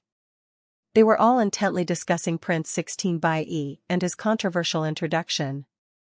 Even King Bai, his wife, Ancient Abyss, and the other officials were all looking at Han Sen. Han Sen acted as if nothing had happened. He returned to his seat. This was what Siren Virgin had helped him understand. He couldn't act exactly like Bai, but any action he took had to drip with certainty. He had to assure others that he was Bai, and he couldn't take a single step back. He had to show absolute confidence. Prince 16's introduction didn't possess any shocking sky power or flashy techniques, but his words were like a rock falling into a lake.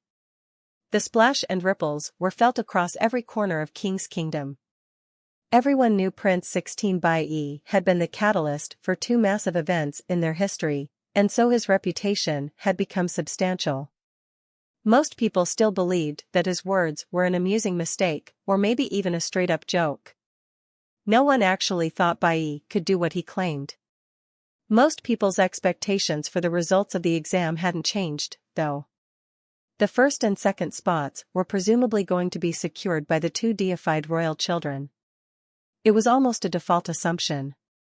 Prince 16, who only had a one-tier area, wouldn't be able to create many waves.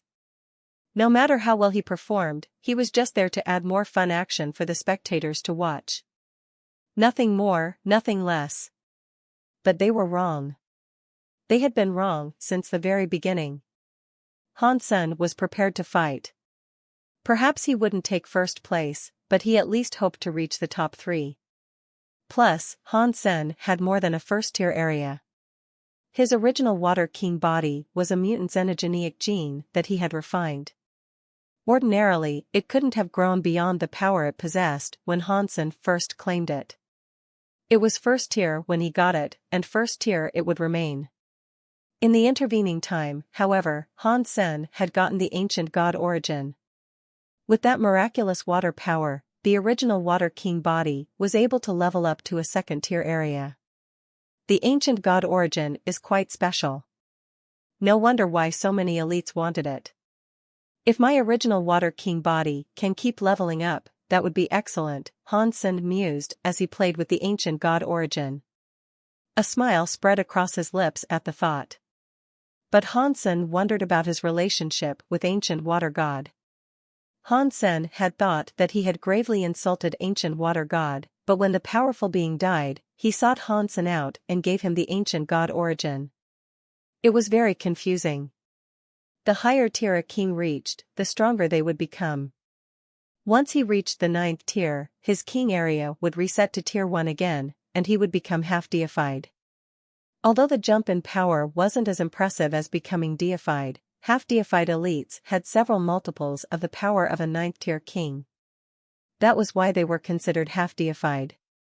Han Sen didn't expect his original Water King body to reach the deified level.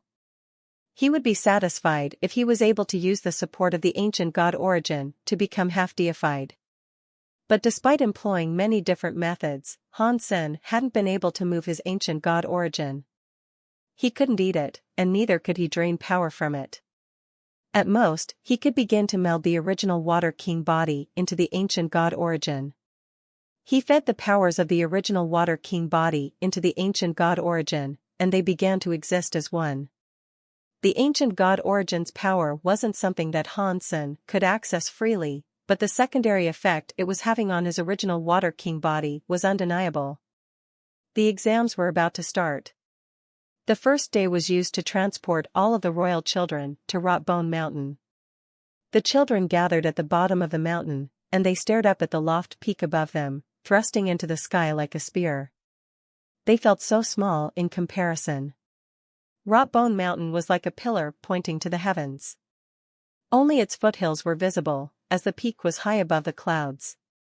A single rocky staircase would lead them all the way up to that semi-transparent peak. While they waited for the command that would tell them to start their hike, Bai Ling Shuang slowly moved closer to Han Senator. She looked at him, but she didn't say anything to him. 90% of Rotbone Mountain's trail was made of stone. All of King's Kingdom's civilians and nobles could see this. Only the path above the clouds, the one that led to the peak, couldn't be seen. Even deified elites couldn't look through the clouds and see what resided there. Bai Ling Shuang couldn't let everyone know that Han Sen was helping her out. If she allowed that, all of the extreme king would start laughing at her. So, she would walk 90% of the path alone. Near the end, when she reached the trickier path, she was willing to ask Han Sen for help. The last path was the most difficult path on Rotbone Mountain. Bai Ling Shuang wasn't confident that she could reach the end of that path. After a loud noise, 100 royal children approached the stone staircase. They looked like horses as they stampeded up. Either that, or some experienced hiking team. The children stretched into a long line that inched its way up the mountain. Leading the group was the Crown Prince Bai Weijia.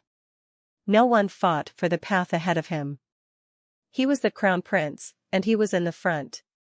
Behind the Crown Prince were the deified Prince 4 and Princess 2. They walked together, side by side. Then, there were some half-deified royal children following directly behind, including Bai Ling Shuang and Bai Xonglong. After them came the king-class royal children like Han Sen. Han Sen looked around. He didn't see Bai Wuchang. It looked like the man wasn't taking part in the exam. Bai Qingxia walked next to Han Sen and quietly said, "Brother 16, let's go." "Sure." Han Sen nodded, and he walked up the stone stairs alongside Bai Qingxia. In the back of the group, a pair of pretty eyes were locked on the back of Han Sen's head. Those eyes belonged to Bai Wei. Han Sen thought Rotbone Mountain would be difficult to ascend. Otherwise, Bai Ling Shuang wouldn't have been willing to give up so many king-class xenogeneic genes for his help. But after Han Sen walked for a while, he noticed that Rotbone Mountain didn't seem as hard as he had expected. Aside from the air restriction that kept them from using flying powers, everything seemed normal. But when Han Sen tried to speed up, things changed immediately. He had been walking easily up the path, but now a force pushed heavily against him, crippling his speed.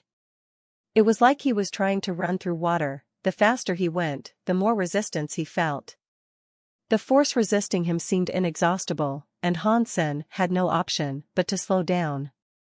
When he slowed down, the resistance lessened. He was almost unable to feel it any longer. Now I understand why everyone is walking so slowly. I didn't realize this Rotbone Mountain was so amazing, Han Sen thought to himself. Brother 16, our fight in King's Kingdom isn't done yet. When we fight on the Extreme King stage, let us finally find out which one of us will win, Bai Qingxia said as he walked beside Han Sen. Didn't you lose the last time? Han Sen asked, blinking. Bai Qingxia smiled. I lost with the Kingese, but the fight didn't see a victor crowned. Hatred times 10, I have more than just a few tears now. Han Sen gave the man a surprised glance. How many tears do you have? 9 tears. I only need one more to reach times 10, but my body is only king class with 2 tears. I cannot break through the last tear. Bai Qingxia wasn't trying to hide anything, so he answered Han Sen's question plainly. Awesome, Han Sen complimented him. And Han Sen meant what he said. Han Sen had researched hatred times 10 after their battle, and it was indeed an amazing skill. Very few people could learn it. Times 1 required a first-tier king area, so to practice times 9, you would need a 9th-tier area. Despite being only a second-tier king, Bai Qingxia had reached times 9. He was talented. At the middle point of the mountain staircase, there was a stone tablet. Upon it was inscribed, "Travel half the mountain, thinking like a sword." Han Sen didn't know what it meant, but once they passed by the tablet, everyone started to speed up. Prince 4 and Princess 2 went past the Crown Prince Bai Weijia. Other royal children started to pull away, as well. The group began to spread out into ragged clumps of hikers, so it wasn't as tidy as it had been before the halfway point. The king's kingdom nobles that had been watching half-heartedly now looked wide awake.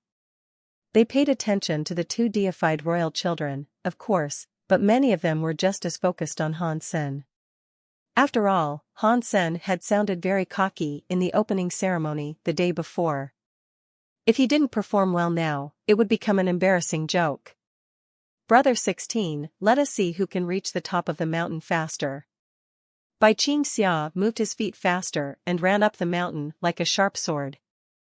Han Sen agreed to the competition, and he walked a bit faster, as well. Heavy resistance pushed against him. Han Sen still didn't understand, though. Earlier, they had all been hiking easily up the mountain. Why were they now forcing themselves to exhaust so much energy to go faster? They hadn't reached the hardest section of the path, which meant they couldn't be performing at their best. Regardless of how ridiculous it might seem, since everyone else was speeding up, Han Sen couldn't allow himself to be left behind. He had to take this chance. Otherwise, the boasting he had done during the opening ceremony would be for nothing. Han Sen cast his water area power, trying to break the resistance coming against him and make it easier to move forward. But the further he went, the more resistance piled on. He had spent a lot of energy already, and he couldn't really accelerate beyond his current speed. If this continued, he wouldn't be able to catch up with Prince 4 and Princess 2 up ahead. He might even be left behind by the other half-deified royal children. Judging from the powers they used, those half-deified royal children were much stronger than second-tier kings. Han Sen couldn't keep up with them using raw strength alone. Han Sen thought for a moment and then released his king area. He let the waterfall-like resistance land atop him. When that power washed over him, the Kingis in his body flashed gold and surged through Han Sen's blood. Under the buffs of the Kingis, Han Sen felt the resistance get lighter. Although it was still there, it was substantially decreased. If that resistance had previously been like a large river, it was now like a small stream. It ran no higher than Han Sen's ankles, and it was only a trifling problem. Han Sen didn't say anything, though. Calling on the power of the gold Kingis inside him, he rushed forward against the competition. All of a sudden, he was leaving Bai Qingxia in the dust.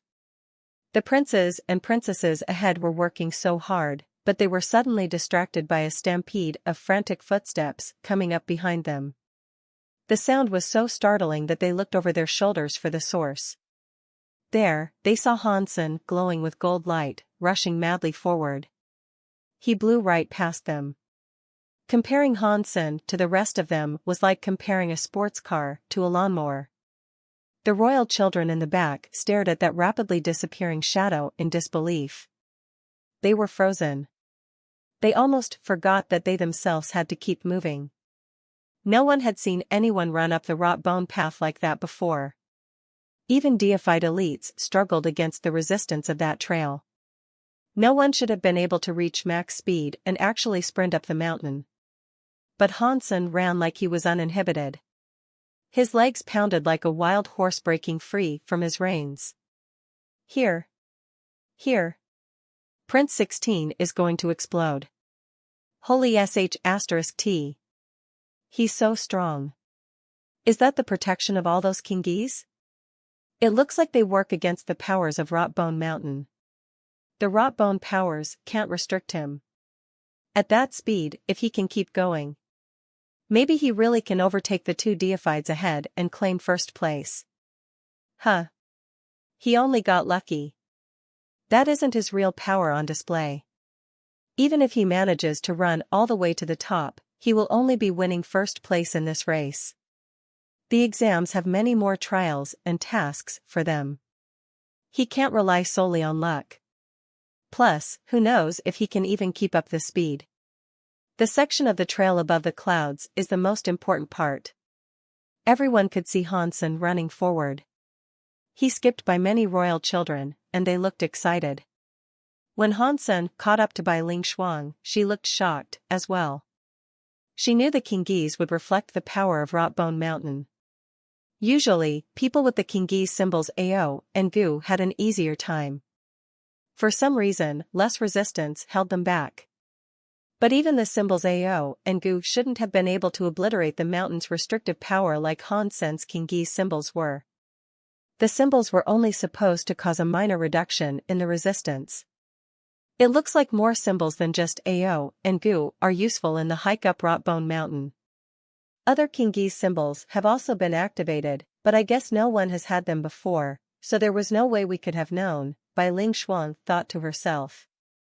She now had a bit more confidence that she could take advantage of Hansen's power to reach Rotbone Mountain's peak.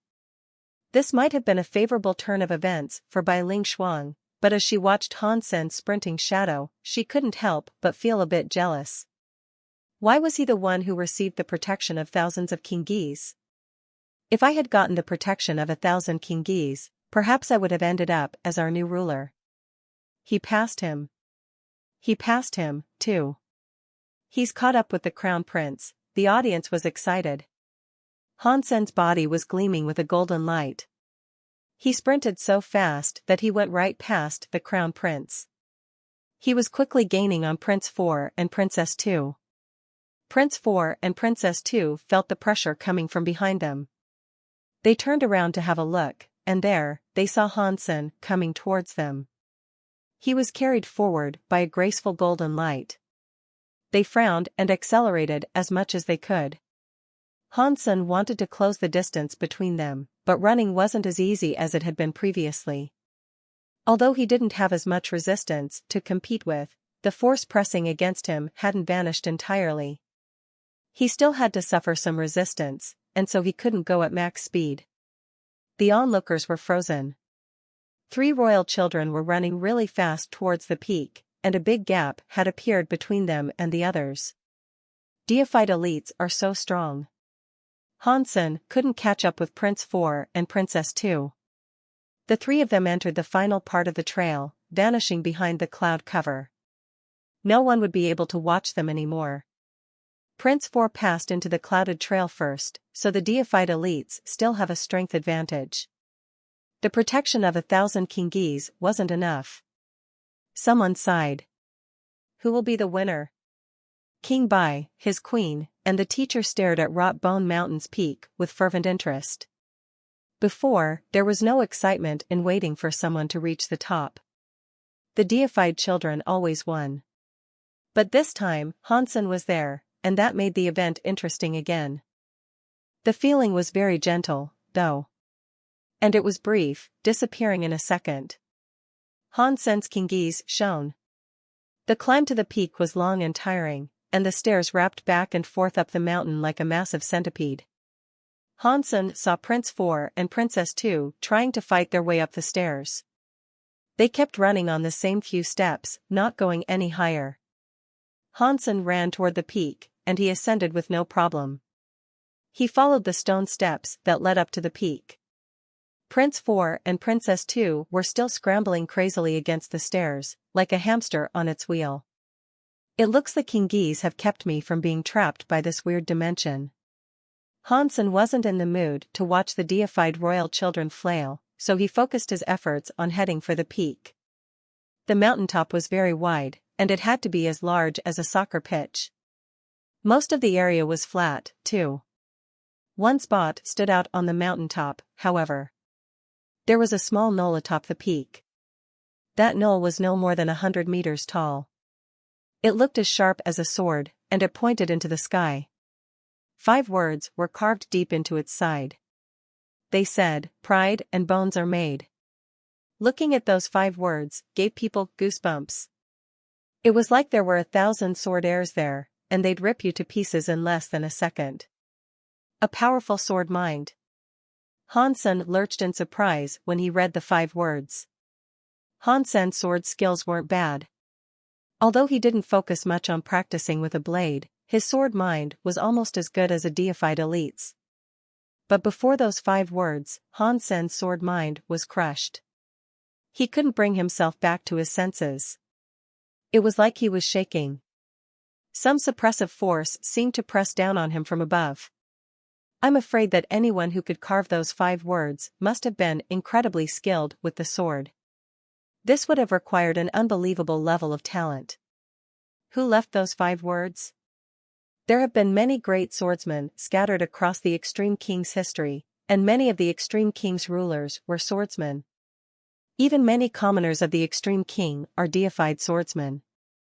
It's impossible to guess who might have done something like this.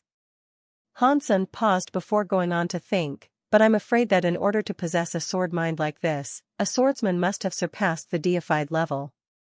It has to be from one of the most famous swordsman kings. But I don't know them, so I don't know which king left behind this sword mind. Hansen looked away from the text and glanced around the mountaintop. Aside from the knoll, there was nothing else on the peak. Bai Lingshuang's mentioned that there was something to be gained by reaching this peak. Was she referring to this knoll and its carving? But if so, what could the benefit actually be? Is this entire knoll a treasure in itself? It doesn't look like it. The reward Bai Lingshuang mentioned must have been the sword mind itself. Hansen again read the 5 words, pride and bones are made. The sword mind was very powerful. Just looking at it was frightening. The sight of it would make a normal person feel sick. Comparing a normal sword mind to this monstrosity was like comparing a stone and a moon. They were two completely different things. Even with Hansen's tough will, he was having trouble keeping his emotions in check before that sword mind. But his sword mind was very tough, and he wouldn't be shaken easily. He stood there and watched the 5 words intently. For some reason, though, Hansen felt like he was trying to scratch an itch that he couldn't quite reach. He couldn't grasp the real meaning of the sword mind. As Hansen stared at the knoll, he heard a flurry of footsteps come up the staircase behind him. He glanced back and saw Prince 4 running up the steps. Prince 4, seeing that Hansen was already at the peak, frowned and said nothing. Greetings, Prince 4. Hansen bowed. Prince 4 glared at him and remained silent. He headed toward the knoll. When he reached the 5 words, he focused on them and began to ignore Hansen completely. Hansen scratched his nose. If someone wanted to ignore him, he wasn't going to push himself on them. Prince 4 just stood there, perfectly still, until Princess 2 arrived. When she saw Hansen and Prince 4 already there, she looked fairly upset.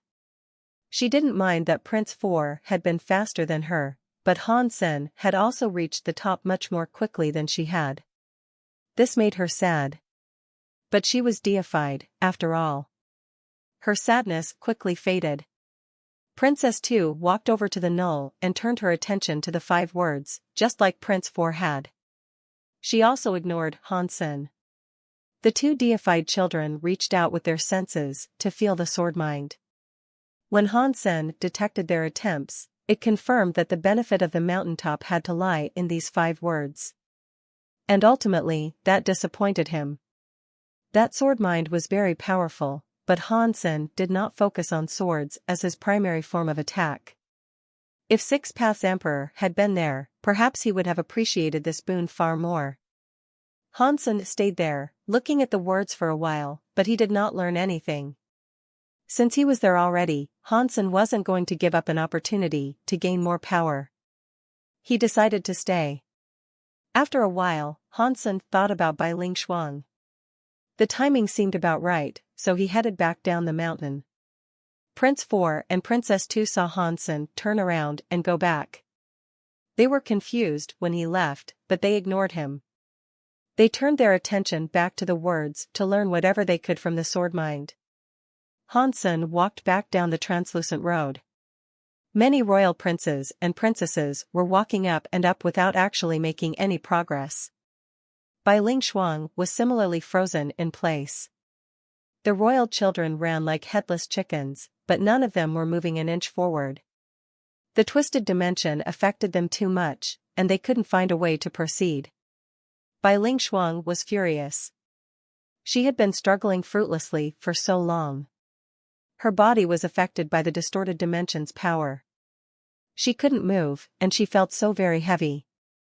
She had become enraged when Hansen passed her by. That **** hole. If he took my items and didn't hold up his end of the bargain, I am going to skin him alive. Bai Lingshuang's body felt very heavy. She could barely move. With every step she took, it felt like she was shouldering the weight of an entire mountain. She was sweating, and her clothes had long since become soaked.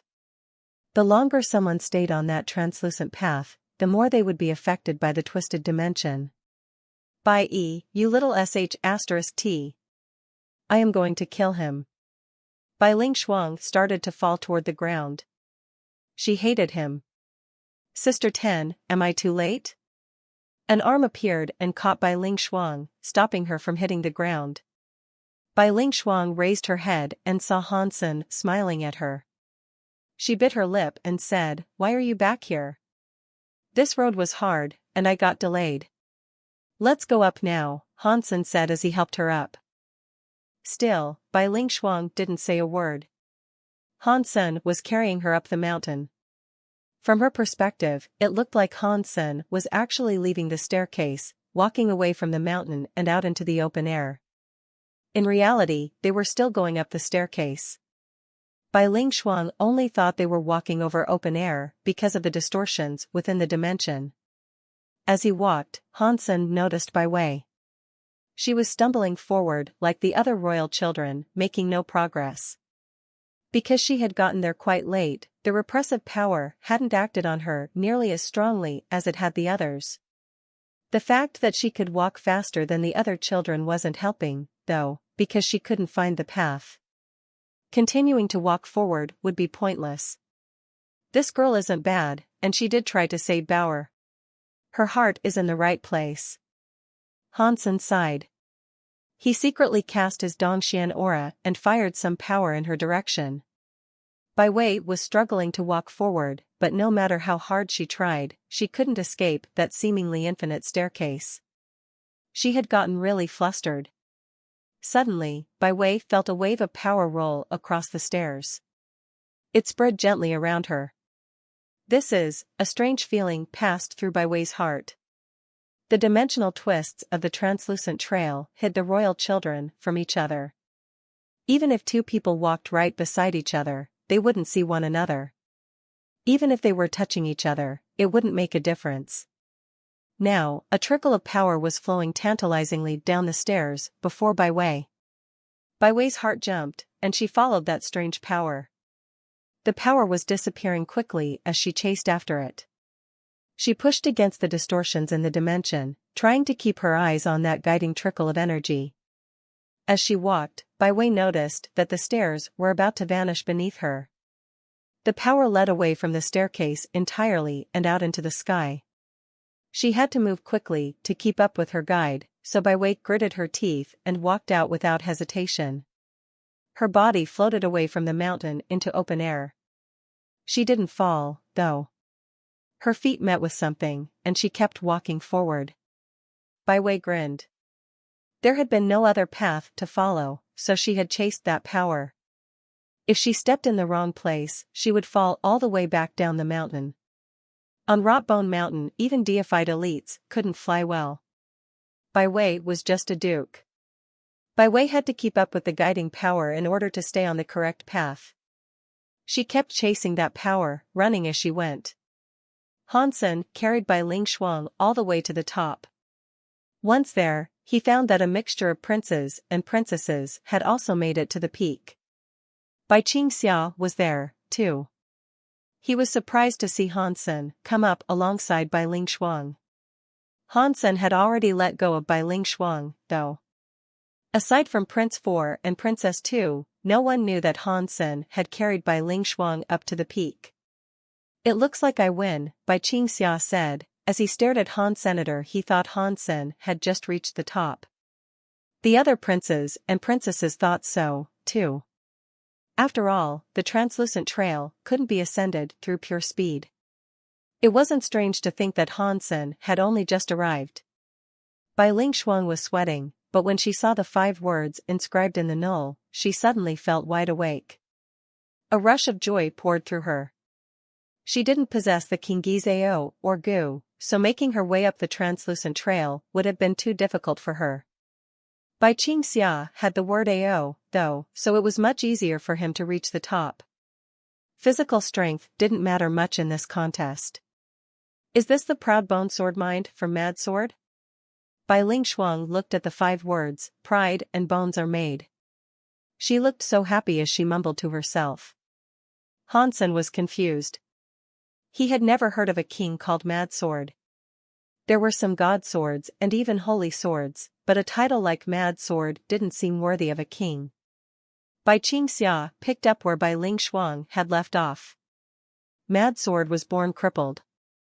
He didn't have a king body, and so he was bullied severely. But in the end, he used his sword to become deified. He might not have had a king body, but he prevailed over many in the extreme king. Even deified elites with powerful king bodies lost to his sword. He wasn't a ruler of our people, but he could be considered a king without a crown amongst the extreme king. Our race has had many swordsmen in its time, but none are as worthy of respect as Mad Sword. Han Sen receded into thought. I didn't know the extreme king had someone that strong amongst them. How come I have never heard of it until now? Bai Qingxia had only just finished when a princess, who wasn't too far away, looked over at him with disdain. Mad Sword's power matters little. No glorification can rinse away the dirt. He is not worthy of admiration. Bai Qingxia and Bai Ling Shuang frowned at the princess. After seeing their faces, she turned away. They avoided all contact with her. Han Sen wasn't interested in that princess either. He wanted to know Mad Sword's story. Clearly, Mad Sword must have been very different from the majority of the extreme king. Even his title sounded rather taboo amongst them. If Han Sen had actually been Bai Yi, he would have known about Mad Sword. He wasn't Bai Yi, though, and so he couldn't simply ask. While they were talking, someone else approached. It was Bai Wei. She was dripping with sweat after finally reaching the top. Her body was shivering, and she could barely stand. She was obviously fighting to hold herself together. Although Han Sen had sent power to guide her, she was too weak. Even if she knew the way, reaching the peak as a duke was monumentally difficult.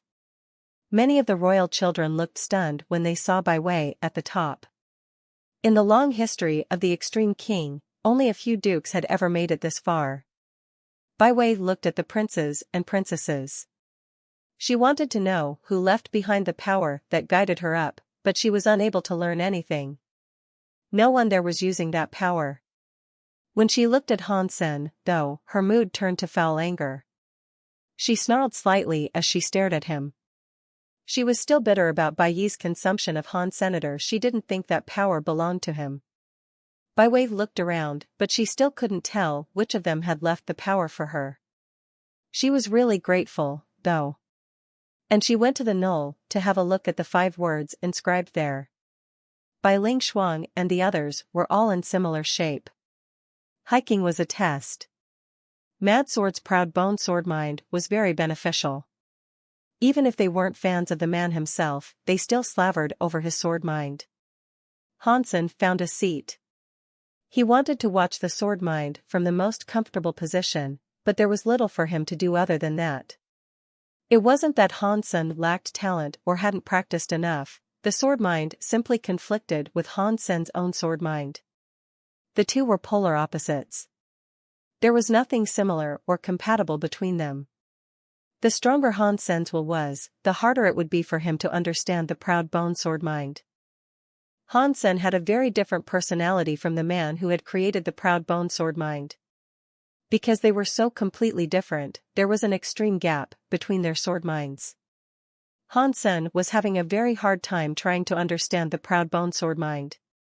Both the name Mad Sword and Proud Bone were very representative of the man's character. He had been a very proud and very wild person. He approached problems and came up with solutions in a very different manner than Han Sen. Han Sen's sword mind was based on tenacity. No matter what endeavor Han Sen undertook, whether it was gravely important or exceedingly trivial, he finished what he started. His determination carried him continually forward, but sometimes he was so focused on his goals that he could miss out on the views along the way. As long as Han Sen could reach his goal, he was willing to follow whichever path would get him there in the end. This aspect of his character sometimes made him seem lackadaisical and uncaring. He seemed to change plans easily, as if he was okay with everything and nothing really mattered to him.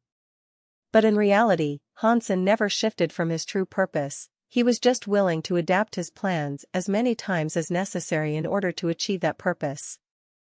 Hansen, who seemed like such a casual individual, was actually more stubborn than most. But the things he stubbornly pursued were so far in the future that other people couldn't see them. That was why others thought he showed little concern over the things around him. Mad Sword was different. Mad Sword wasn't obsessed with an end goal, he cared more about the experience of the journey itself. Ironically, though, he was the most unique and noticeable thing on most of the roads he traveled. Born pretty to die pretty. That was what Mad Sword was looking for. 2 different personalities and 2 different lives. Neither of them was right or wrong. They were just the decisions made by separate people. If Hansen wanted to learn Mad Sword's proud bone sword mind, he would have to give up his own faith and purpose to properly understand the faith that Mad Sword placed in his own beliefs. Hansen could do that, but he didn't want to. Despite this massive disconnect between them, Hansen still wanted to gain something from the sword mind. It would be much harder for him than for others, who could simply accept Mad Sword's sword mind for what it was. Half the day had passed by this point, and the sword minds of some of the royal children were starting to reflect the 5 words, pride and bones are made. They had been able to achieve a lot. The most obvious was by Ling Shuang. Her sword mind was connecting with the carved script. The sword mind was melding into her body, and with its power, it also brought a certain arrogance. Hansen was surprised. Bai Ling Shuang was talented, but she definitely wasn't the best of the royal children who had made it to the top of the mountain. But since she had achieved so much already, her personality was a fine match for the proud bone sword mind. It looks like I have wasted my time here. Hansen sighed. He had been unable to tap into the proud bone sword mind. It was like when a lazy person failed to understand a workaholic. Their thoughts didn't operate on the same wavelength. They were so different that they could never be the same. In the end, Hansen gave up trying to learn the proud bone sword mind. No matter how strong it was, it didn't match his own personality. Hansen had to take Bai Ling Shuang back down, though. Waiting around for her was boring, and he quickly grew uncomfortable as he sat around doing nothing. So, he started playing with his jade gourd. He also summoned his water fairy. Hansen intended to have the water fairy give him a massage, so he could wait for Bai Ling Shuang in a more comfortable fashion until it was time to leave. Once they reached the bottom, he could lay claim to the other 50 king-class genes he had been promised.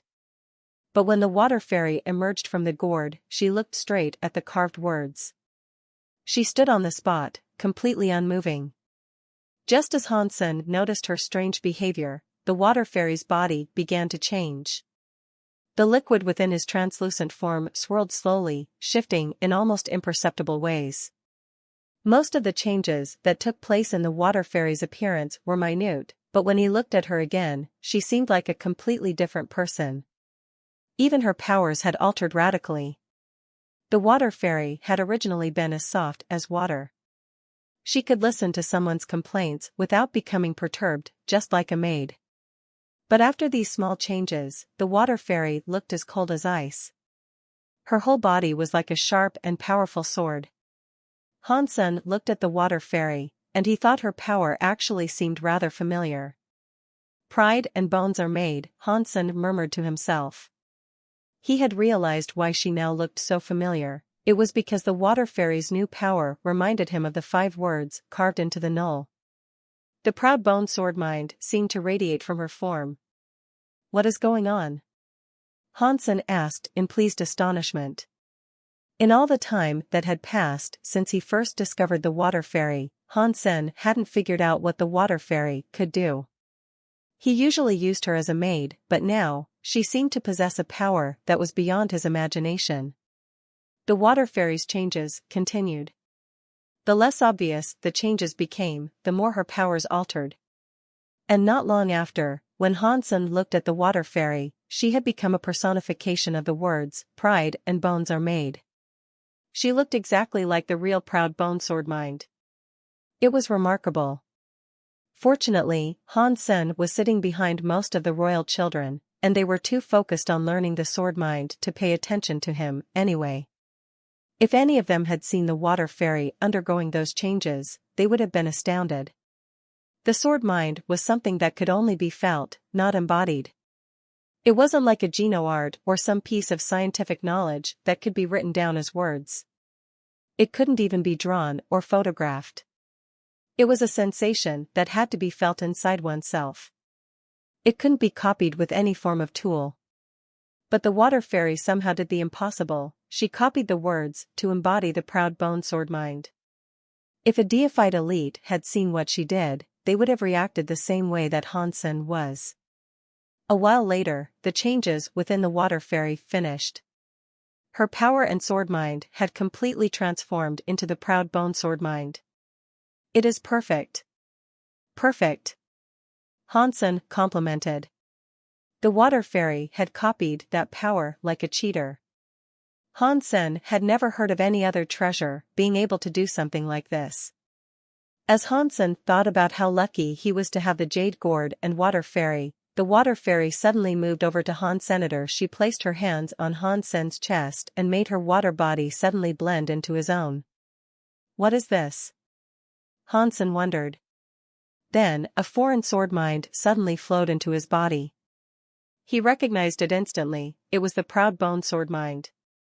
Hansen realized what had just happened. The water fairy wasn't just copying the mind. She could take that mind and gift it to the master of the jade gourd. Then, the jade gourd master could feel the sword mind in his own body. The sword mind might have been incompatible with him, but now it was deep within his mind, under his control. Rather than simply seeing the foreign sword mind, now he could experience every facet of it. There was no better way to learn than experience. It was better to travel than it was to study. The water fairy could take an abstract idea and make it real and tangible. I never would have guessed that the Alpha's treasure would be this strong. It's almost too powerful, Hansen thought as a wide grin spread over his mouth. But Hansen's sword mind was different. He wasn't learning a sword mind. Instead, he had copied the proud bone sword mind directly and unleashed it on himself. That sword mind swept out of him, brushing across everything on the top of the mountain. It settled over the other royal children like a blanket, suppressing their sword minds. Even the sword minds of the deified Prince 4 and Princess 2 began to buckle under the incredible pressure exerted by Hansen's sword mind. Out of all the sword minds currently active on the top of Rotbone Mountain, only Hansen's was connected with the 5 words, pride and bones are made. Hansen's mind and the power of the words clashed against each other like 2 ancient swords engaged in a battle, and the other sword minds on the mountaintop faded into the background by comparison. How? The faces of the royal children grew pale. Even Prince 4 and Princess 2 seemed stunned by what they were witnessing. They turned to look behind them at Hansen in utter disbelief. Bai Lingshuang opened her eyes wide as if she had just seen a ghost. Bai Wei nibbled her lips and did not say a word. Emotions flickered rapidly across her features.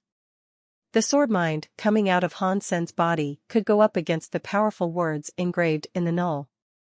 Not even deified elites could pull off a feat like this.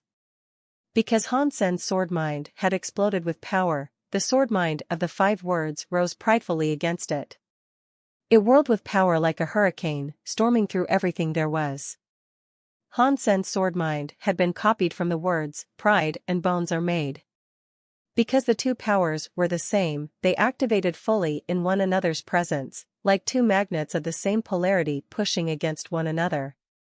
It was like Hansen was fighting his own mirror image.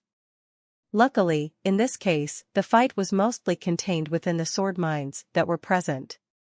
It wasn't really destructive, but even so, the group of royal children was involved. Their sword minds were severely suppressed by those 2 raging sword minds.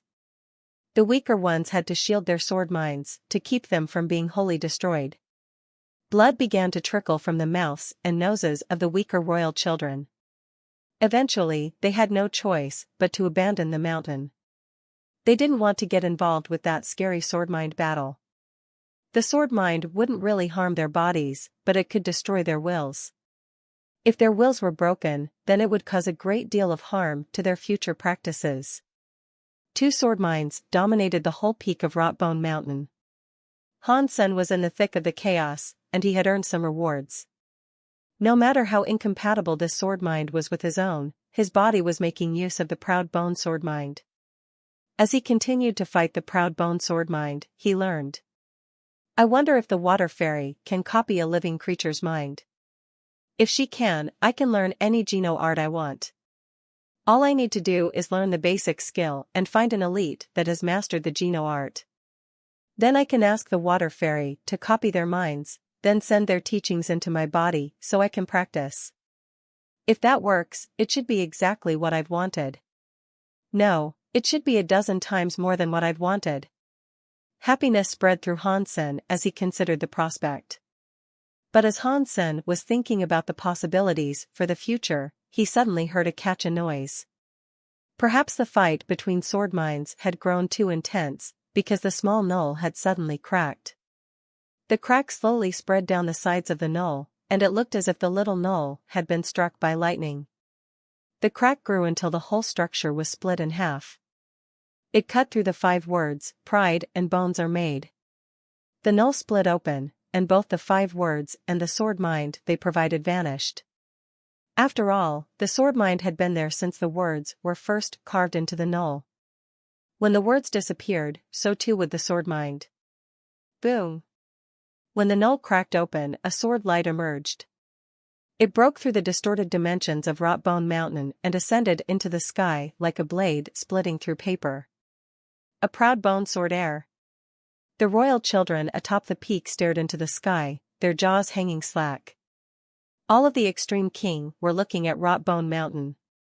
They were waiting for the royal children to descend the mountain again, but before the royal children could return, a sword light shot up from the peak and headed into the sky. They were stunned by the sight, and they weren't too sure what was happening. The proud bone sword heir. King Bai's face changed. He waved his hand, and an overwhelming power poured out of him and shaped itself into an unimaginably large hand. It was almost big enough to shield the entire system, and it swooped toward that sword light.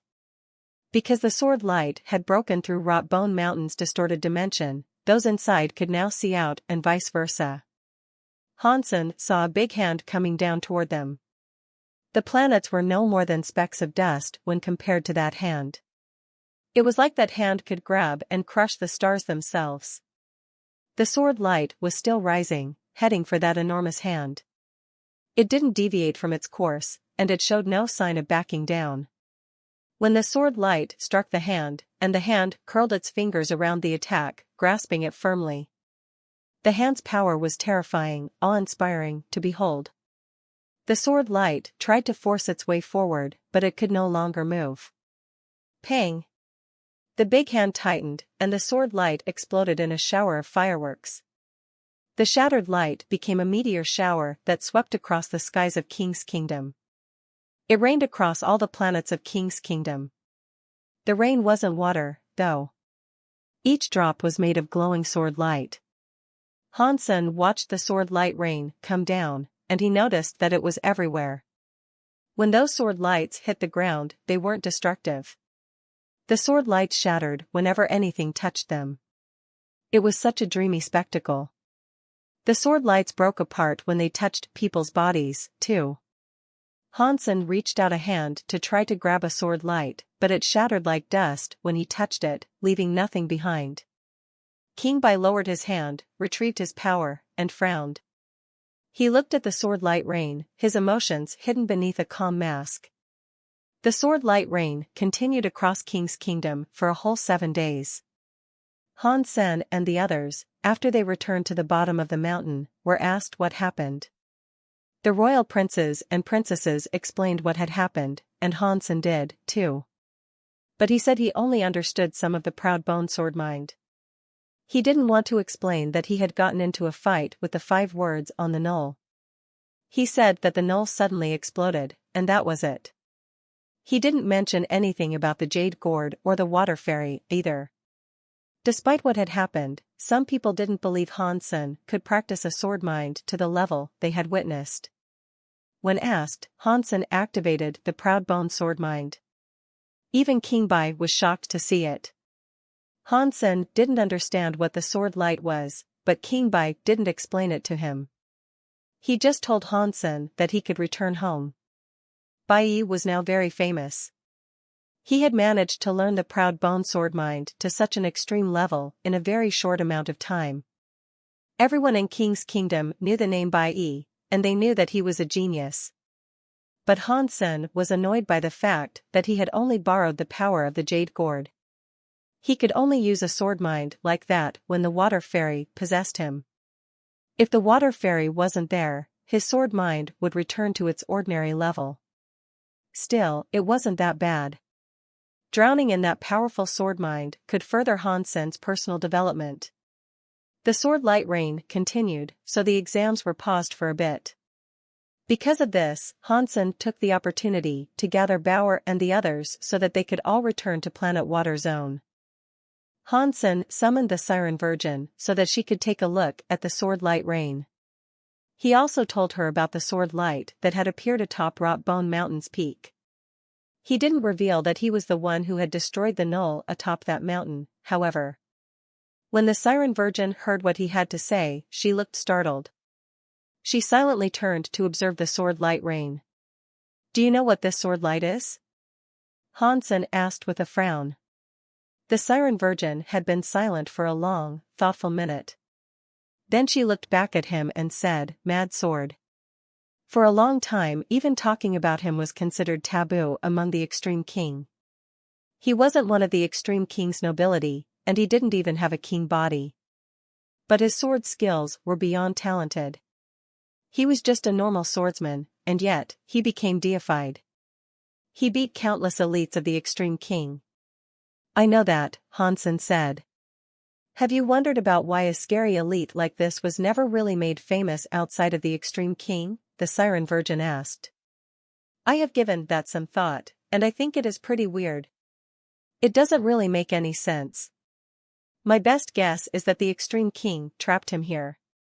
He was never allowed to go beyond the borders of the Extreme King's domain," Hansen said. The Siren Virgin shook her head. "You have guessed half of it correctly. Mad Sword never left the Extreme King. He actually was famous among outside races, but they knew him by a different name." "You mean, Mad Sword used an alias in his exploits across the universe? Why would he do such a thing?" Hansen asked with curiosity. The Siren Virgin shook her head. "I don't know. I investigated Mad Sword, but I only learned that he did something that made the Extreme King despise him. Many people in the Extreme King severely dislike him." After that, the Siren Virgin looked at the sword light rain like she was looking out to sea. She said, "If I am correct, it's possible that Mad Sword isn't completely dead. This sword light rain might suggest that he may be reborn." "You mean, Mad Sword was trapped in the Pride and Bones are made stone? That sword light was Mad Sword himself?" Hansen asked, raising an eyebrow. "It was probably just his will. I bet King Bai has a pretty nasty headache right about now. If that guy is reborn, the Extreme King will descend into chaos." "That's good. The more chaos, the more benefits you and I can reap," the Siren Virgin said. She ended with a laugh. If Mad Sword only left his will behind, then he might have decided to escape the region entirely once he was freed. "That wouldn't shake up the Extreme King society very much at all," Hansen said, disagreeing with the Siren Virgin. The Siren Virgin shook her head. "Why would he run? Right now, here in the realm of the Extreme King, the sword light is everywhere. All he needs to do is attach to some creature here and possess it. Any effort the Extreme King make to find him will probably turn out to be impossible. There is no need for him to run." Upon hearing the Siren Virgin say this, Hansen felt his heart jump. After a long moment, he asked, "Might Mad Sword seek to choose me? There are so many people in the Extreme King. Mad Sword doesn't require someone talented, so there's no reason for him to go after a prince." "You think too much," the Siren Virgin said. Despite her reassurance, Han Sen did not feel safe. It made him worry, quite a bit. Luckily, when the sword light rain stopped, nothing weird had occurred in Planet Water Zone. However, Han Sen was paranoid for the duration of the rain. Due to the sword light rain, the next part of the exam was delayed 7 days. The passion for the event had slowly withered away. Perhaps it was due to the sword light rain incident, but the Extreme King's supervisors weren't very focused on the exams. And although the sword light rain had stopped, the exams remained on pause. The whole atmosphere of King's Kingdom was tense. The realm was placed on lockdown, and even Han Sen's Planet Water Zone was investigated by a number of different departments.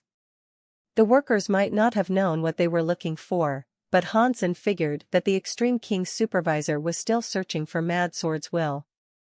What a scary guy. He only had his will left, but even so, its reappearance has caused this much of a ruckus. I could die a happy man if I was that influential.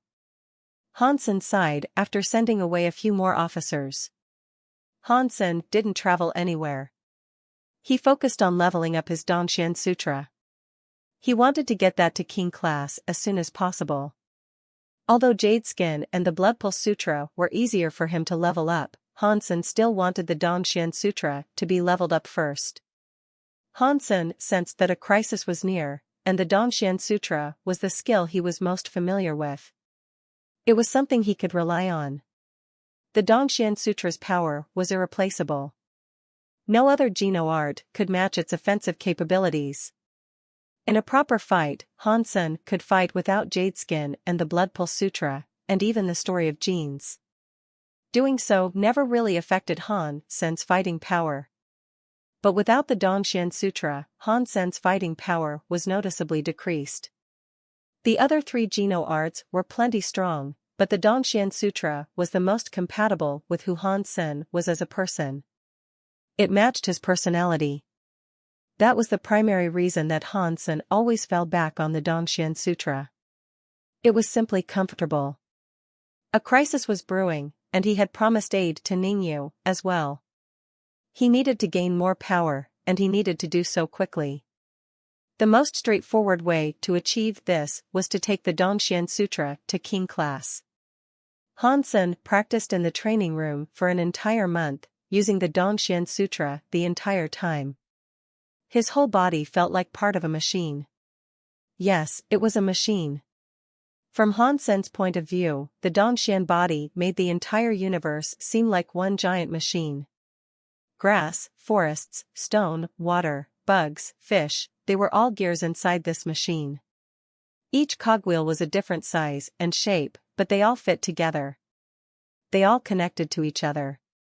When one cog spun, it spun the cog next to it. And that new one that spun would spin the next cog, and so on. Han Sen was just a single piece amidst an unfathomably vast machine. With the power of the Dongxian Sutra, however, Han Sen had a wider view of the cogs and how each one related to the others. Using the Geno art felt amazing. 2 objects in the real world might have no visible connection, but Han Sen could see the power that was transferred between them.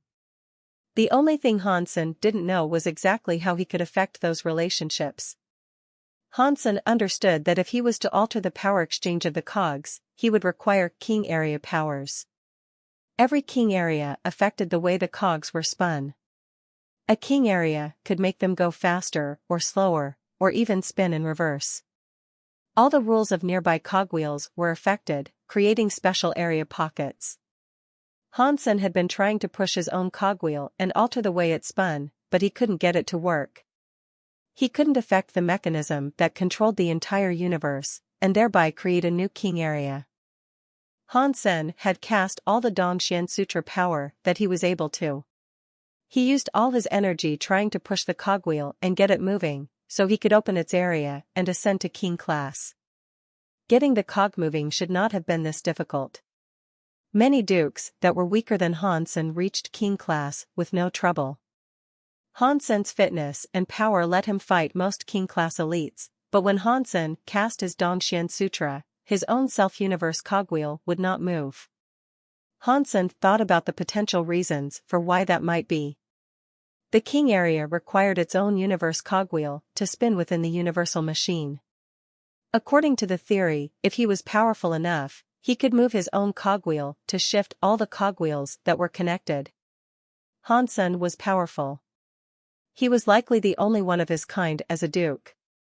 So, his self-universe cogwheel was bigger than that of any other duke.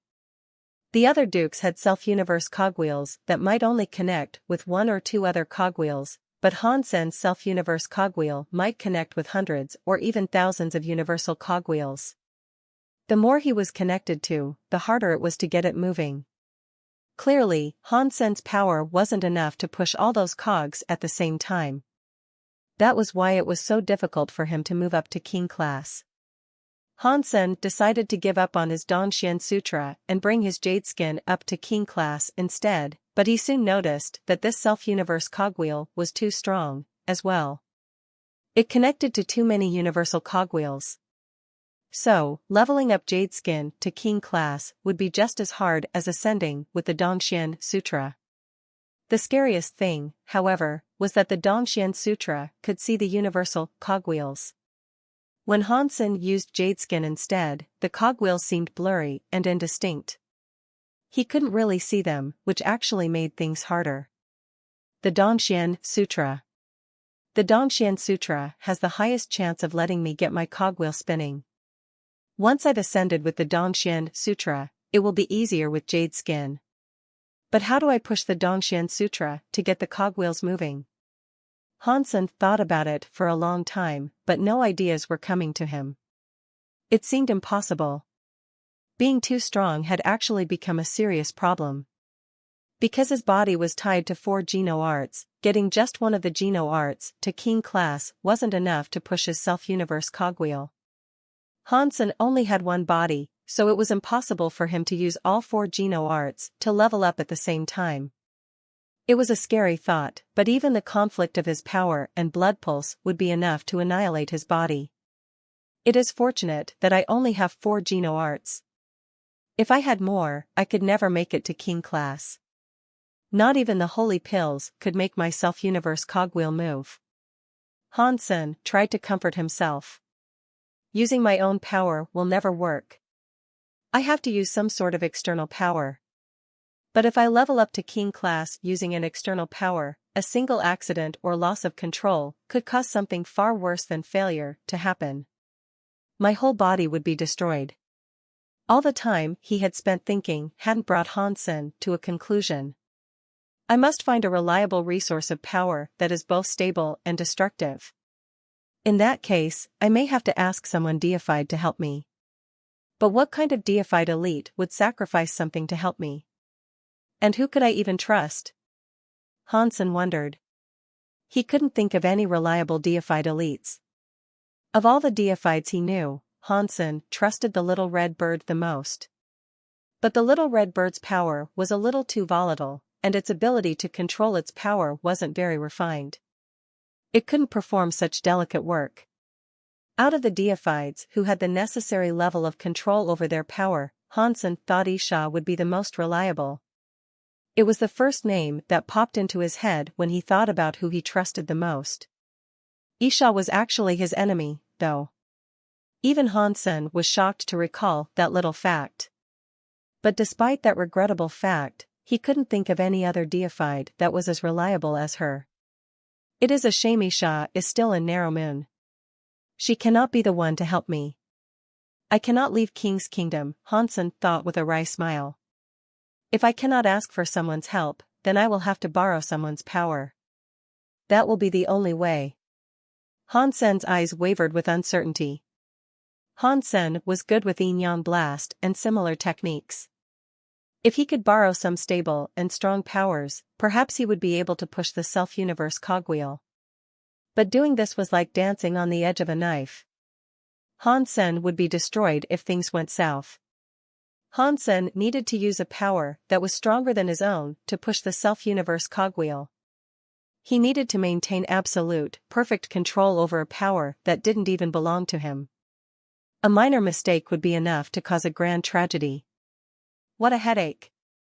Hansel thought, rubbing his temples. He still couldn't come up with a solution to his woes, though. "My prince, Princess Ten by Ling Shuang wishes to see you," said Lily's voice from outside the door. "Why is she here?" Hansen frowned. Because the Extreme King had been searching multiple planets for traces of Mad Sword, Hansen hadn't collected the 50 King-class xenogeneic genes he was owed by Bai Ling Shuang. There was no sense in drawing attention to their little deal. He hadn't expected her to come and visit him, though. When Hansen entered the living room, he found Bai Ling Shuang there drinking tea. She looked very relaxed. "Princess Ten, why have you taken the time to come and visit me?" Hansen asked casually, sitting down on the chair next to Bai Ling Shuang. "Because of the deal we struck. I have brought you the items we discussed." Bai Ling Shuang raised her hand, and the two maids behind her presented Hansen with a very large box. "Brother 16, you may count them if you wish, but there are 50 King-class xenogeneic genes." "No more and no less," Bai Ling Shuang said with a smile. "Sister 10, you should have just told me. I would have gone and picked them up. You didn't have to come all the way here to personally deliver them." Hansen laughed and opened the box. He counted 50 King-class xenogeneic genes. "I am here because I have another big proposition for you, brother."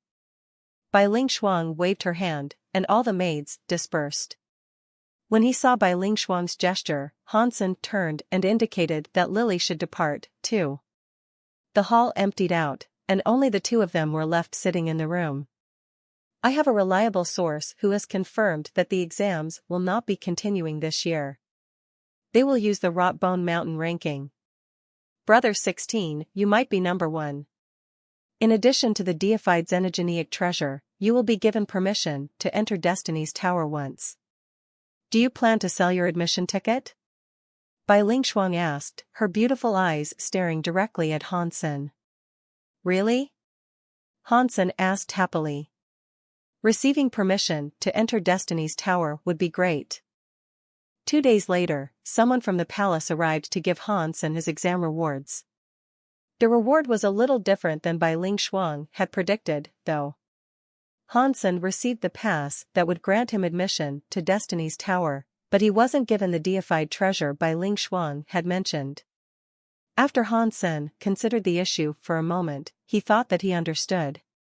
Perhaps King Bai was still suspicious, so he withheld the deified treasure, typically given to whoever came in first.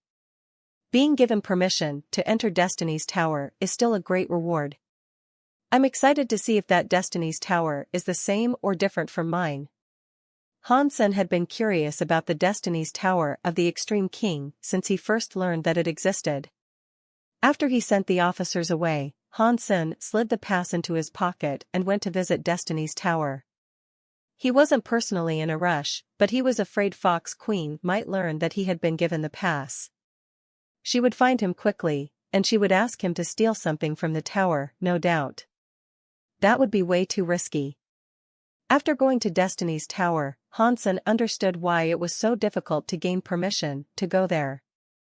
The Extreme King didn't want many people to learn the secrets within Destiny's Tower, for one. But there was another reason. Opening Destiny's Tower required the strength of 4 deified elites. All 4 had to combine their strength in order to open the door enough for one person to pass through. Every time Destiny's Tower was opened, the 4 deifieds would end up exhausted. It would take them 2 to 3 months to recover, and it cost them a very rare and special material. Although Hansen had received the permit allowing him to enter Destiny's Tower, he would have to register before he could use it. After Hansen sorted out all the registration forms, he was told he would be allowed access in 17 days. He had to be there on time. If he was 1 second late, he would lose his permission to enter Destiny's Tower. Hansen was depressed, but he knew the 17 days would go by quickly. It was a statement of the extreme king government's power that they had 4 deified elites standing by to open the door. In most races, who knew how long it would take to gather up 4 deified elites? But because of the delay, Han Sen lost all hope of avoiding Fox Queen. As soon as he came home, he found the flirty Fox Queen lying in his bed. Her eyes were like moons as she smiled at Han Sr. "My good brother, did you register to enter Destiny's Tower?" "It is done." Han Sen slumped his shoulders and moved to sit on a chair. Fox Queen stood up and walked over to Han Senator. She wrapped her arms around Han Sen from behind and let her fingers draw circles across Han Sen's chest. Han Sen felt something soft press against his back. Her beautiful face brushed against his, and her red lips came next to his ear and whispered, "Help me smuggle the fox treasure out of Destiny's Tower, and I will treat you very well." "It's not as if I don't want to help. I'm just afraid that if I do, I'll never again have the chance to talk with you again," Han Sen said. Fox Queen laughed. She pulled Han Sen's cheek down onto her chest and said, "Why would I let you die? I have a way in which you can steal the item, and no one else will ever know. No suspicions will be flung your way. After that, I can help you lead the Extreme King. Then, the fox race will be greatly indebted to you. If you want, you can come back to the foxes with me. After all, we have many pretty women for you to spend your time with." "Don't. I am so unlucky, there's no way I could be fortunate enough to end up in that situation. Why don't you tell me about this fox item in Destiny's Tower? What is the plan for stealing it?" Han Sen said.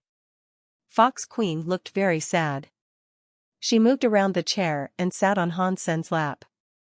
Leaning against Han Sen's neck, she sighed.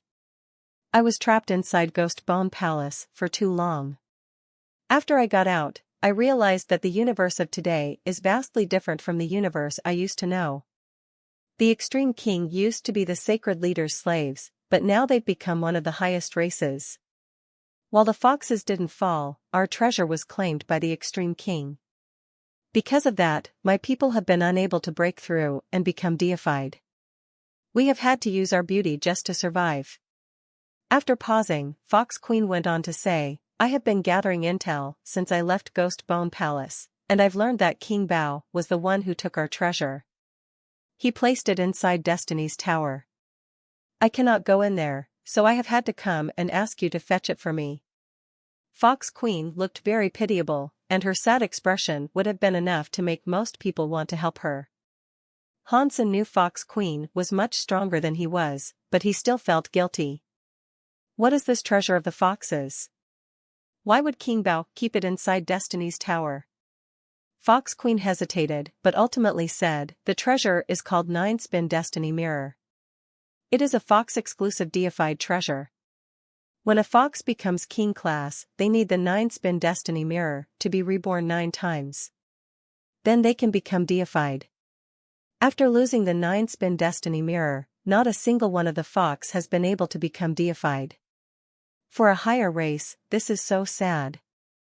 I hope you can understand our plight. And in regards to why King Bao put the 9-Spin Destiny Mirror into Destiny's Tower, I have no idea. Normally, aside from the fox, none can make use of the mirror." Han Sen frowned. He asked Fox Queen, who was in his arms, "How am I supposed to get the 9-Spin Destiny Mirror out of the tower?" Fox Queen blinked and said, "I can use a fox technique on you. Then, you will temporarily have the powers of a fox. When you see the 9-Spin Destiny Mirror, if it is not bound, you will not even have to move. It will just fly to you. Then, you can hide it on your person and carry it out unseen. It will not be difficult." Han Sen nodded and said, "If that is true, then I can give this a shot. But I can only promise you that I will try. I cannot promise you that I will succeed." Fox Queen immediately smiled. She lifted Han Sen's chin and kissed his cheek. She said, "Good little brother. You're doing me a grand service, even if all you do is try. The whole fox race will hold you in high regard. If you ever need anything, the foxes and I will give you all the help you require." "It's fine, sister. If I can really do this, I will help you because of the bond we share. Hansen sounded as if he was in agreement, but inside, he was thinking something quite different. Okay, I'm not going to say any more of those cheesy phrases. Let's hurry. I will now place the fox technique inside you. It will grant you fox powers for a while. After that, Fox Queen sat up straight, wrapping her legs around Hansen's waist. Then, she kissed him. Fox Queen's eyes flashed silver, and strange silver symbols flared to life across her snow-white skin. They looked like tattoos, not on her skin but inside it. At the same time, power that gushed like spring water rushed between Fox Queen's lips and straight into Hansen's mouth. A cool air surged through Hansen's body. His cells felt as if they had been thoroughly cleansed by a mountain spring. Once that cool power blended into Hansen's cells, his body underwent some peculiar changes. A perfume that he could barely smell wafted from his body, its fragrance tickling the tip of his nose. I have given you the secret fox technique. Your body now possesses the 9-spin fox power. If you follow my will and use the 9-spin fox perfume skill, you can temporarily wield the powers of a fox.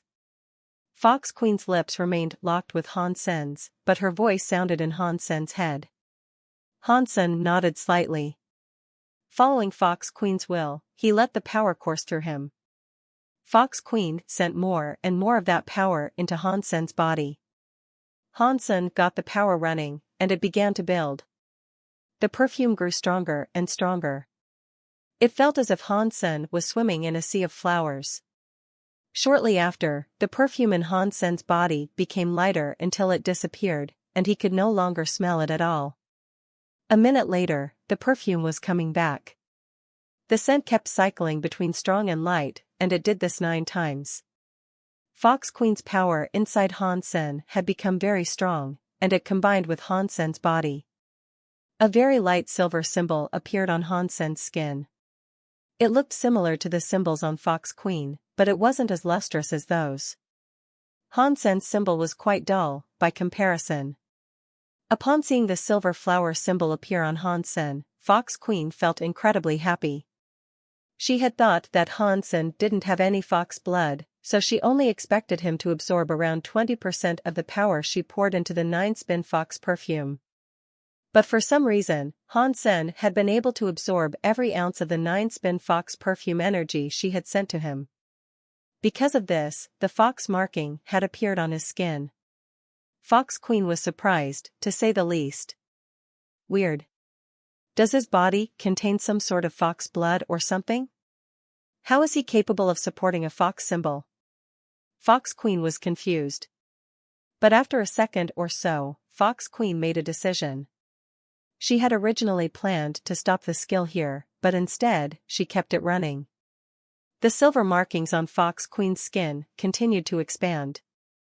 The symbols slowly connected with each other, forming a 9-tailed silver fox upon her back. That symbol was so strange. It was like a living fox lying across Fox Queen's pale skin. It had small silver eyes, and they peered right at Hansen. The more power Fox Queen gave Hansen, the brighter his silver pattern became. The silver symbols flashed continually, and just like Fox Queen's, they started to connect. They soon started to resemble a 9-tailed fox that shone like burnished silver. Hansen felt as if all the energy inside him was rushing crazily around his body. He felt like a wild horse without its reins. Things were slipping out of his control. Fox Queen, stop. I cannot take it anymore. Hansen spoke to Fox Queen through his will. Fox Queen ignored him. Her arms were wrapped around Hansen's neck, and her legs tightened around his waist. They were still kissing as silver substance chains thrust deep into Hansen's body. Fox Queen. What are you doing? Hansen demanded with his will. His face hardened as he began to struggle against her, but Fox Queen's power was able to keep his suppressed. Fox Queen finally responded. She smiled. She didn't move her lips, but her voice played inside Hansen's ears all the same. I never thought this body of yours possessed such extraordinary talent. You can generate the fox markings. I have used all my 9-spin fox perfume to help you, so that your body can naturally become a 9-spin fox body. It will be great for you, and it will allow you to control the 9-spin destiny mirror far more easily. Fox Queen, do you really think I am 3 years old? Hansen growled through his will. Fox Queen's smile widened. My good brother, why don't you just do as you are told? I will not treat you poorly. As Fox Queen's words echoed through Hansen's head, a silver substance chain drifted into Hansen's mouth. Hansen's 9-spin fox power was becoming stronger and stronger. The power was almost out of Hansen's control. It followed Fox Queen's will, running amok inside his body. The 9-tailed silver fox symbol on Hansen's skin brightened, and it looked as if it was going to come alive. Now Hansen was certain that Fox Queen wasn't trying to give him a technique, she was attempting to gain control of his body. Fox Queen wouldn't admit to that, of course. She ignored Hansen's attempts to reason with her as she continued pouring her power inside him. Just as Hansen believed, Fox Queen was trying to refine Hansen's body into a 9-spin fox clone. If she did that, she would be able to control Hansen completely. There would be no need for the precariousness of cooperation. She could save herself the trouble by controlling him directly. This idea had come to her suddenly. She hadn't expected Hansen's body to be capable of generating a fox symbol. What she said, in the beginning, wasn't all a lie. Hansen understood Fox Queen, and he had never really trusted her anyway. It didn't matter if she was telling the truth or not, though, he had a plan of his own. If Fox Queen had just been honest and given Hansen a new ability as she promised, he would have been disappointed. If she had done that, she wouldn't have given Hansen enough power to fulfill his plan. Hansen wanted to use Fox Queen's power to push his self-universe cogwheel. That way, he could reach King class. This was a big risk. But compared to attempting to subjugate someone else's power in the midst of a fight, this was far easier. Power that had been summoned for combat would be far more destructive. Guiding it into his body without destroying himself wouldn't be easy. Controlling it with enough precision to move the self-universe cogwheel would be even harder. But now, Fox Queen was sending her power directly into Hansen's body, and the power wasn't intended to harm him. That saved him so much trouble. Hansen knew this was the best chance he would get to borrow deified power. When Hansen felt that the necessary amount of energy had built up within him, he didn't hesitate. He engaged his Dongxian Sutra. He wanted to use that power to push his self-universe cogwheel. Fox Queen felt something suddenly shift within Hansen's body. She realized what Hansen was trying to do, and she chuckled deep in her throat. How ridiculous! Your weak powers cannot divert powers like mine. Although Hansen was proficient with the techniques of Yin-Yang Blast and Yin-Yang Change, Fox Queen was putting so much power into him that it was difficult for him to guide the vast quantity. The 9-tailed silver fox marking covered Hansen's body like the shadow of a demon. That weird perfume-like smell was growing stronger, and it almost felt as if it was becoming solid and tangible. It is futile. Your power as a duke has a ceiling. No other duke can match your strength, and not even first or second-tier kings could hope to equal you. But compared to me, you are far too weak. Do you honestly believe you can use my power for your own gain? You must be joking. Fox Queen's voice whispered through Hansen's head. Fox Queen's body was hugged Hansen's tightly, and her lips were pressed against his as she poured the 9-spin fox powers into him. She controlled the power that came gushing into him, directing it little by little to transform Hansen into a 9-spin fox clone. Hansen tried his hardest to guide the 9-spin fox power, but it was staggeringly different from anything he was used to. He attempted to wrestle it from Fox Queen's control and twist its purpose, but she maintained an iron grip on her energy. He was about to make use of a new trick, but his back suddenly felt hot. A scary power started to spread across his back. Hansen jerked in surprise. He wasn't ready to use the trick he had planned, but a foreign power was being unleashed from his back. That power didn't belong to Han Sen, but he could tell that it didn't belong to Fox Queen either. Something red appeared out of Han Sen's back. Han Sen activated his Dongxian aura to get a better look. The skin of his back, which was originally covered by the fox markings, had turned scarlet. The blood-like color deepened until it revealed a crimson image. That is ancient blood dragon lady. Han Sen was shocked. The red symbol on Han Sen's back looked like a woman with the upper body of a human and the lower body of a slithering snake. A horn sprouted from her head. It was an ugly image, and the figure looked quite like a phantom. He was certain that it was the ancient blood dragon lady, though. Is this the picture that the prisoner dude drew upon my back when I was in Holy Town?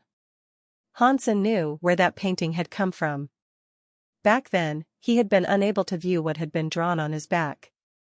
Right before it disappeared, Bauer told him it was an ugly woman. This was the first time Han Sen had gotten the chance to see it.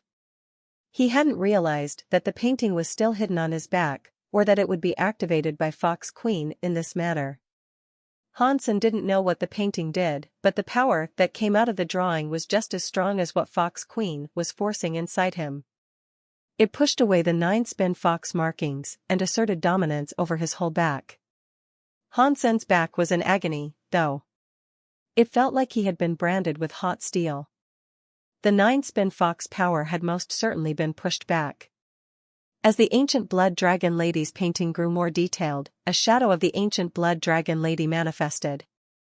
It stood across from the shadow of the 9-tailed fox. It covered Han Sen's back, while the fox covered Han Sen's chest. The two powers fought for supremacy inside him. The sacred blood statue. Why do you have the sacred blood statue? Fox Queen screamed. She looked terrified. She struggled to free herself from Han Sen's body, but now, something was pulling her in. She couldn't move, and her power was surging into Han Sen's body uncontrollably. What's the sacred blood statue?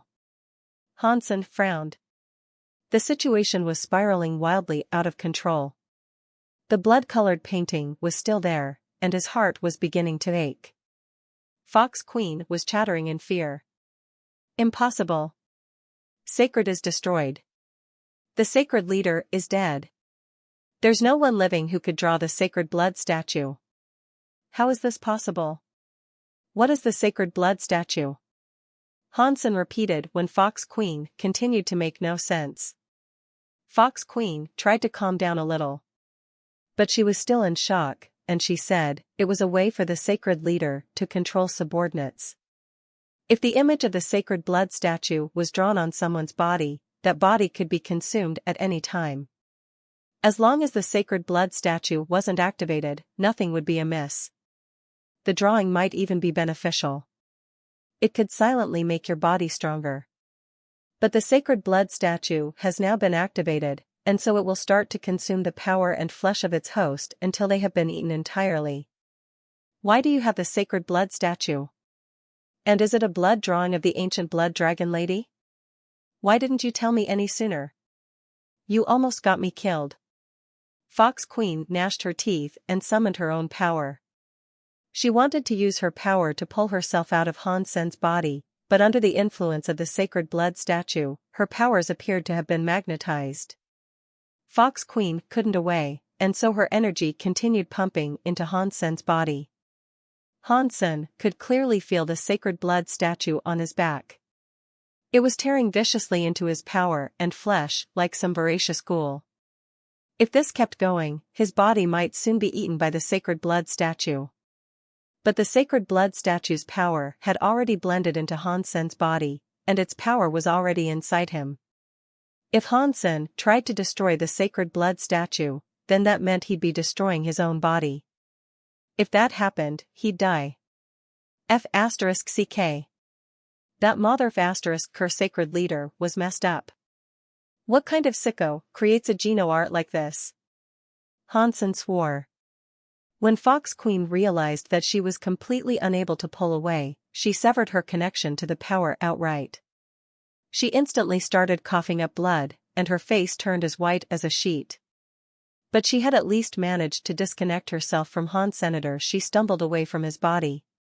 She had expended a lot of power, and she felt like she had hacked off a large portion of her own body. Severing her power had left her gravely wounded. Without the support of Fox Queen's power, Han Sen's nine-tail fox marking started to dim. He now had far less energy to combat the ancient blood dragon lady of the sacred blood statue. He was getting consumed. Game over, Fox Queen looked haunted. Her attempt to gain access to Destiny's Tower had backfired spectacularly. Han Sen was getting consumed by the sacred blood statue, and God only knew when she might find another chance to enter Destiny's Tower. Fox Queen looked at Han Sen with a complicated set of emotions. Then she stomped her feet and left. The sacred blood statue had been activated, and Han Sen was on his way to his death. If she stayed around and was discovered, it would become known that she had murdered Prince 16. That would not turn out well. As she left, Fox Queen felt depressed. She thought she could reclaim the 9-spin destiny mirror, but her opportunity had disappeared because of her own greediness. In addition, she was now severely wounded. Without the help of the deified item she had planned to steal, it would take at least a year for her to recover. Dear Han Sen, I didn't want to kill you. Your luck really is just that bad. Fox Queen quickly departed Planet Water Zone. She did not dare to stay in case someone saw her there when Han Sen died. He had thought of a way to deal with the power invading his body some time ago. Instead of the unimaginably horrible force that Fox Queen considered it, Han Sen had realized that it was just power like any other. It wasn't too bad. Han Sen used his mind to summon Spell. She appeared in the form of a young lady. Han Sen was casting the Dongxian Sutra as hard as he could. At that moment, he couldn't spare a thought for anything else. Spell was sort of like a living being, and so she could cast the story of Jean alone. And she didn't require Han Sen's body for the control. Han Sen and Spell's minds were connected. She knew what Han Sen wanted, and so she cast the story of Jean's. One of her hands pressed against Han Sen's forehead. A symbol of light appeared on Han Sen's forehead, then melted into his flesh. At that instant, Han Sen's body stopped changing. It was like the sacred blood statue and the nine-tailed fox were frozen in place. Everything just stopped. But after a single second, the sacred blood statue and the nine-tailed fox started to move again. They raged through Han Sen's body just as they had before. Spell pulled out her pistols and fired at Han Senator. Each bullet was imbued with the powers of eternity, and they peppered across Han Sen's skin. They froze each part of Han Sen's body in turn. Han Sen ran his Dongxian Sutra at max power. And he started pushing it toward King class. The whole world was like a gigantic machine comprised of cogwheels, their teeth interlocked. And Han Sen's cogwheel was oversized. It had the rigidity of steel, and many surrounding cogwheels were too small to fit into it. Even so, it connected with many cogwheels. If he wanted to move his self-universe cogwheel, he would have to spin all the cogwheels around him, as well. Han Sen pushed his Dongxian Sutra to run at an insane level. He tried to push the self-universe cogwheel using every scrap of strength he could gather, including the sacred blood statue and nine-tailed fox powers. Spell fired continuously, and most of Han Sen's body had been solidified. But that solidifying power wasn't enough to stop the sacred blood statue or nine-tailed fox markings. But Spell wasn't planning on keeping them trapped, anyway. Spell used Eternity's solidifying powers to forge a path inside Han Sen's body. It was the path that the Dongxian Sutra would take. Aside from that path, everything else would be frozen. Two scary powers were coming, surging into that tunnel like a raging river. With the guidance of Han Sen's Dongxian Sutra, the flow of power was headed directly for the self-universe cogwheel. Boom! The horrendous collection of powers hit the self-universe cogwheel. The cogwheel vibrated gently. It didn't spin, but Han Sen spotted the small seeds of hope. Han Sen had tried his hardest before this, but it had always proven fruitless. He had never been able to move the self-universe cogwheel the slightest amount. Now, after a single hit, it had reacted, if only barely. It gave him hope. He closed his eyes and continued casting the Dongxian Sutra. He guided the two powers into the cogwheel again and again. Every hit made the cogwheel jump. With the Dongxian Sutra guiding more and more power, the cogwheel shivering developed into a loud rattle. The cogwheels around it were also starting to move. It was like a machine that had been abandoned many years ago was now being reactivated. Dust fell away from the gears as the hum of a dormant power started to come to life. Spell's face was impassive as she kept shooting. She had to keep the tunnel in Han Sen's body intact. The flesh eternity had solidified was somewhat like a dam. The sacred blood statue and nine-tailed fox markings were like flash floods. They followed the course of the river, washing up against the dam and banks that guided it. Those restraints could not be allowed to break.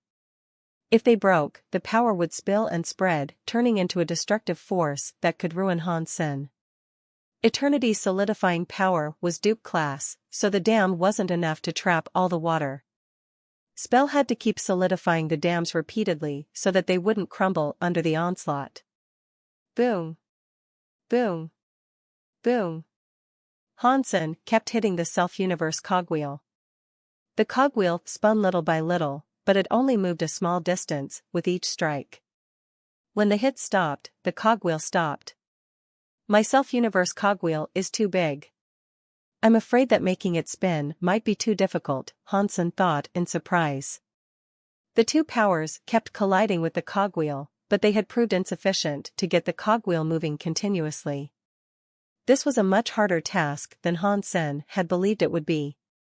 Fortunately, Han Sen had chosen to break through with the Dongxian Sutra. He could see the self-universe cogwheel clearly, and that enabled him to strike with precision and at an angle that would deliver the most force. If he had chosen to use a different Geno art, he would barely be able to see his connection with the universe at large. Without being able to see the cogwheel, it would have been even harder for him to level up. These two powers are too spread out. If they keep hitting like this, it will be impossible to truly start up the self-universe cogwheel. After another moment, Han Sen came up with a solution. He thought about it in his mind, and Spell understood what he meant. Her pistol shifted slightly, changing the course of the tunnel she had crafted inside Han Sen's body. The two powers had been guided on different paths through Han Sen's body, but now they were brought together into a circle. That cycle of powers was then pushed into a new pair of trenches that interlocked in a figure 8, allowing the power to cycle continuously. As the power cycled, they passed over Han Sen's self-universe cogwheel. Cha-cha-cha. When those two powers moved together in perfect unison, the chains that pulled the cogwheel started to move. The self-universe cogwheel started to move along with it. The other cogwheels that were connected to it started to spin, as well. Pure joy shot through Han Senator. He kept guiding the two powers to turn the cogwheel. It was slow going in the beginning, but as the cogwheel started to move, it also began to accelerate. Cha-cha-cha. Cha-cha-cha. When the cogwheel started to turn, Han Sen felt as if his entire body was waking up from the embrace of a deep slumber. It was like a generator had been started, and an endless power began to rise. As the cogwheel spun in a blur, Han Sen could see behind the cogwheel that light was growing brighter. The faster the cogwheel spun, the brighter that light became. Boom! With the sacred blood statue and nine-tailed fox power combining to form a chain, the self-universe cogwheel was given what was needed for it to spin on its own. Inside the cogwheel, the light was burning brighter than any sun. The light looked like it could melt anything. Han Sen's body felt as weightless as a feather, and the self-universe cogwheel no longer required his power. It could now run on its own. An invisible area opened, expanding its radius outside of Han Senator. It created a weird, invisible bubble. Dongxian Battle Body has leveled up to King Class First Tier Area. It worked. Han Sen grinned like a fiend. He had finally become King Class. Although he was only on the first tier, what was most important was the fact that he had succeeded. As the cogwheel continued to spin, Hansen heard a metal door get pushed open. The dimension around him began to shake. A door had been opened by the cogwheels, and Hansen's body was sucked inside. This was a necessary part of the process of becoming a king. Whenever a king-class creature successfully kick-started their self-universe cogwheel, they were given permission to enter the Geno-universe core area. No one had ever been able to determine the exact nature of the core area. Some said that it was actually a special xenogeneic gene. Others claimed that it was a location within the Geno Hall. There were many other guesses, but no matter which theory was more popular at the moment, there was never any evidence to support one claim over another. For now, there was only one thing that everyone agreed on: the core area could be accessed through the self-universe cogwheel once someone ascended to king class. When your cogwheel began spinning for the first time, you would be pulled into the universal core area. Just like Hansen was being pulled in now. His body flew into the blinding light shining through the door, and when his vision returned, he found himself to be standing inside a palace built of some ancient metal. This palace was a strange patchwork structure. The entire place was composed of differently sized cogwheels. The walls, floors, and roof were all like this. And the wheels were fitted so tightly together that there were no visible seams. Every cogwheel was spinning at a different speed. Some moved so quickly that they blurred, whereas others were so slow that their movement was almost imperceptible. Rhythmic tick-tock sounds filled the palace, similar to the sounds that a mechanical watch might produce. Hansen didn't have time for sightseeing, though, because his body was still hosting the powers of the sacred blood statue and the nine-tailed fox. Leveling up to king class hadn't proved enough to destroy those energies. Hansen suddenly decided to use the story of genes. He wanted to see if he could use the sacred blood statue and nine-tailed fox power to push the story of Gene's self-universe cogwheel. That was hoping for too much, though. The sacred blood statue and the nine-tailed fox's power wasn't enough to push the self-universe cogwheel of the story of Genes. As Hansen tried to use them, their power subsided and eventually vanished. In the end, they disappeared. Hansen checked out his own body, just to be sure, but he didn't find any trace of them within him. Then, he looked back at the palace. The cogwheels were in constant motion like the gears of a watch. But unlike a watch, the palace had no needles to tell time. Instead, there were just more teeth. The more teeth a cogwheel had, the slower it spun. The fewer teeth a cogwheel had, the faster it went. Watching the clocks was strangely mesmerizing, almost lulling. It was like being in a palace full of clocks. Hansen's body was hanging in midair. When his feet touched a cogwheel on the floor, the cogwheel accelerated. The change in speed swept out through the connected cogwheels, and soon the entire palace was humming with greater energy. The dimension of the place was twisted disconcertingly. A few moments later, the door of the palace opened, revealing a starscape beyond. Hansen's body was currently safely ensconced in his Dongxian armor. He walked out of the Universal Core Palace and looked up at the myriad of stars. Upon closer observation, however, he realized that what he had first taken for stars were actually scary king creatures. When Hansen stepped out of the Universal Core Palace, the whirring sound of the palace's cogwheels disappeared. Hansen knew he could summon the Universal Core Palace whenever he wanted by pushing his self-universe cogwheel. But this was the first time Hansen had entered the Universal Core area, and he didn't want to leave yet. He wanted to look around for himself and see if this place was just as the legends described it. Suddenly, a light shot past Hansen, vanishing behind him. Then it reappeared a while later, swinging around so it could head straight for him. Hansen was suddenly worried. Entering the Universal Core area required at least king-class power, but deified elites could access this place as well. Hansen was just a first-tier king, so he knew that he needed to be careful. The star came to a stop in front of Hansenator. Now that Hansen could get a better look at it, he realized that it was Dragon 8 of the Dragon. He was king class, as well. $. Dragon 8 looked at Hansen with fiery eyes. When Hansen joined the battles of the Geno Scroll, he fought as Dollar. There, he wore his Dongxian armor. Therefore, Hansen rarely wore it when he wasn't using his Dollar identity. He didn't want to expose the fact that he and Dollar were the same person. After the Dongxian Sutra evolved twice, the Dongxian armor's appearance had changed radically. Now, the Dongxian armor was solid black, so dark that it lacked any semblance of light. Any light that landed on it would disappear instantly. If someone looked at Hansen from afar, he would seem like a black shadow hanging in the air. Hansen hadn't expected someone to recognize him as Dollar just because of the Dongxian armor. Since he was recognized, though, Hansen made no effort to deny the claim. He looked at Dragon 8 and said, "Dragon 8? You remember me?"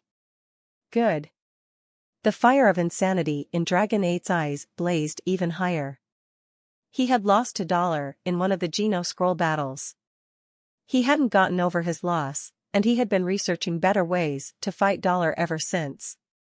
But he had been unable to find Dollar. He didn't expect to find him there, of all places. He opened his gold area and doused Hansen in the light. With an arrogant smirk, he said, "This time, I am going to beat you. Release your area." "Dragon 8, what are you doing?" As Hansen answered, a few more lights arrived. They were kings of the dragon. Hansen even identified one of them as Dragon 1. Hansen was shocked.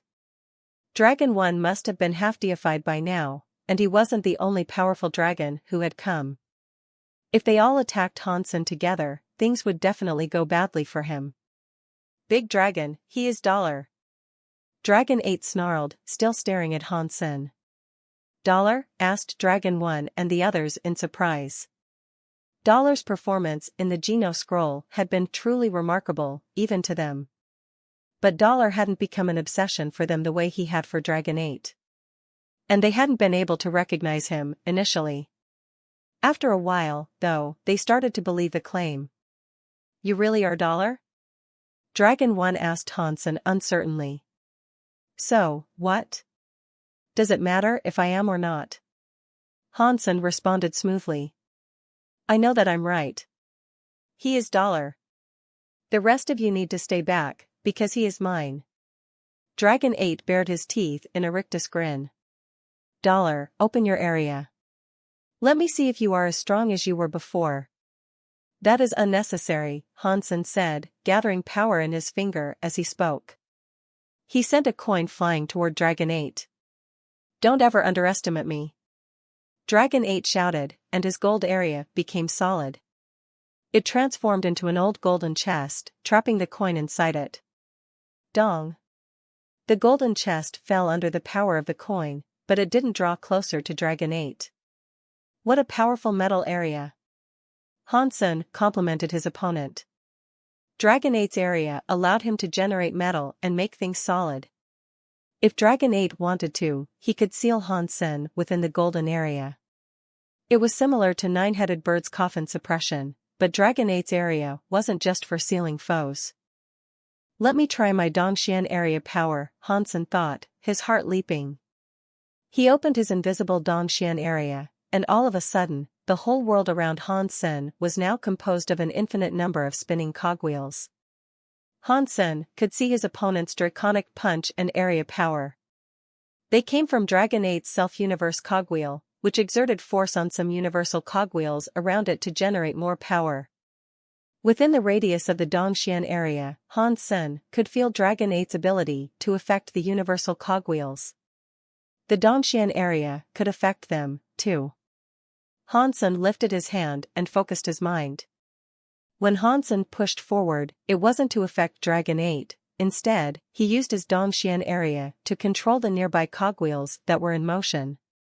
The universal cogwheels that had been under Dragon 8's control suddenly came to a complete stop. In that instant, something unbelievable happened. Dragon 8's Gold King area and Dragon Punch lost their power. It was an oddly embarrassing moment for Dragon 8. It was like an actor filming a special effects-based fight scene. The fight looked amazing with the special effects, but halfway through the video, the special effects had vanished. Dragon 8 was left hanging awkwardly in the air. A cruel punch had been sent toward Han Sen, but when the power in the attack vanished, Dragon 8's actual fist was still 100 meters away from Han Sen, and so nothing happened. Dragon 8 couldn't believe his eyes, and so he threw another punch. No power was produced. No. This is impossible. Why can't I use my area and my power? Dragon 8 stared at Han Sen, stupefied.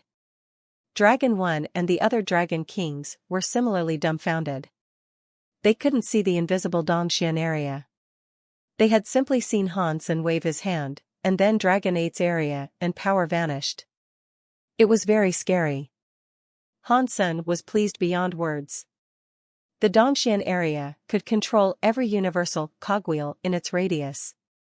That meant that unless the enemy was stronger than Han Sen could easily control his every cogwheel. Any power that came into contact with the Dongxian area would be dismissed. Of course, if the enemy was stronger than Han Sen and kept using their power to push against the cogwheels Han Sen was trying to gain control of, the Dongxian area wouldn't work as well. But even if the enemy's power was stronger than Han Sen's, the Dongxian area could still be quite effective. It could make the cogwheel spin slower, at least. It could even make a cogwheel accelerate, if there was cause for that. Ordinary area powers could only affect the universal cogwheels that immediately connected to the self-universe cogwheel, but the Dongxian area could affect all of the cogwheels within its radius. That was why the Dongxian area was so scary. And it didn't simply destroy the power that the enemy had attempted to wield. It had an additional function. Han Sen lifted his fist and threw a punch toward Dragon 8, who was still thoroughly dazed from the disappearance of his attack. A giant metal dragon launched from Han Sen's fist and thundered toward Dragon 8, mouth open. It was just like the punch Dragon 8 himself had tried to deliver. Han Sen had seen how the punch affected the universal cogwheels, so in order to simulate the punch, he just had to replicate the movement of the cogwheels. The simulation wasn't exactly the same, because the energy of the punch originated from Han Sen's self-universe cogwheel instead of Dragon 8's.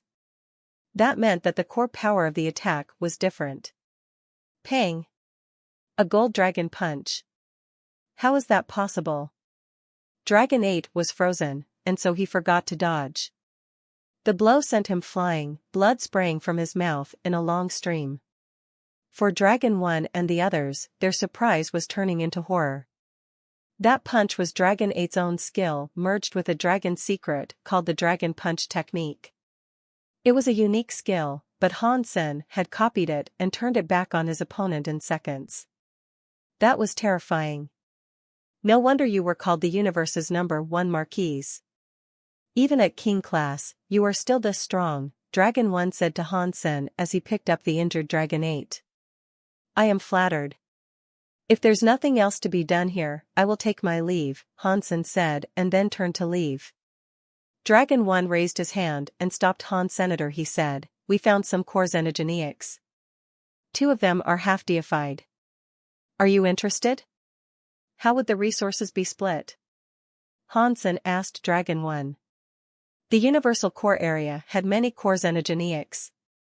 They were king class at the very least, but the xenogeneic genes they yielded were very special. Core genes could provide a powerful boost to one's king area. Many kings sought those core genes in order to level up their area. Han Sen was interested. There were 9 tiers he needed to climb, and then he would need to reset after that. Currently, Han Sen was only on the first tier. Climbing the levels one by one would be a difficult thing to do. If he could level up using core xenogeneic genes, it would be much easier. It is a very large group of core xenogeneics, Dragon 1 said. Those 2 half-deified xenogeneics are very scary. I can deal with one, but I cannot take down 2. If you can keep one busy, I will give you 50% of the reward. Boss, isn't 50% a bit too much? A king dragon quickly said. Dragon 1 waved his hand. It isn't too much. No one else among us can kite the other half-deified core xenogeneic. We have no chance of killing the group without that being done, though. Either we make this deal or none of us get anything. He would deserve 50%. Dragon 1 turned back to Han Sr. What do you think? It sounds good, as long as I'm only kiting that one half-deified xenogeneic. Let's go get it done, then, Han Sen answered, accepting their terms. This was his first time inside the Universal Core area, so he wasn't really familiar with the place. Hanging out with the dragons wasn't a bad start. It's a deal. Dragon 1 quickly agreed and signed a contract with Han Sen.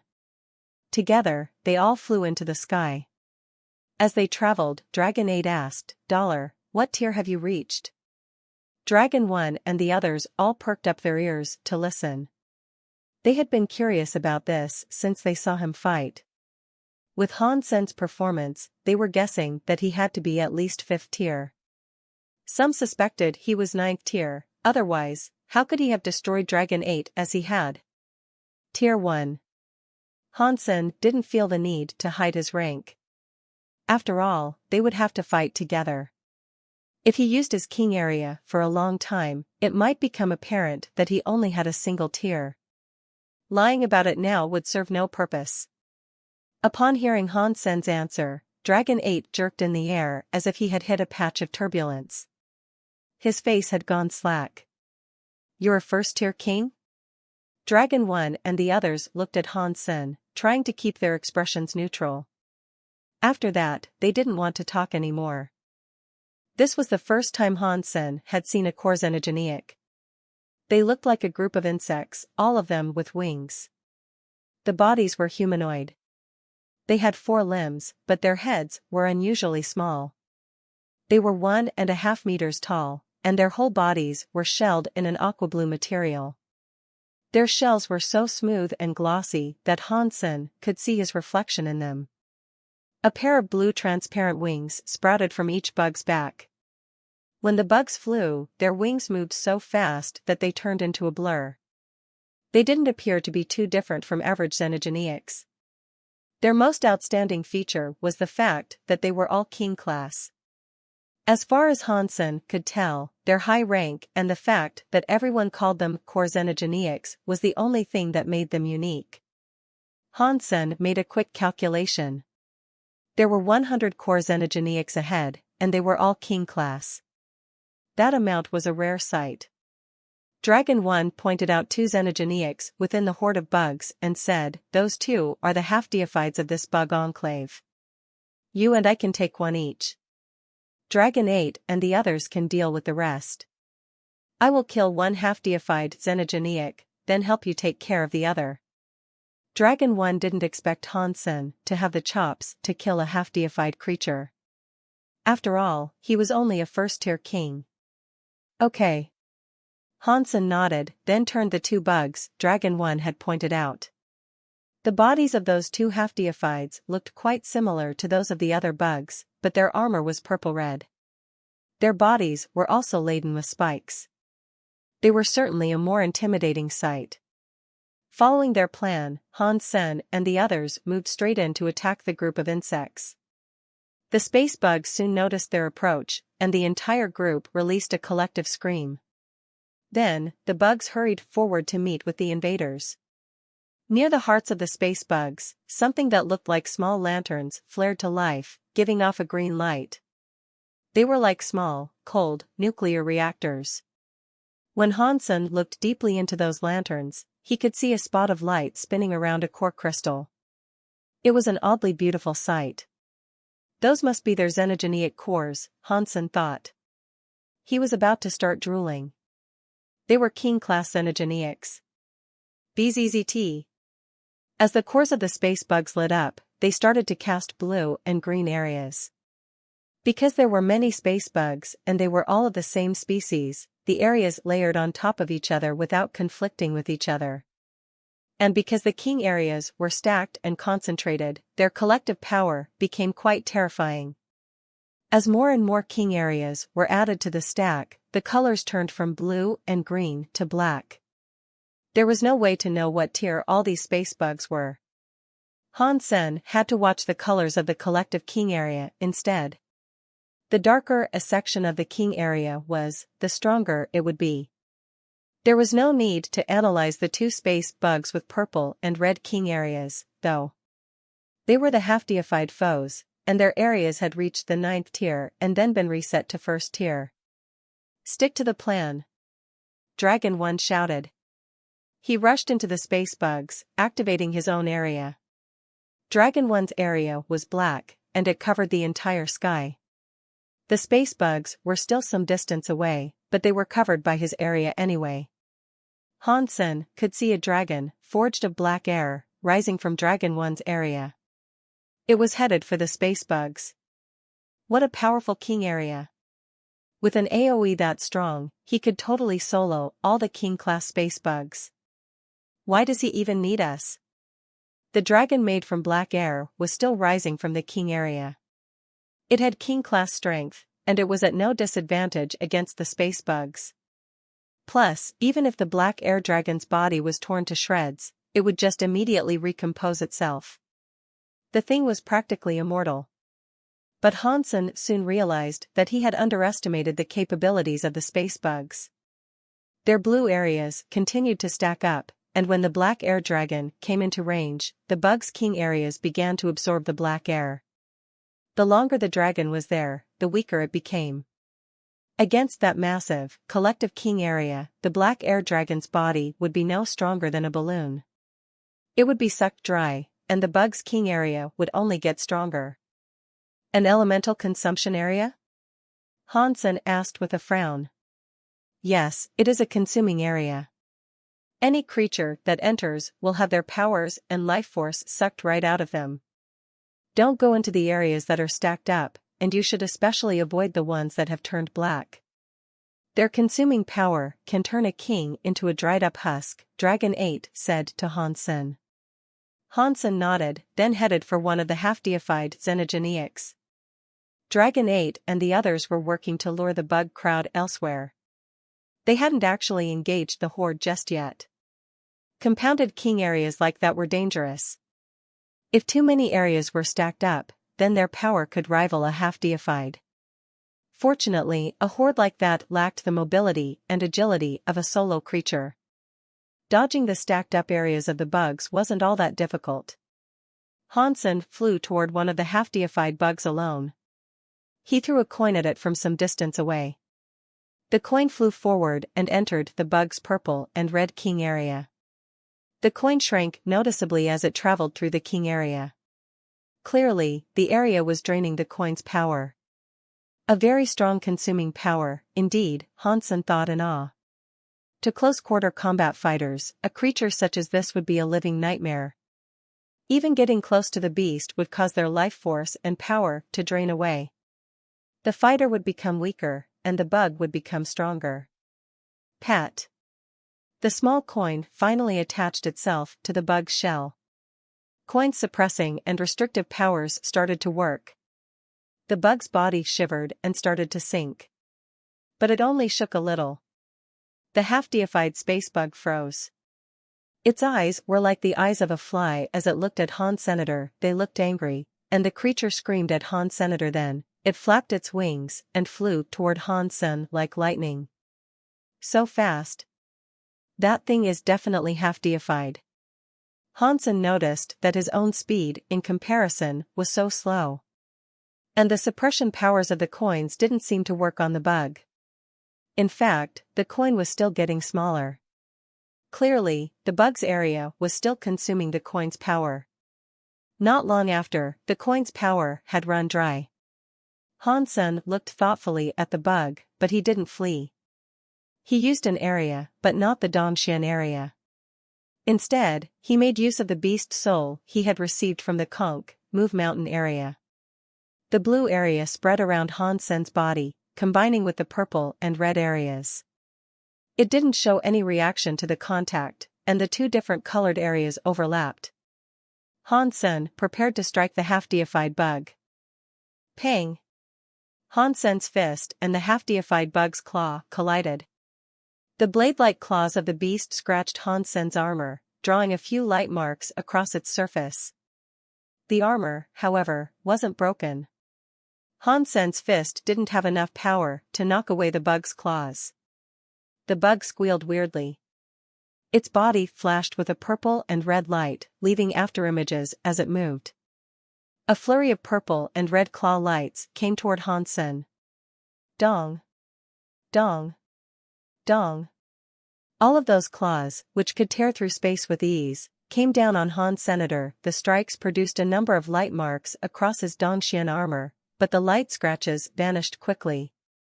Dragon 1 and the others kept an eye on Han Senator. If he couldn't kite the half-deified bug, they would have to abandon the fight and escape.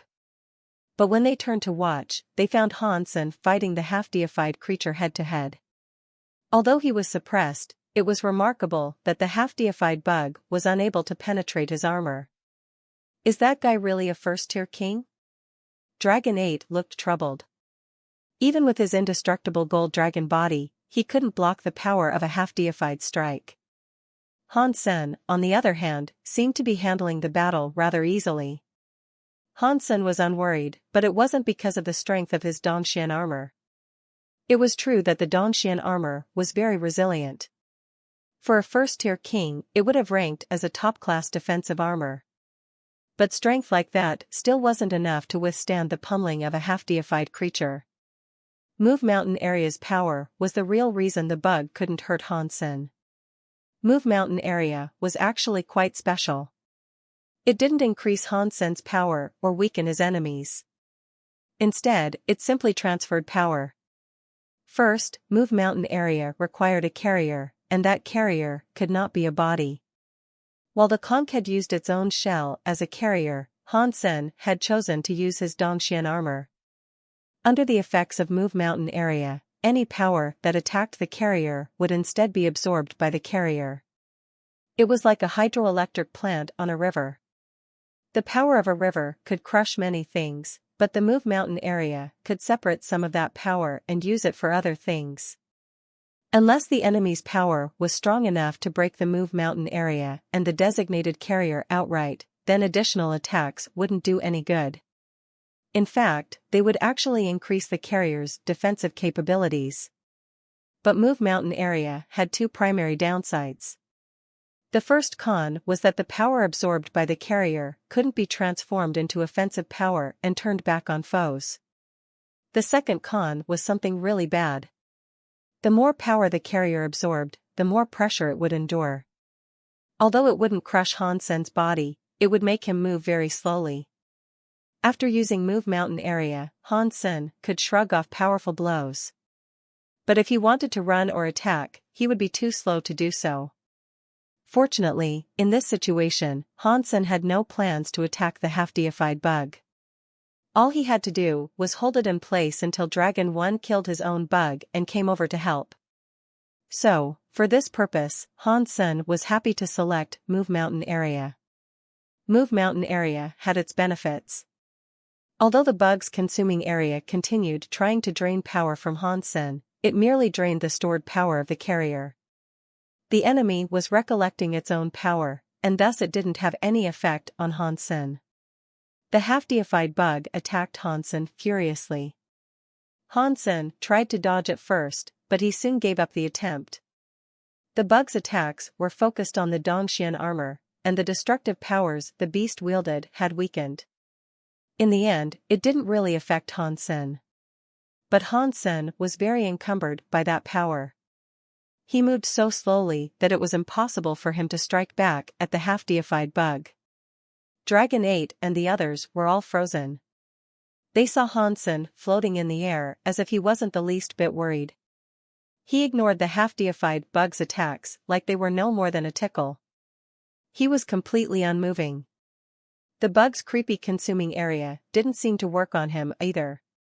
His power wasn't growing any weaker. They could tell that Han Sen's blue light area was doing something, but they were just as bewildered by it as Han Sen had been when he first saw it. It seemed like magic, an ability that defied rational explanation. Upon seeing this, Dragon 1 was greatly relieved. He had been worried that Han Sen wouldn't be able to keep a half-deified bug busy. Now, clearly, there was no need for concern. Dragon 1 focused all his power on attacking the other half-deified bug. As he drifted, Hansen noticed that Dragon 8 was doing badly. Hansen sent a few lazy attacks toward the ordinary core bugs surrounding Dragon 8, drawing their attention.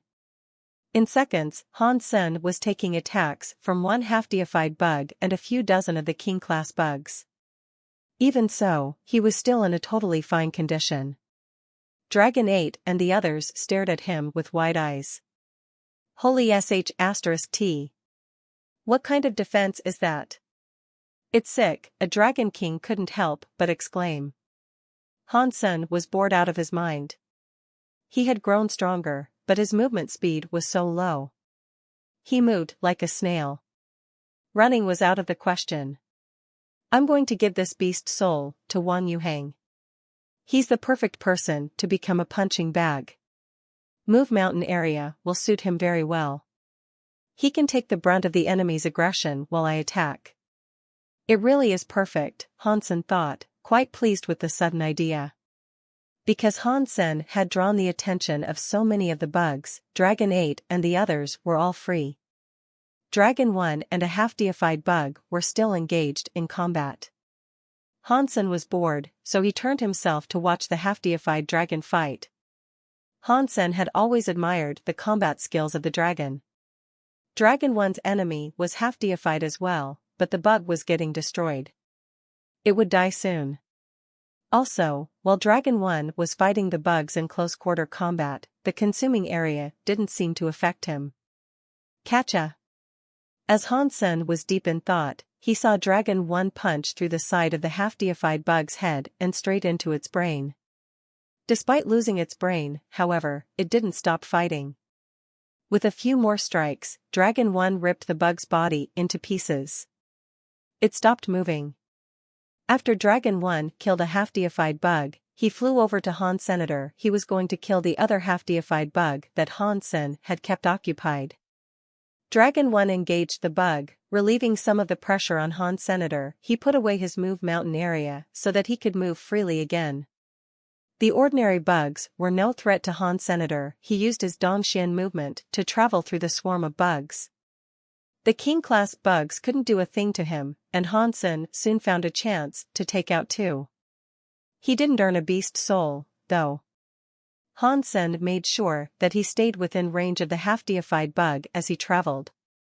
After a while, Dragon 1 delivered a strike that heavily damaged the half-deified bug. Hansen gathered up a coin on his finger. As he used saving money, the number on the coin started to increase. Just as the bug was about to die, Hansen fired a coin with the number 12 on its surface. Pang! The badly injured bug exploded under the force of Hansen's saving money. Mutant Xenogeniac King hunted, core demon bug. Xenogeniac gene found. Obtained king-class mutant beast soul, core demon bug. Once the half-deified core demon bugs were slain, the rest of the bugs descended into chaos. Dragon 1 and Hansen got busy killing them. Some of them managed to escape, but most were killed. The group counted their spoils and found that they had 2 mutant core genes and 86 ordinary core genes. Dragon 1 kept his promise. He gave 1 mutant core gene and 43 normal core genes to Hansen. Dragon 1 smiled at Han Sr. Would you be interested in continuing our cooperative efforts to hunt down core xenogeniacs? You can have half of everything. Yeah, $. This went well. Let's do more of this together, Dragon 8 quickly said. His eyes were shining. From what they could see, Hansen was a giant meat shield. With Hansen at the front, they could kill scary core xenogeniacs or destroy whole groups that they previously wouldn't have dared to provoke. Why not? Hansen said with a nod. Hansen knew what Dragon 1 had planned, but these dragons seemed very reliable. Cooperating with them wouldn't be a bad thing for Hansen. Using move mountain area wouldn't do him much good if he was by himself. Having awesome defense was pointless if someone wasn't there to kill the xenogeniacs. Cooperating was a bonus for both parties. There was no need to reject their offer. Dragon 1 and Hansen signed another contract. They were very happy with the results, so they were keen to bring Hansen with them as they traveled. Now that they were cooperating with Hansen, they had no interest in killing ordinary xenogeneics. They could deal with normal core xenogeneics by themselves, so there was no need to hunt them now and split them with Han Senator instead. They went straight for the xenogeneics they hadn't been able to take down before. Dragon 1 explained that to Hansen, but Hansen was fine with it. Many kings wished to kill core xenogeneics. Hansen was lucky to have already found an opportunity to do so.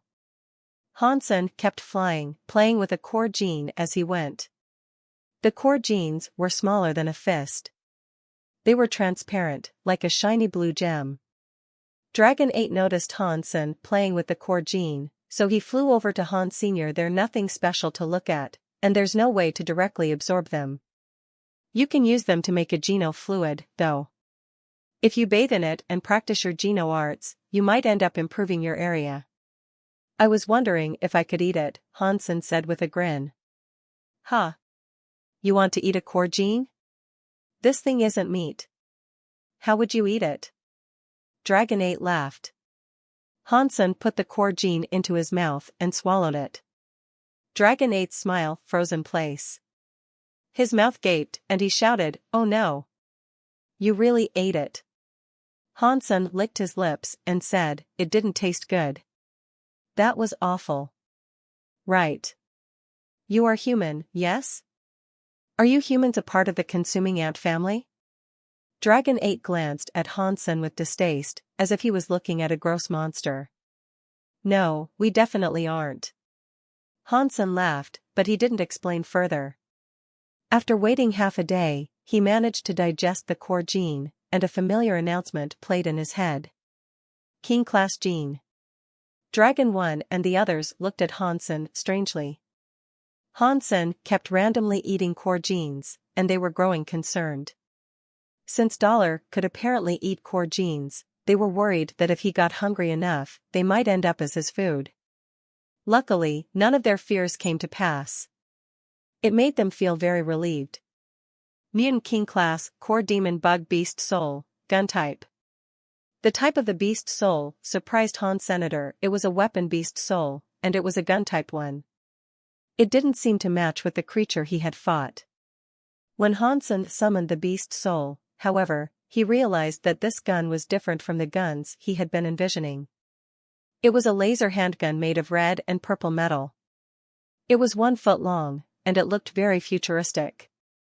It was heavy, and there were many symbols drawn across its body. It was both uncanny and beautiful. When Hansen put his power into the gun, it turned his power into a purple and red laser. Hansen didn't have the chance to see what that laser did, though. Dragon 1 was guiding them to a core area on a planet called Dark Zone. The planet had many core xenogeneics, but the xenogeneics there were very frightening. It was easy to get yourself killed if you weren't careful, and even many half-deified elites had fallen on the surface of that planet.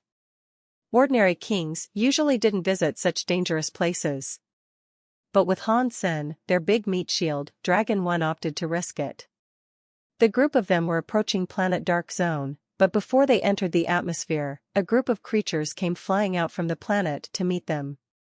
Hansen at first thought they were xenogeneics, but when he looked closer, he saw that it was a group of the destroyed. Hansen remembered 2 of them. One was Bar, and the other was Dia Robber. They were already king-class elites. Upon seeing Bar, Hansen felt his temples begin to throb. Bar was a madman with an invincible body. He was so strong that fighting him would be a massive nightmare. Luckily, Bar and Dia Robber didn't recognize Hansen in his Dongxian armor. They simply approached and stopped Hansen's crew from going further. "Excuse me. Planet Dark Zone has been claimed by us, the destroyed. Please turn back now," Dia Robber said, flying up to Dragon 1. "Since when is Planet Dark Zone the property of the destroyed?" Dragon 1 asked, his voice hard. He wasn't afraid of Dia Robber. Dia Robber smiled and said, "Everything will be back to normal soon. You guys can go in, but you will have to wait until we are done here." What if we want to go in right now?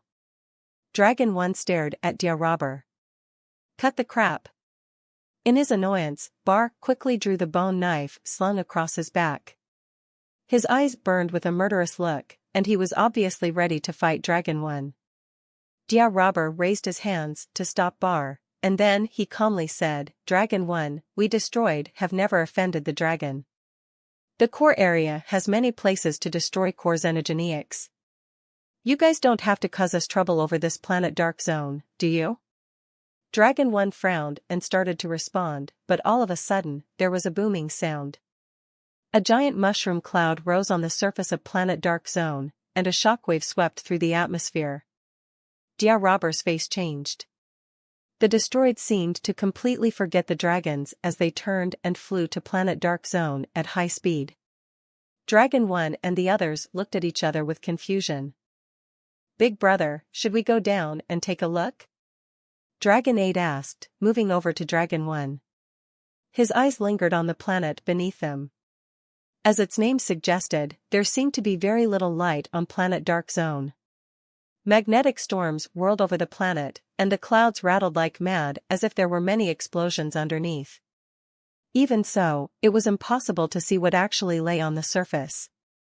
Dragon 1 didn't answer, but his eyes were also locked on planet dark zone. Just like Dragon 8, he had no idea what was down there. After the explosion, they couldn't see anything taking place on the planet anymore. Once the aftermath of the explosion settled out, planet dark zone returned to being quiet again. Bar and the others had re-entered the planet's atmosphere, and there was no more movement to be seen. Other than the roiling clouds, the planet had gone still. Big brother, could this be a trap? Dia Robber and the others aren't trying to trick us, are they? Dragon 8 said. I don't think so. Dia Robber has no grudge with us. He wouldn't attempt to set up a blockade just to annoy us. Dragon 1 paused, and then he coldly said, even if it was a trap, there is no need for us to be afraid of them. Let's go and take a look, first and foremost. The others thought that made sense. Only kings and half-deifieds could come to the universal core area. Even if the destroyed were setting a trap, there was no need to be afraid. Hansen was also curious about what was happening on the planet, so he had no problem with the plan. He followed them down onto planet dark zone in a careful approach. While Dragon 1 and the others were confident that they could defend themselves from the destroyed, they were also being careful. They opened their king areas before they reached the clouds. Once they traveled past the magnetic storms, they saw a giant, circular hole in the surface of the black planet. It looked like it had been made by a giant meteor strike. But Hansen and the others had been outside of the planet only moments before, and they would have seen any meteor that came close enough to hit the planet. That explosion must have been caused by something already on the planet. They were too far away to make out much about the hole, though. Dragon 1 hesitated for a bit, but eventually decided to fly down towards the enormous crater. They flew closer to the surface of planet dark zone, and Hansen and the others were soon able to see just how scary that hole was. When they approached it, the hole seemed to have no bottom. Aside from the giant pit, they couldn't see anything else on the surface of planet dark zone. There were no core xenogeneics about, either. Bar and the others had disappeared. What is this? Dragon 8 asked, pointing toward the center of the big hole. No one answered him, though. Hansen and Dragon 1 had already seen it, but they didn't know what it was either. In the center of the hole, there was something like a goose egg. It was glowing a dark green color, but it was as big as a basketball court. Hansen and the others soon got close enough to see Dia Robber and his people standing next to the stone goose egg. They were all frozen, staring unblinkingly at the egg. Hansen had no idea what they were doing. You guys need a hand? Dragon 1 asked as he drifted toward them. He didn't want to cause a misunderstanding. Hansen followed Dragon 1 over to the stone goose egg. He looked at the thing carefully, but he didn't see anything special about it. It was just a normal goose egg, albeit larger and made of stone. Dia Robber didn't reply to Dragon 1. The destroyed still stared at the goose egg stone, and they didn't try to stop Dragon 1 from coming closer. Hansen and Dragon 1 glanced at each other. They were both suspicious. Dia Robber and Bar were not top-tier king-class fighters, and that was because they were very slow. But with their talents, they would eventually rank highly among the kings or even become deified. Something very dangerous must have happened to render all of those destroyed motionless. Assuming they weren't pretending, of course. Hansen couldn't imagine what might have happened, but whatever it was, it had even managed to trap Bar. With his grumpy personality and murderous mind, he was the sort of person who would try to fight fate itself. Yet Bar, a man who wasn't afraid of anything, had been compelled to remain in one spot like that. He seemed almost comatose. It was difficult to imagine what he might have seen. But Hansen and Dragon 1, as they looked at the stone goose egg, saw nothing. Dia Robber, what is going on? Dragon 1 asked as he walked closer. Dia Robber gritted his teeth, but he remained silent. Another destroyed king, now looking as if he had woken up from a dream, started to scream, "It's over. It's all over." "What is over?" Dragon 8 asked. The king didn't answer. He just kept on screaming at the top of his lungs, his eyes wide and afraid. Then, he ran to the goose egg stone like a madman. "Stop!" Dia Robber shouted, but the man didn't stop. Dia Robber flew forward and grabbed the destroyed king who was running toward the goose stone egg. He slammed the man into the ground. "I said stop. Didn't you hear me?" Dia Robber's face looked grim. That destroyed king screamed, "Goth and the others are still down there. We have to save them. We have to save them." Dia Robber's expression darkened, and he quietly said, "Observe the situation first. Without my order, no one is permitted to get close." Dia Robber, what is going on? Dragon 1 knew that something was wrong, but he wasn't sure what. Dia Robber turned around and looked at Dragon 1. "Considering what's happened, I'm not going to lie. 60 destroyed kings came to planet Dark Zone to hunt xenogeneics. We planned on cleaning this place up, but while we were talking with you, for some reason, this thing crushed our camp. All the destroyed kings are gone." Hansen and Dragon 1 felt a chill at his words. 6 destroyed kings remained, including Dia Robber and Bar, which meant that more than 50 king-class destroyed had just disappeared. That was a very frightening thought. Even if a giant meteor struck the planet, it couldn't wipe out 50 kings that easily. Plus, there are no meteors around to suggest that is what happened. Where did this thing come from? Hansen stared at the giant goose egg stone. He was frozen like Dia Robber. Maybe they went somewhere else? Dragon 1 looked around. Planet Dark Zone was big. A few dozen kings could certainly hide on its surface. They could just dip into a cave, and nobody would be able to find them. No. They were waiting for us at camp. If they escaped this, they would definitely have revealed themselves by now. Dia Robber shook his head. Dragon 1 wanted to say something, but before he could, there was a loud cracking noise. A crevice had suddenly appeared on the giant goose egg. Hansen and the others fell back. They immediately expanded their king areas as they stared at the goose egg stone. Catcha! Catcha! More cracks opened across the surface of the goose egg stone. The cracks were very well aligned, so they obviously weren't like ordinary cracks one might find in a well-weathered stone. Instead, the perfectly spaced cracks opened straight up and down.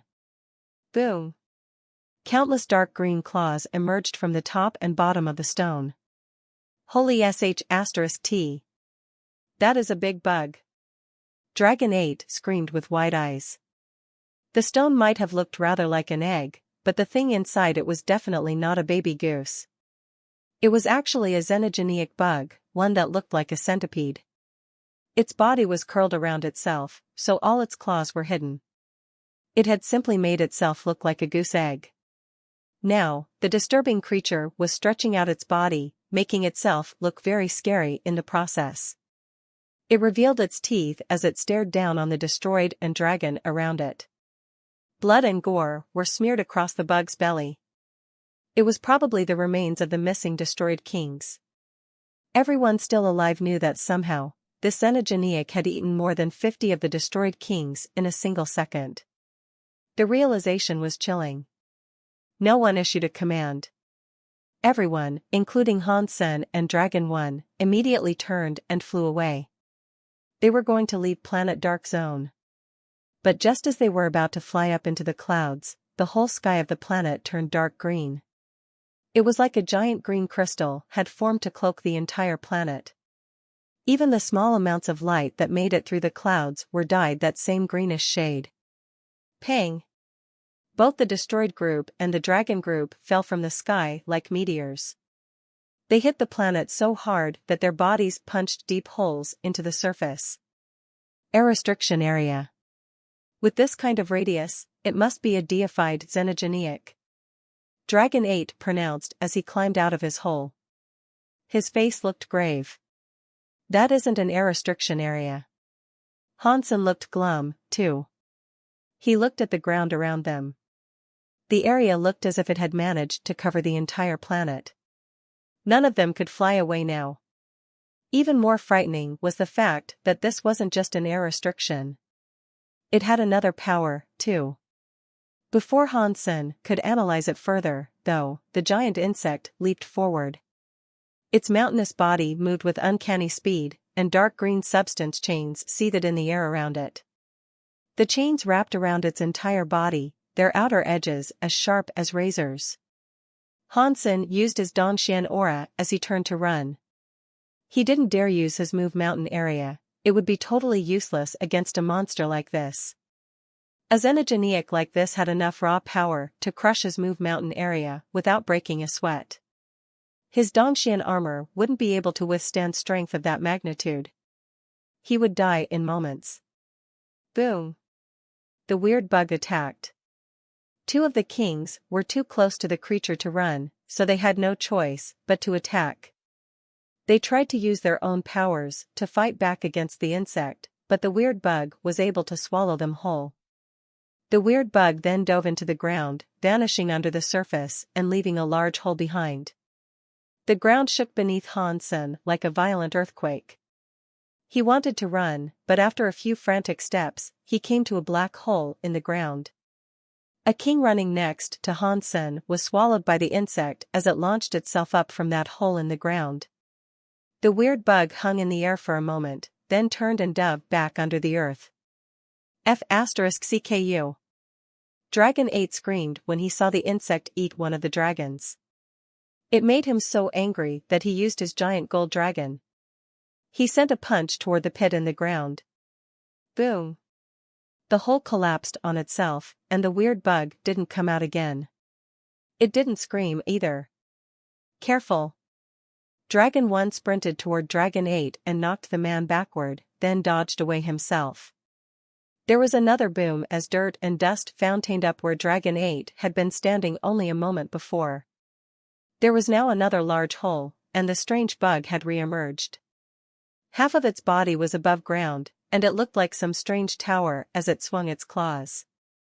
No one moved to attack the creature, running was the only thought on their minds. They all knew that fighting the beast would be a useless move. There was nothing they could do against such a scary deified xenogeniac. Hansen was running. And he was running very fast. He was very good at fleeing impossible fights, and he was confident that he could break the weird bug's king area and leave Planet Dark Zone. Of course, he needed the bug to stop chasing him first. Even if he could break the air restriction area, he wouldn't make it very far if the bug was still pursuing him.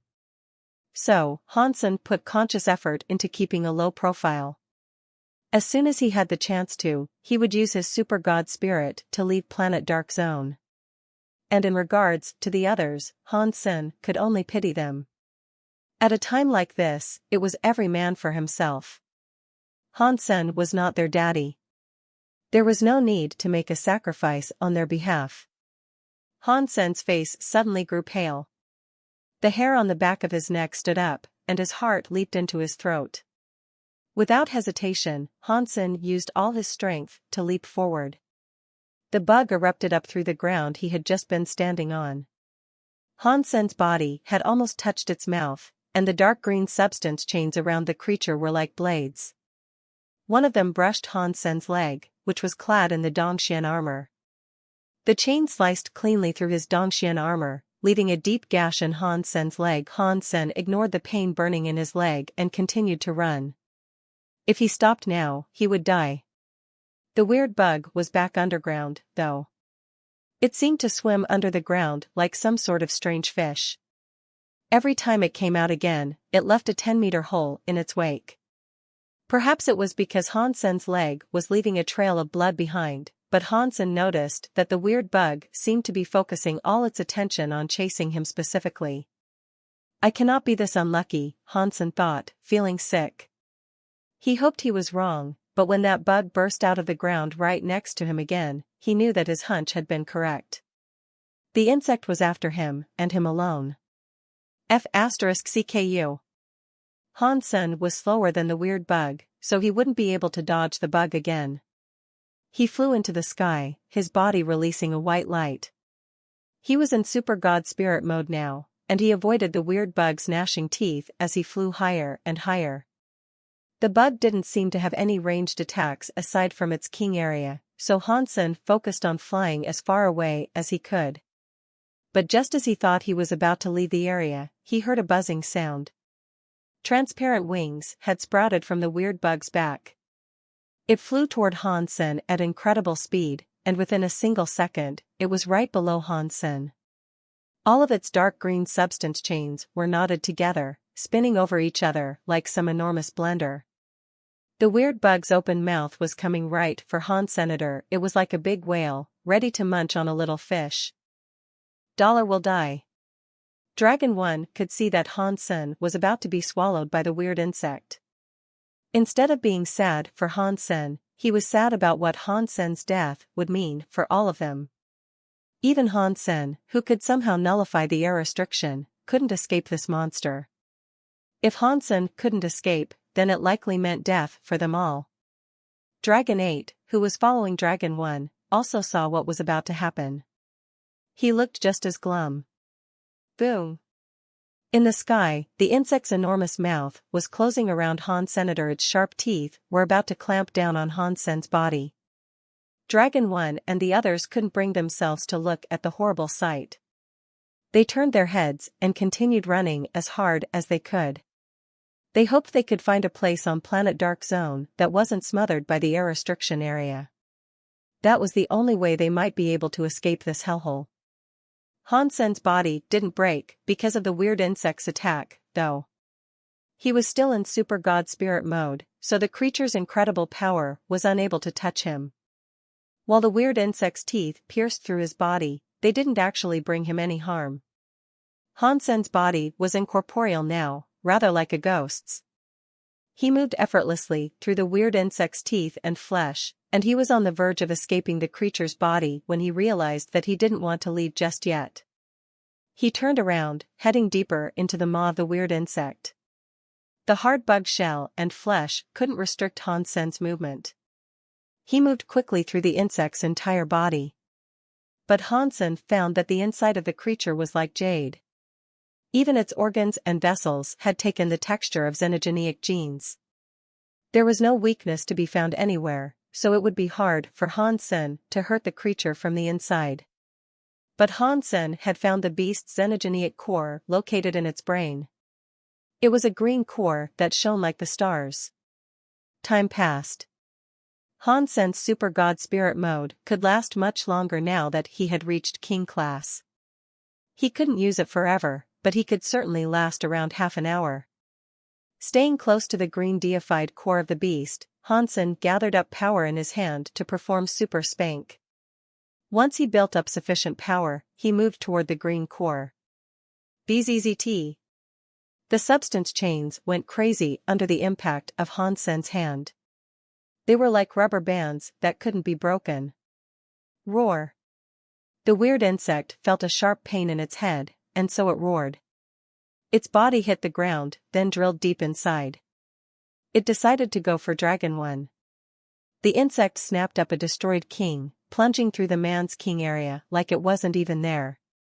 Blood splattered everywhere. It was like it had eaten a sheep, not a scary king. Dragon 1 headed for the other side of the planet. He tried using every power at his disposal to fight back, but against that deified insect, all of his powers seemed to be useless. The scariest thing about the creature was its king area. If they met an ordinary deified xenogeniac, Dragon 1 and the others could still make an easy escape. But this weird insect's area power not only restricted air travel, it stopped any powers being used in the atmosphere. Even using skills or items to teleport was impossible. They were trapped. Run. Run for your life. Dragon 1 and the others used all their various powers to try to escape, but the creature picked them off one by one. In the end, only Dragon 1, Dragon 8, Bar, and Dia Robber were left alive. They were injured, but they were still running. Somehow, they all started to work together. They knew that if they didn't, they had no chance of surviving. The bodies of Dragon 8 and Bar were special. They were almost immortal. That incredible power allowed them to escape some attacks and continue breathing. Dragon 1 and Dia Robber were top-tier kings. They were invincible when it came to fighting others of the king class, but attempting to deal with this scary deified was enough to leave them injured and bleeding. Boom! The weird insect clamped its jaw around Bar's leg, and Dia Robber took that moment to gather up 3 different types of power. He created a triangle, composed of 3 different energies. Light blossomed inside that triangle, breaking space and shaking the air around it. The light shot forward, smacking right into the weird insect's mouth. But the weird insect just swallowed the light, which disappeared harmlessly down its throat. Dia Robber looked pale and hopeless. That was the strongest move he could conjure, but it hadn't affected the weird insect in the least. That insect wasn't an ordinary deified monster. Its area power and the strength of its body both indicated that whatever it was, this creature was far better than an average deified xenogeniac. Although they hadn't exhausted all of their strength yet, Dragon 1 and the others knew that if they could not escape the weird insect's area, then they were sure to die. This is bad. Why did we randomly encounter a xenogeniac with such a scary area? Dragon 8 groused loudly as he ran. Dragon 1 remained silent, though. He knew that complaining would help no one. He needed to last as long as he could, grasping every additional second that he could, in the hope that a miracle might save them. Maybe a new idea would occur to one of them, something that could help. Dia Robber was of a similar mindset. In that place, no one could save them. Even if the deified elites of his race knew they were in danger, deifieds were not permitted access to the universal core area. Only king-class beings were allowed to enter this place. You could not be one level higher nor one level lower. If I am to die, I do not want to die fleeing, Bar snarled with a furious look on his face. He turned around and sprinted towards the weird insect. His body blazed with a sword light. Dia Robber started to stop him. But then he realized that with the situation they were currently in, no matter how hard they ran, they could not run far enough.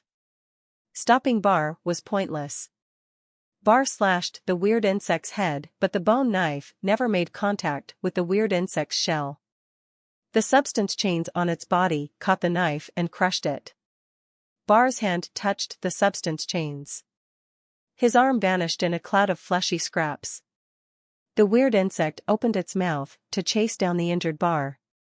Bar couldn't run any further, though, and he didn't want to.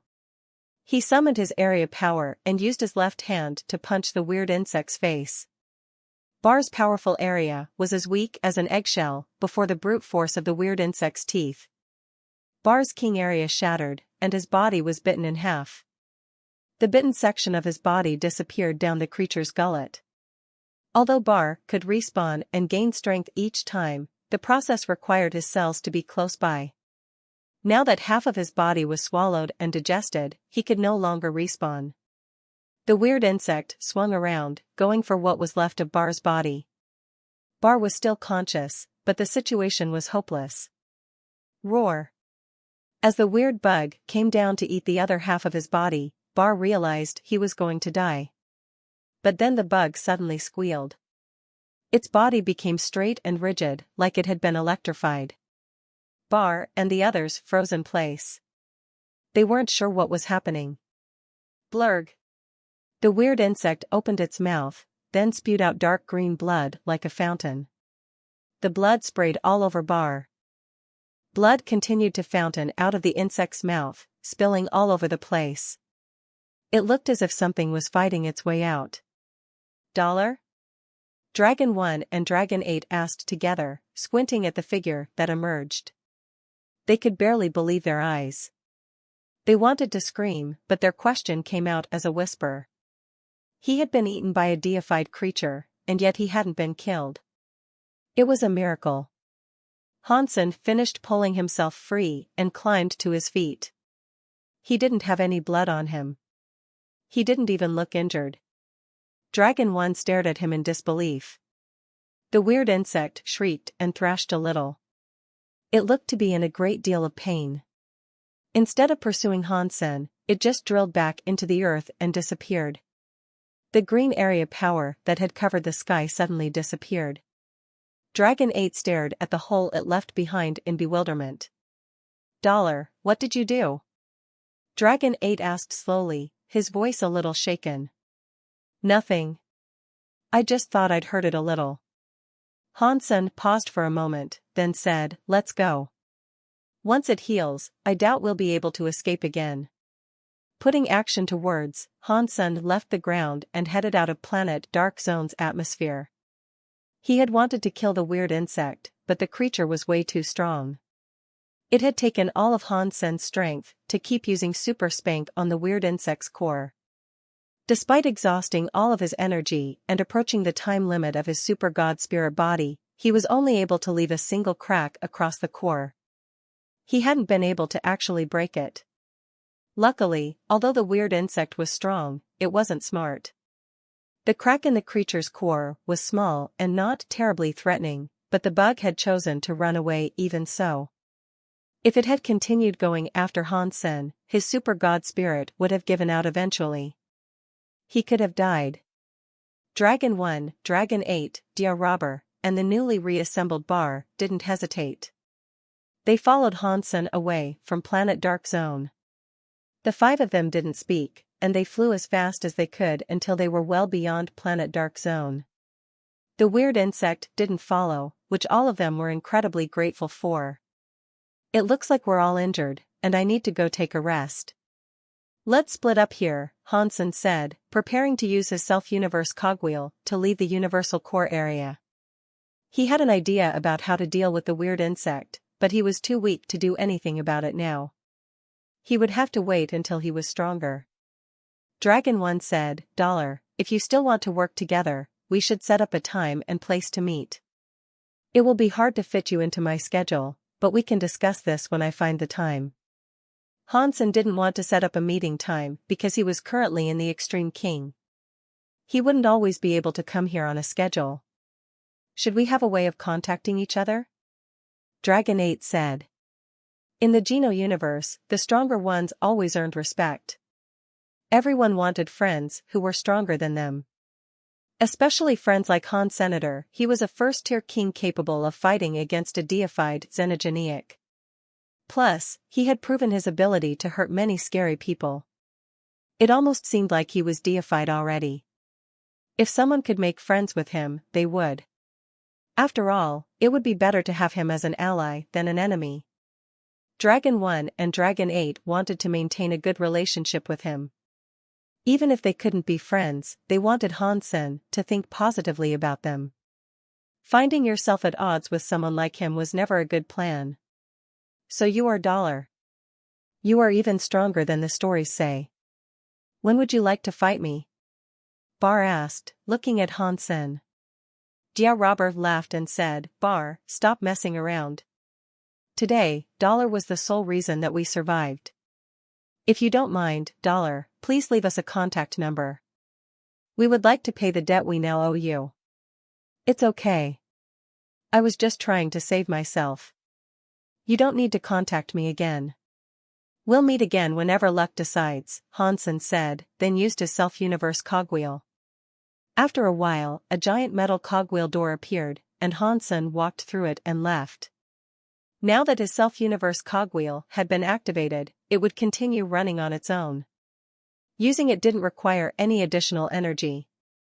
Opening the door to the Universal Core Hall did have some requirements, though. Once Hansen began the process of summoning the door using his self-universe cogwheel, he couldn't move it. If he moved away from the door, he would destroy the connection. At that point, he'd have to start the process all over. In addition, summoning the door took a while. It would be impossible to summon during combat, so the door couldn't be used as an escape route if Hansen got into trouble. Plus, when he returned to the core area, he would end up exactly where he had left the previous time. He wouldn't just randomly teleport to some other location in the core area.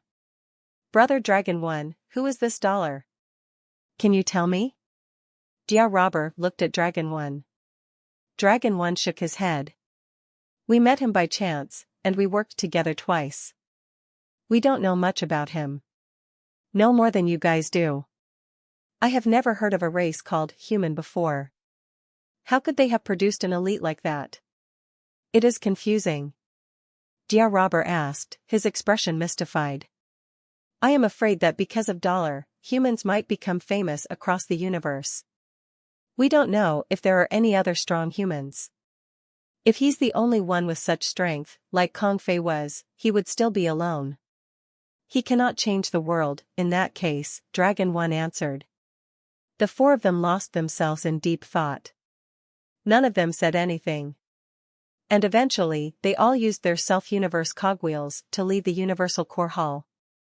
After Dia Robber returned to the destroyed, he went looking for other destroyed kings. He asked the ones he could find to stay in the vicinity of Planet Dark Zone. They were to wait inside the core area, and if Dollar reappeared, they would contact Dia Robber at once. Coincidentally, when Dragon 1 returned to the dragon, he did exactly the same thing. Clearly, they were waiting for Hansen to return to the core area, too. Hansen came out of the Universal Core Hall, back in Underwater Town. Bauer was lying on his bed, and she rubbed her eyes when she heard movement. Seeing that it was Hansen, she leaped into his arms. Dad? Where were you? Why didn't you take me? Bauer lifted her lips. I reached King Class a few days ago. I got pulled into the core area. Hansen looked at Bauer and asked, Can you and the little bird enter the core area? Core area? What is that? Bauer asked in confusion. If Bauer did not know, then she probably couldn't join him. And the little red bird was deified, so it couldn't go in with him either. Otherwise, Hansen could use the little red bird to kill the weird insect. Hansen had used his super god spirit mode for too long, and his body was exhausted. He felt very powerless and sore. Hansen didn't plan on returning to the core area anytime soon. He rested for a few days and ate some of the core xenogeneic genes each day. His number of king genes kept increasing. His body had almost recovered when the day came for him to enter Destiny's Tower. He didn't want to be late, and so he arrived at the site an hour early. The Extreme King were quite effective. They had 4 elites on standby to open the door of Destiny's Tower for Hansen and let him in.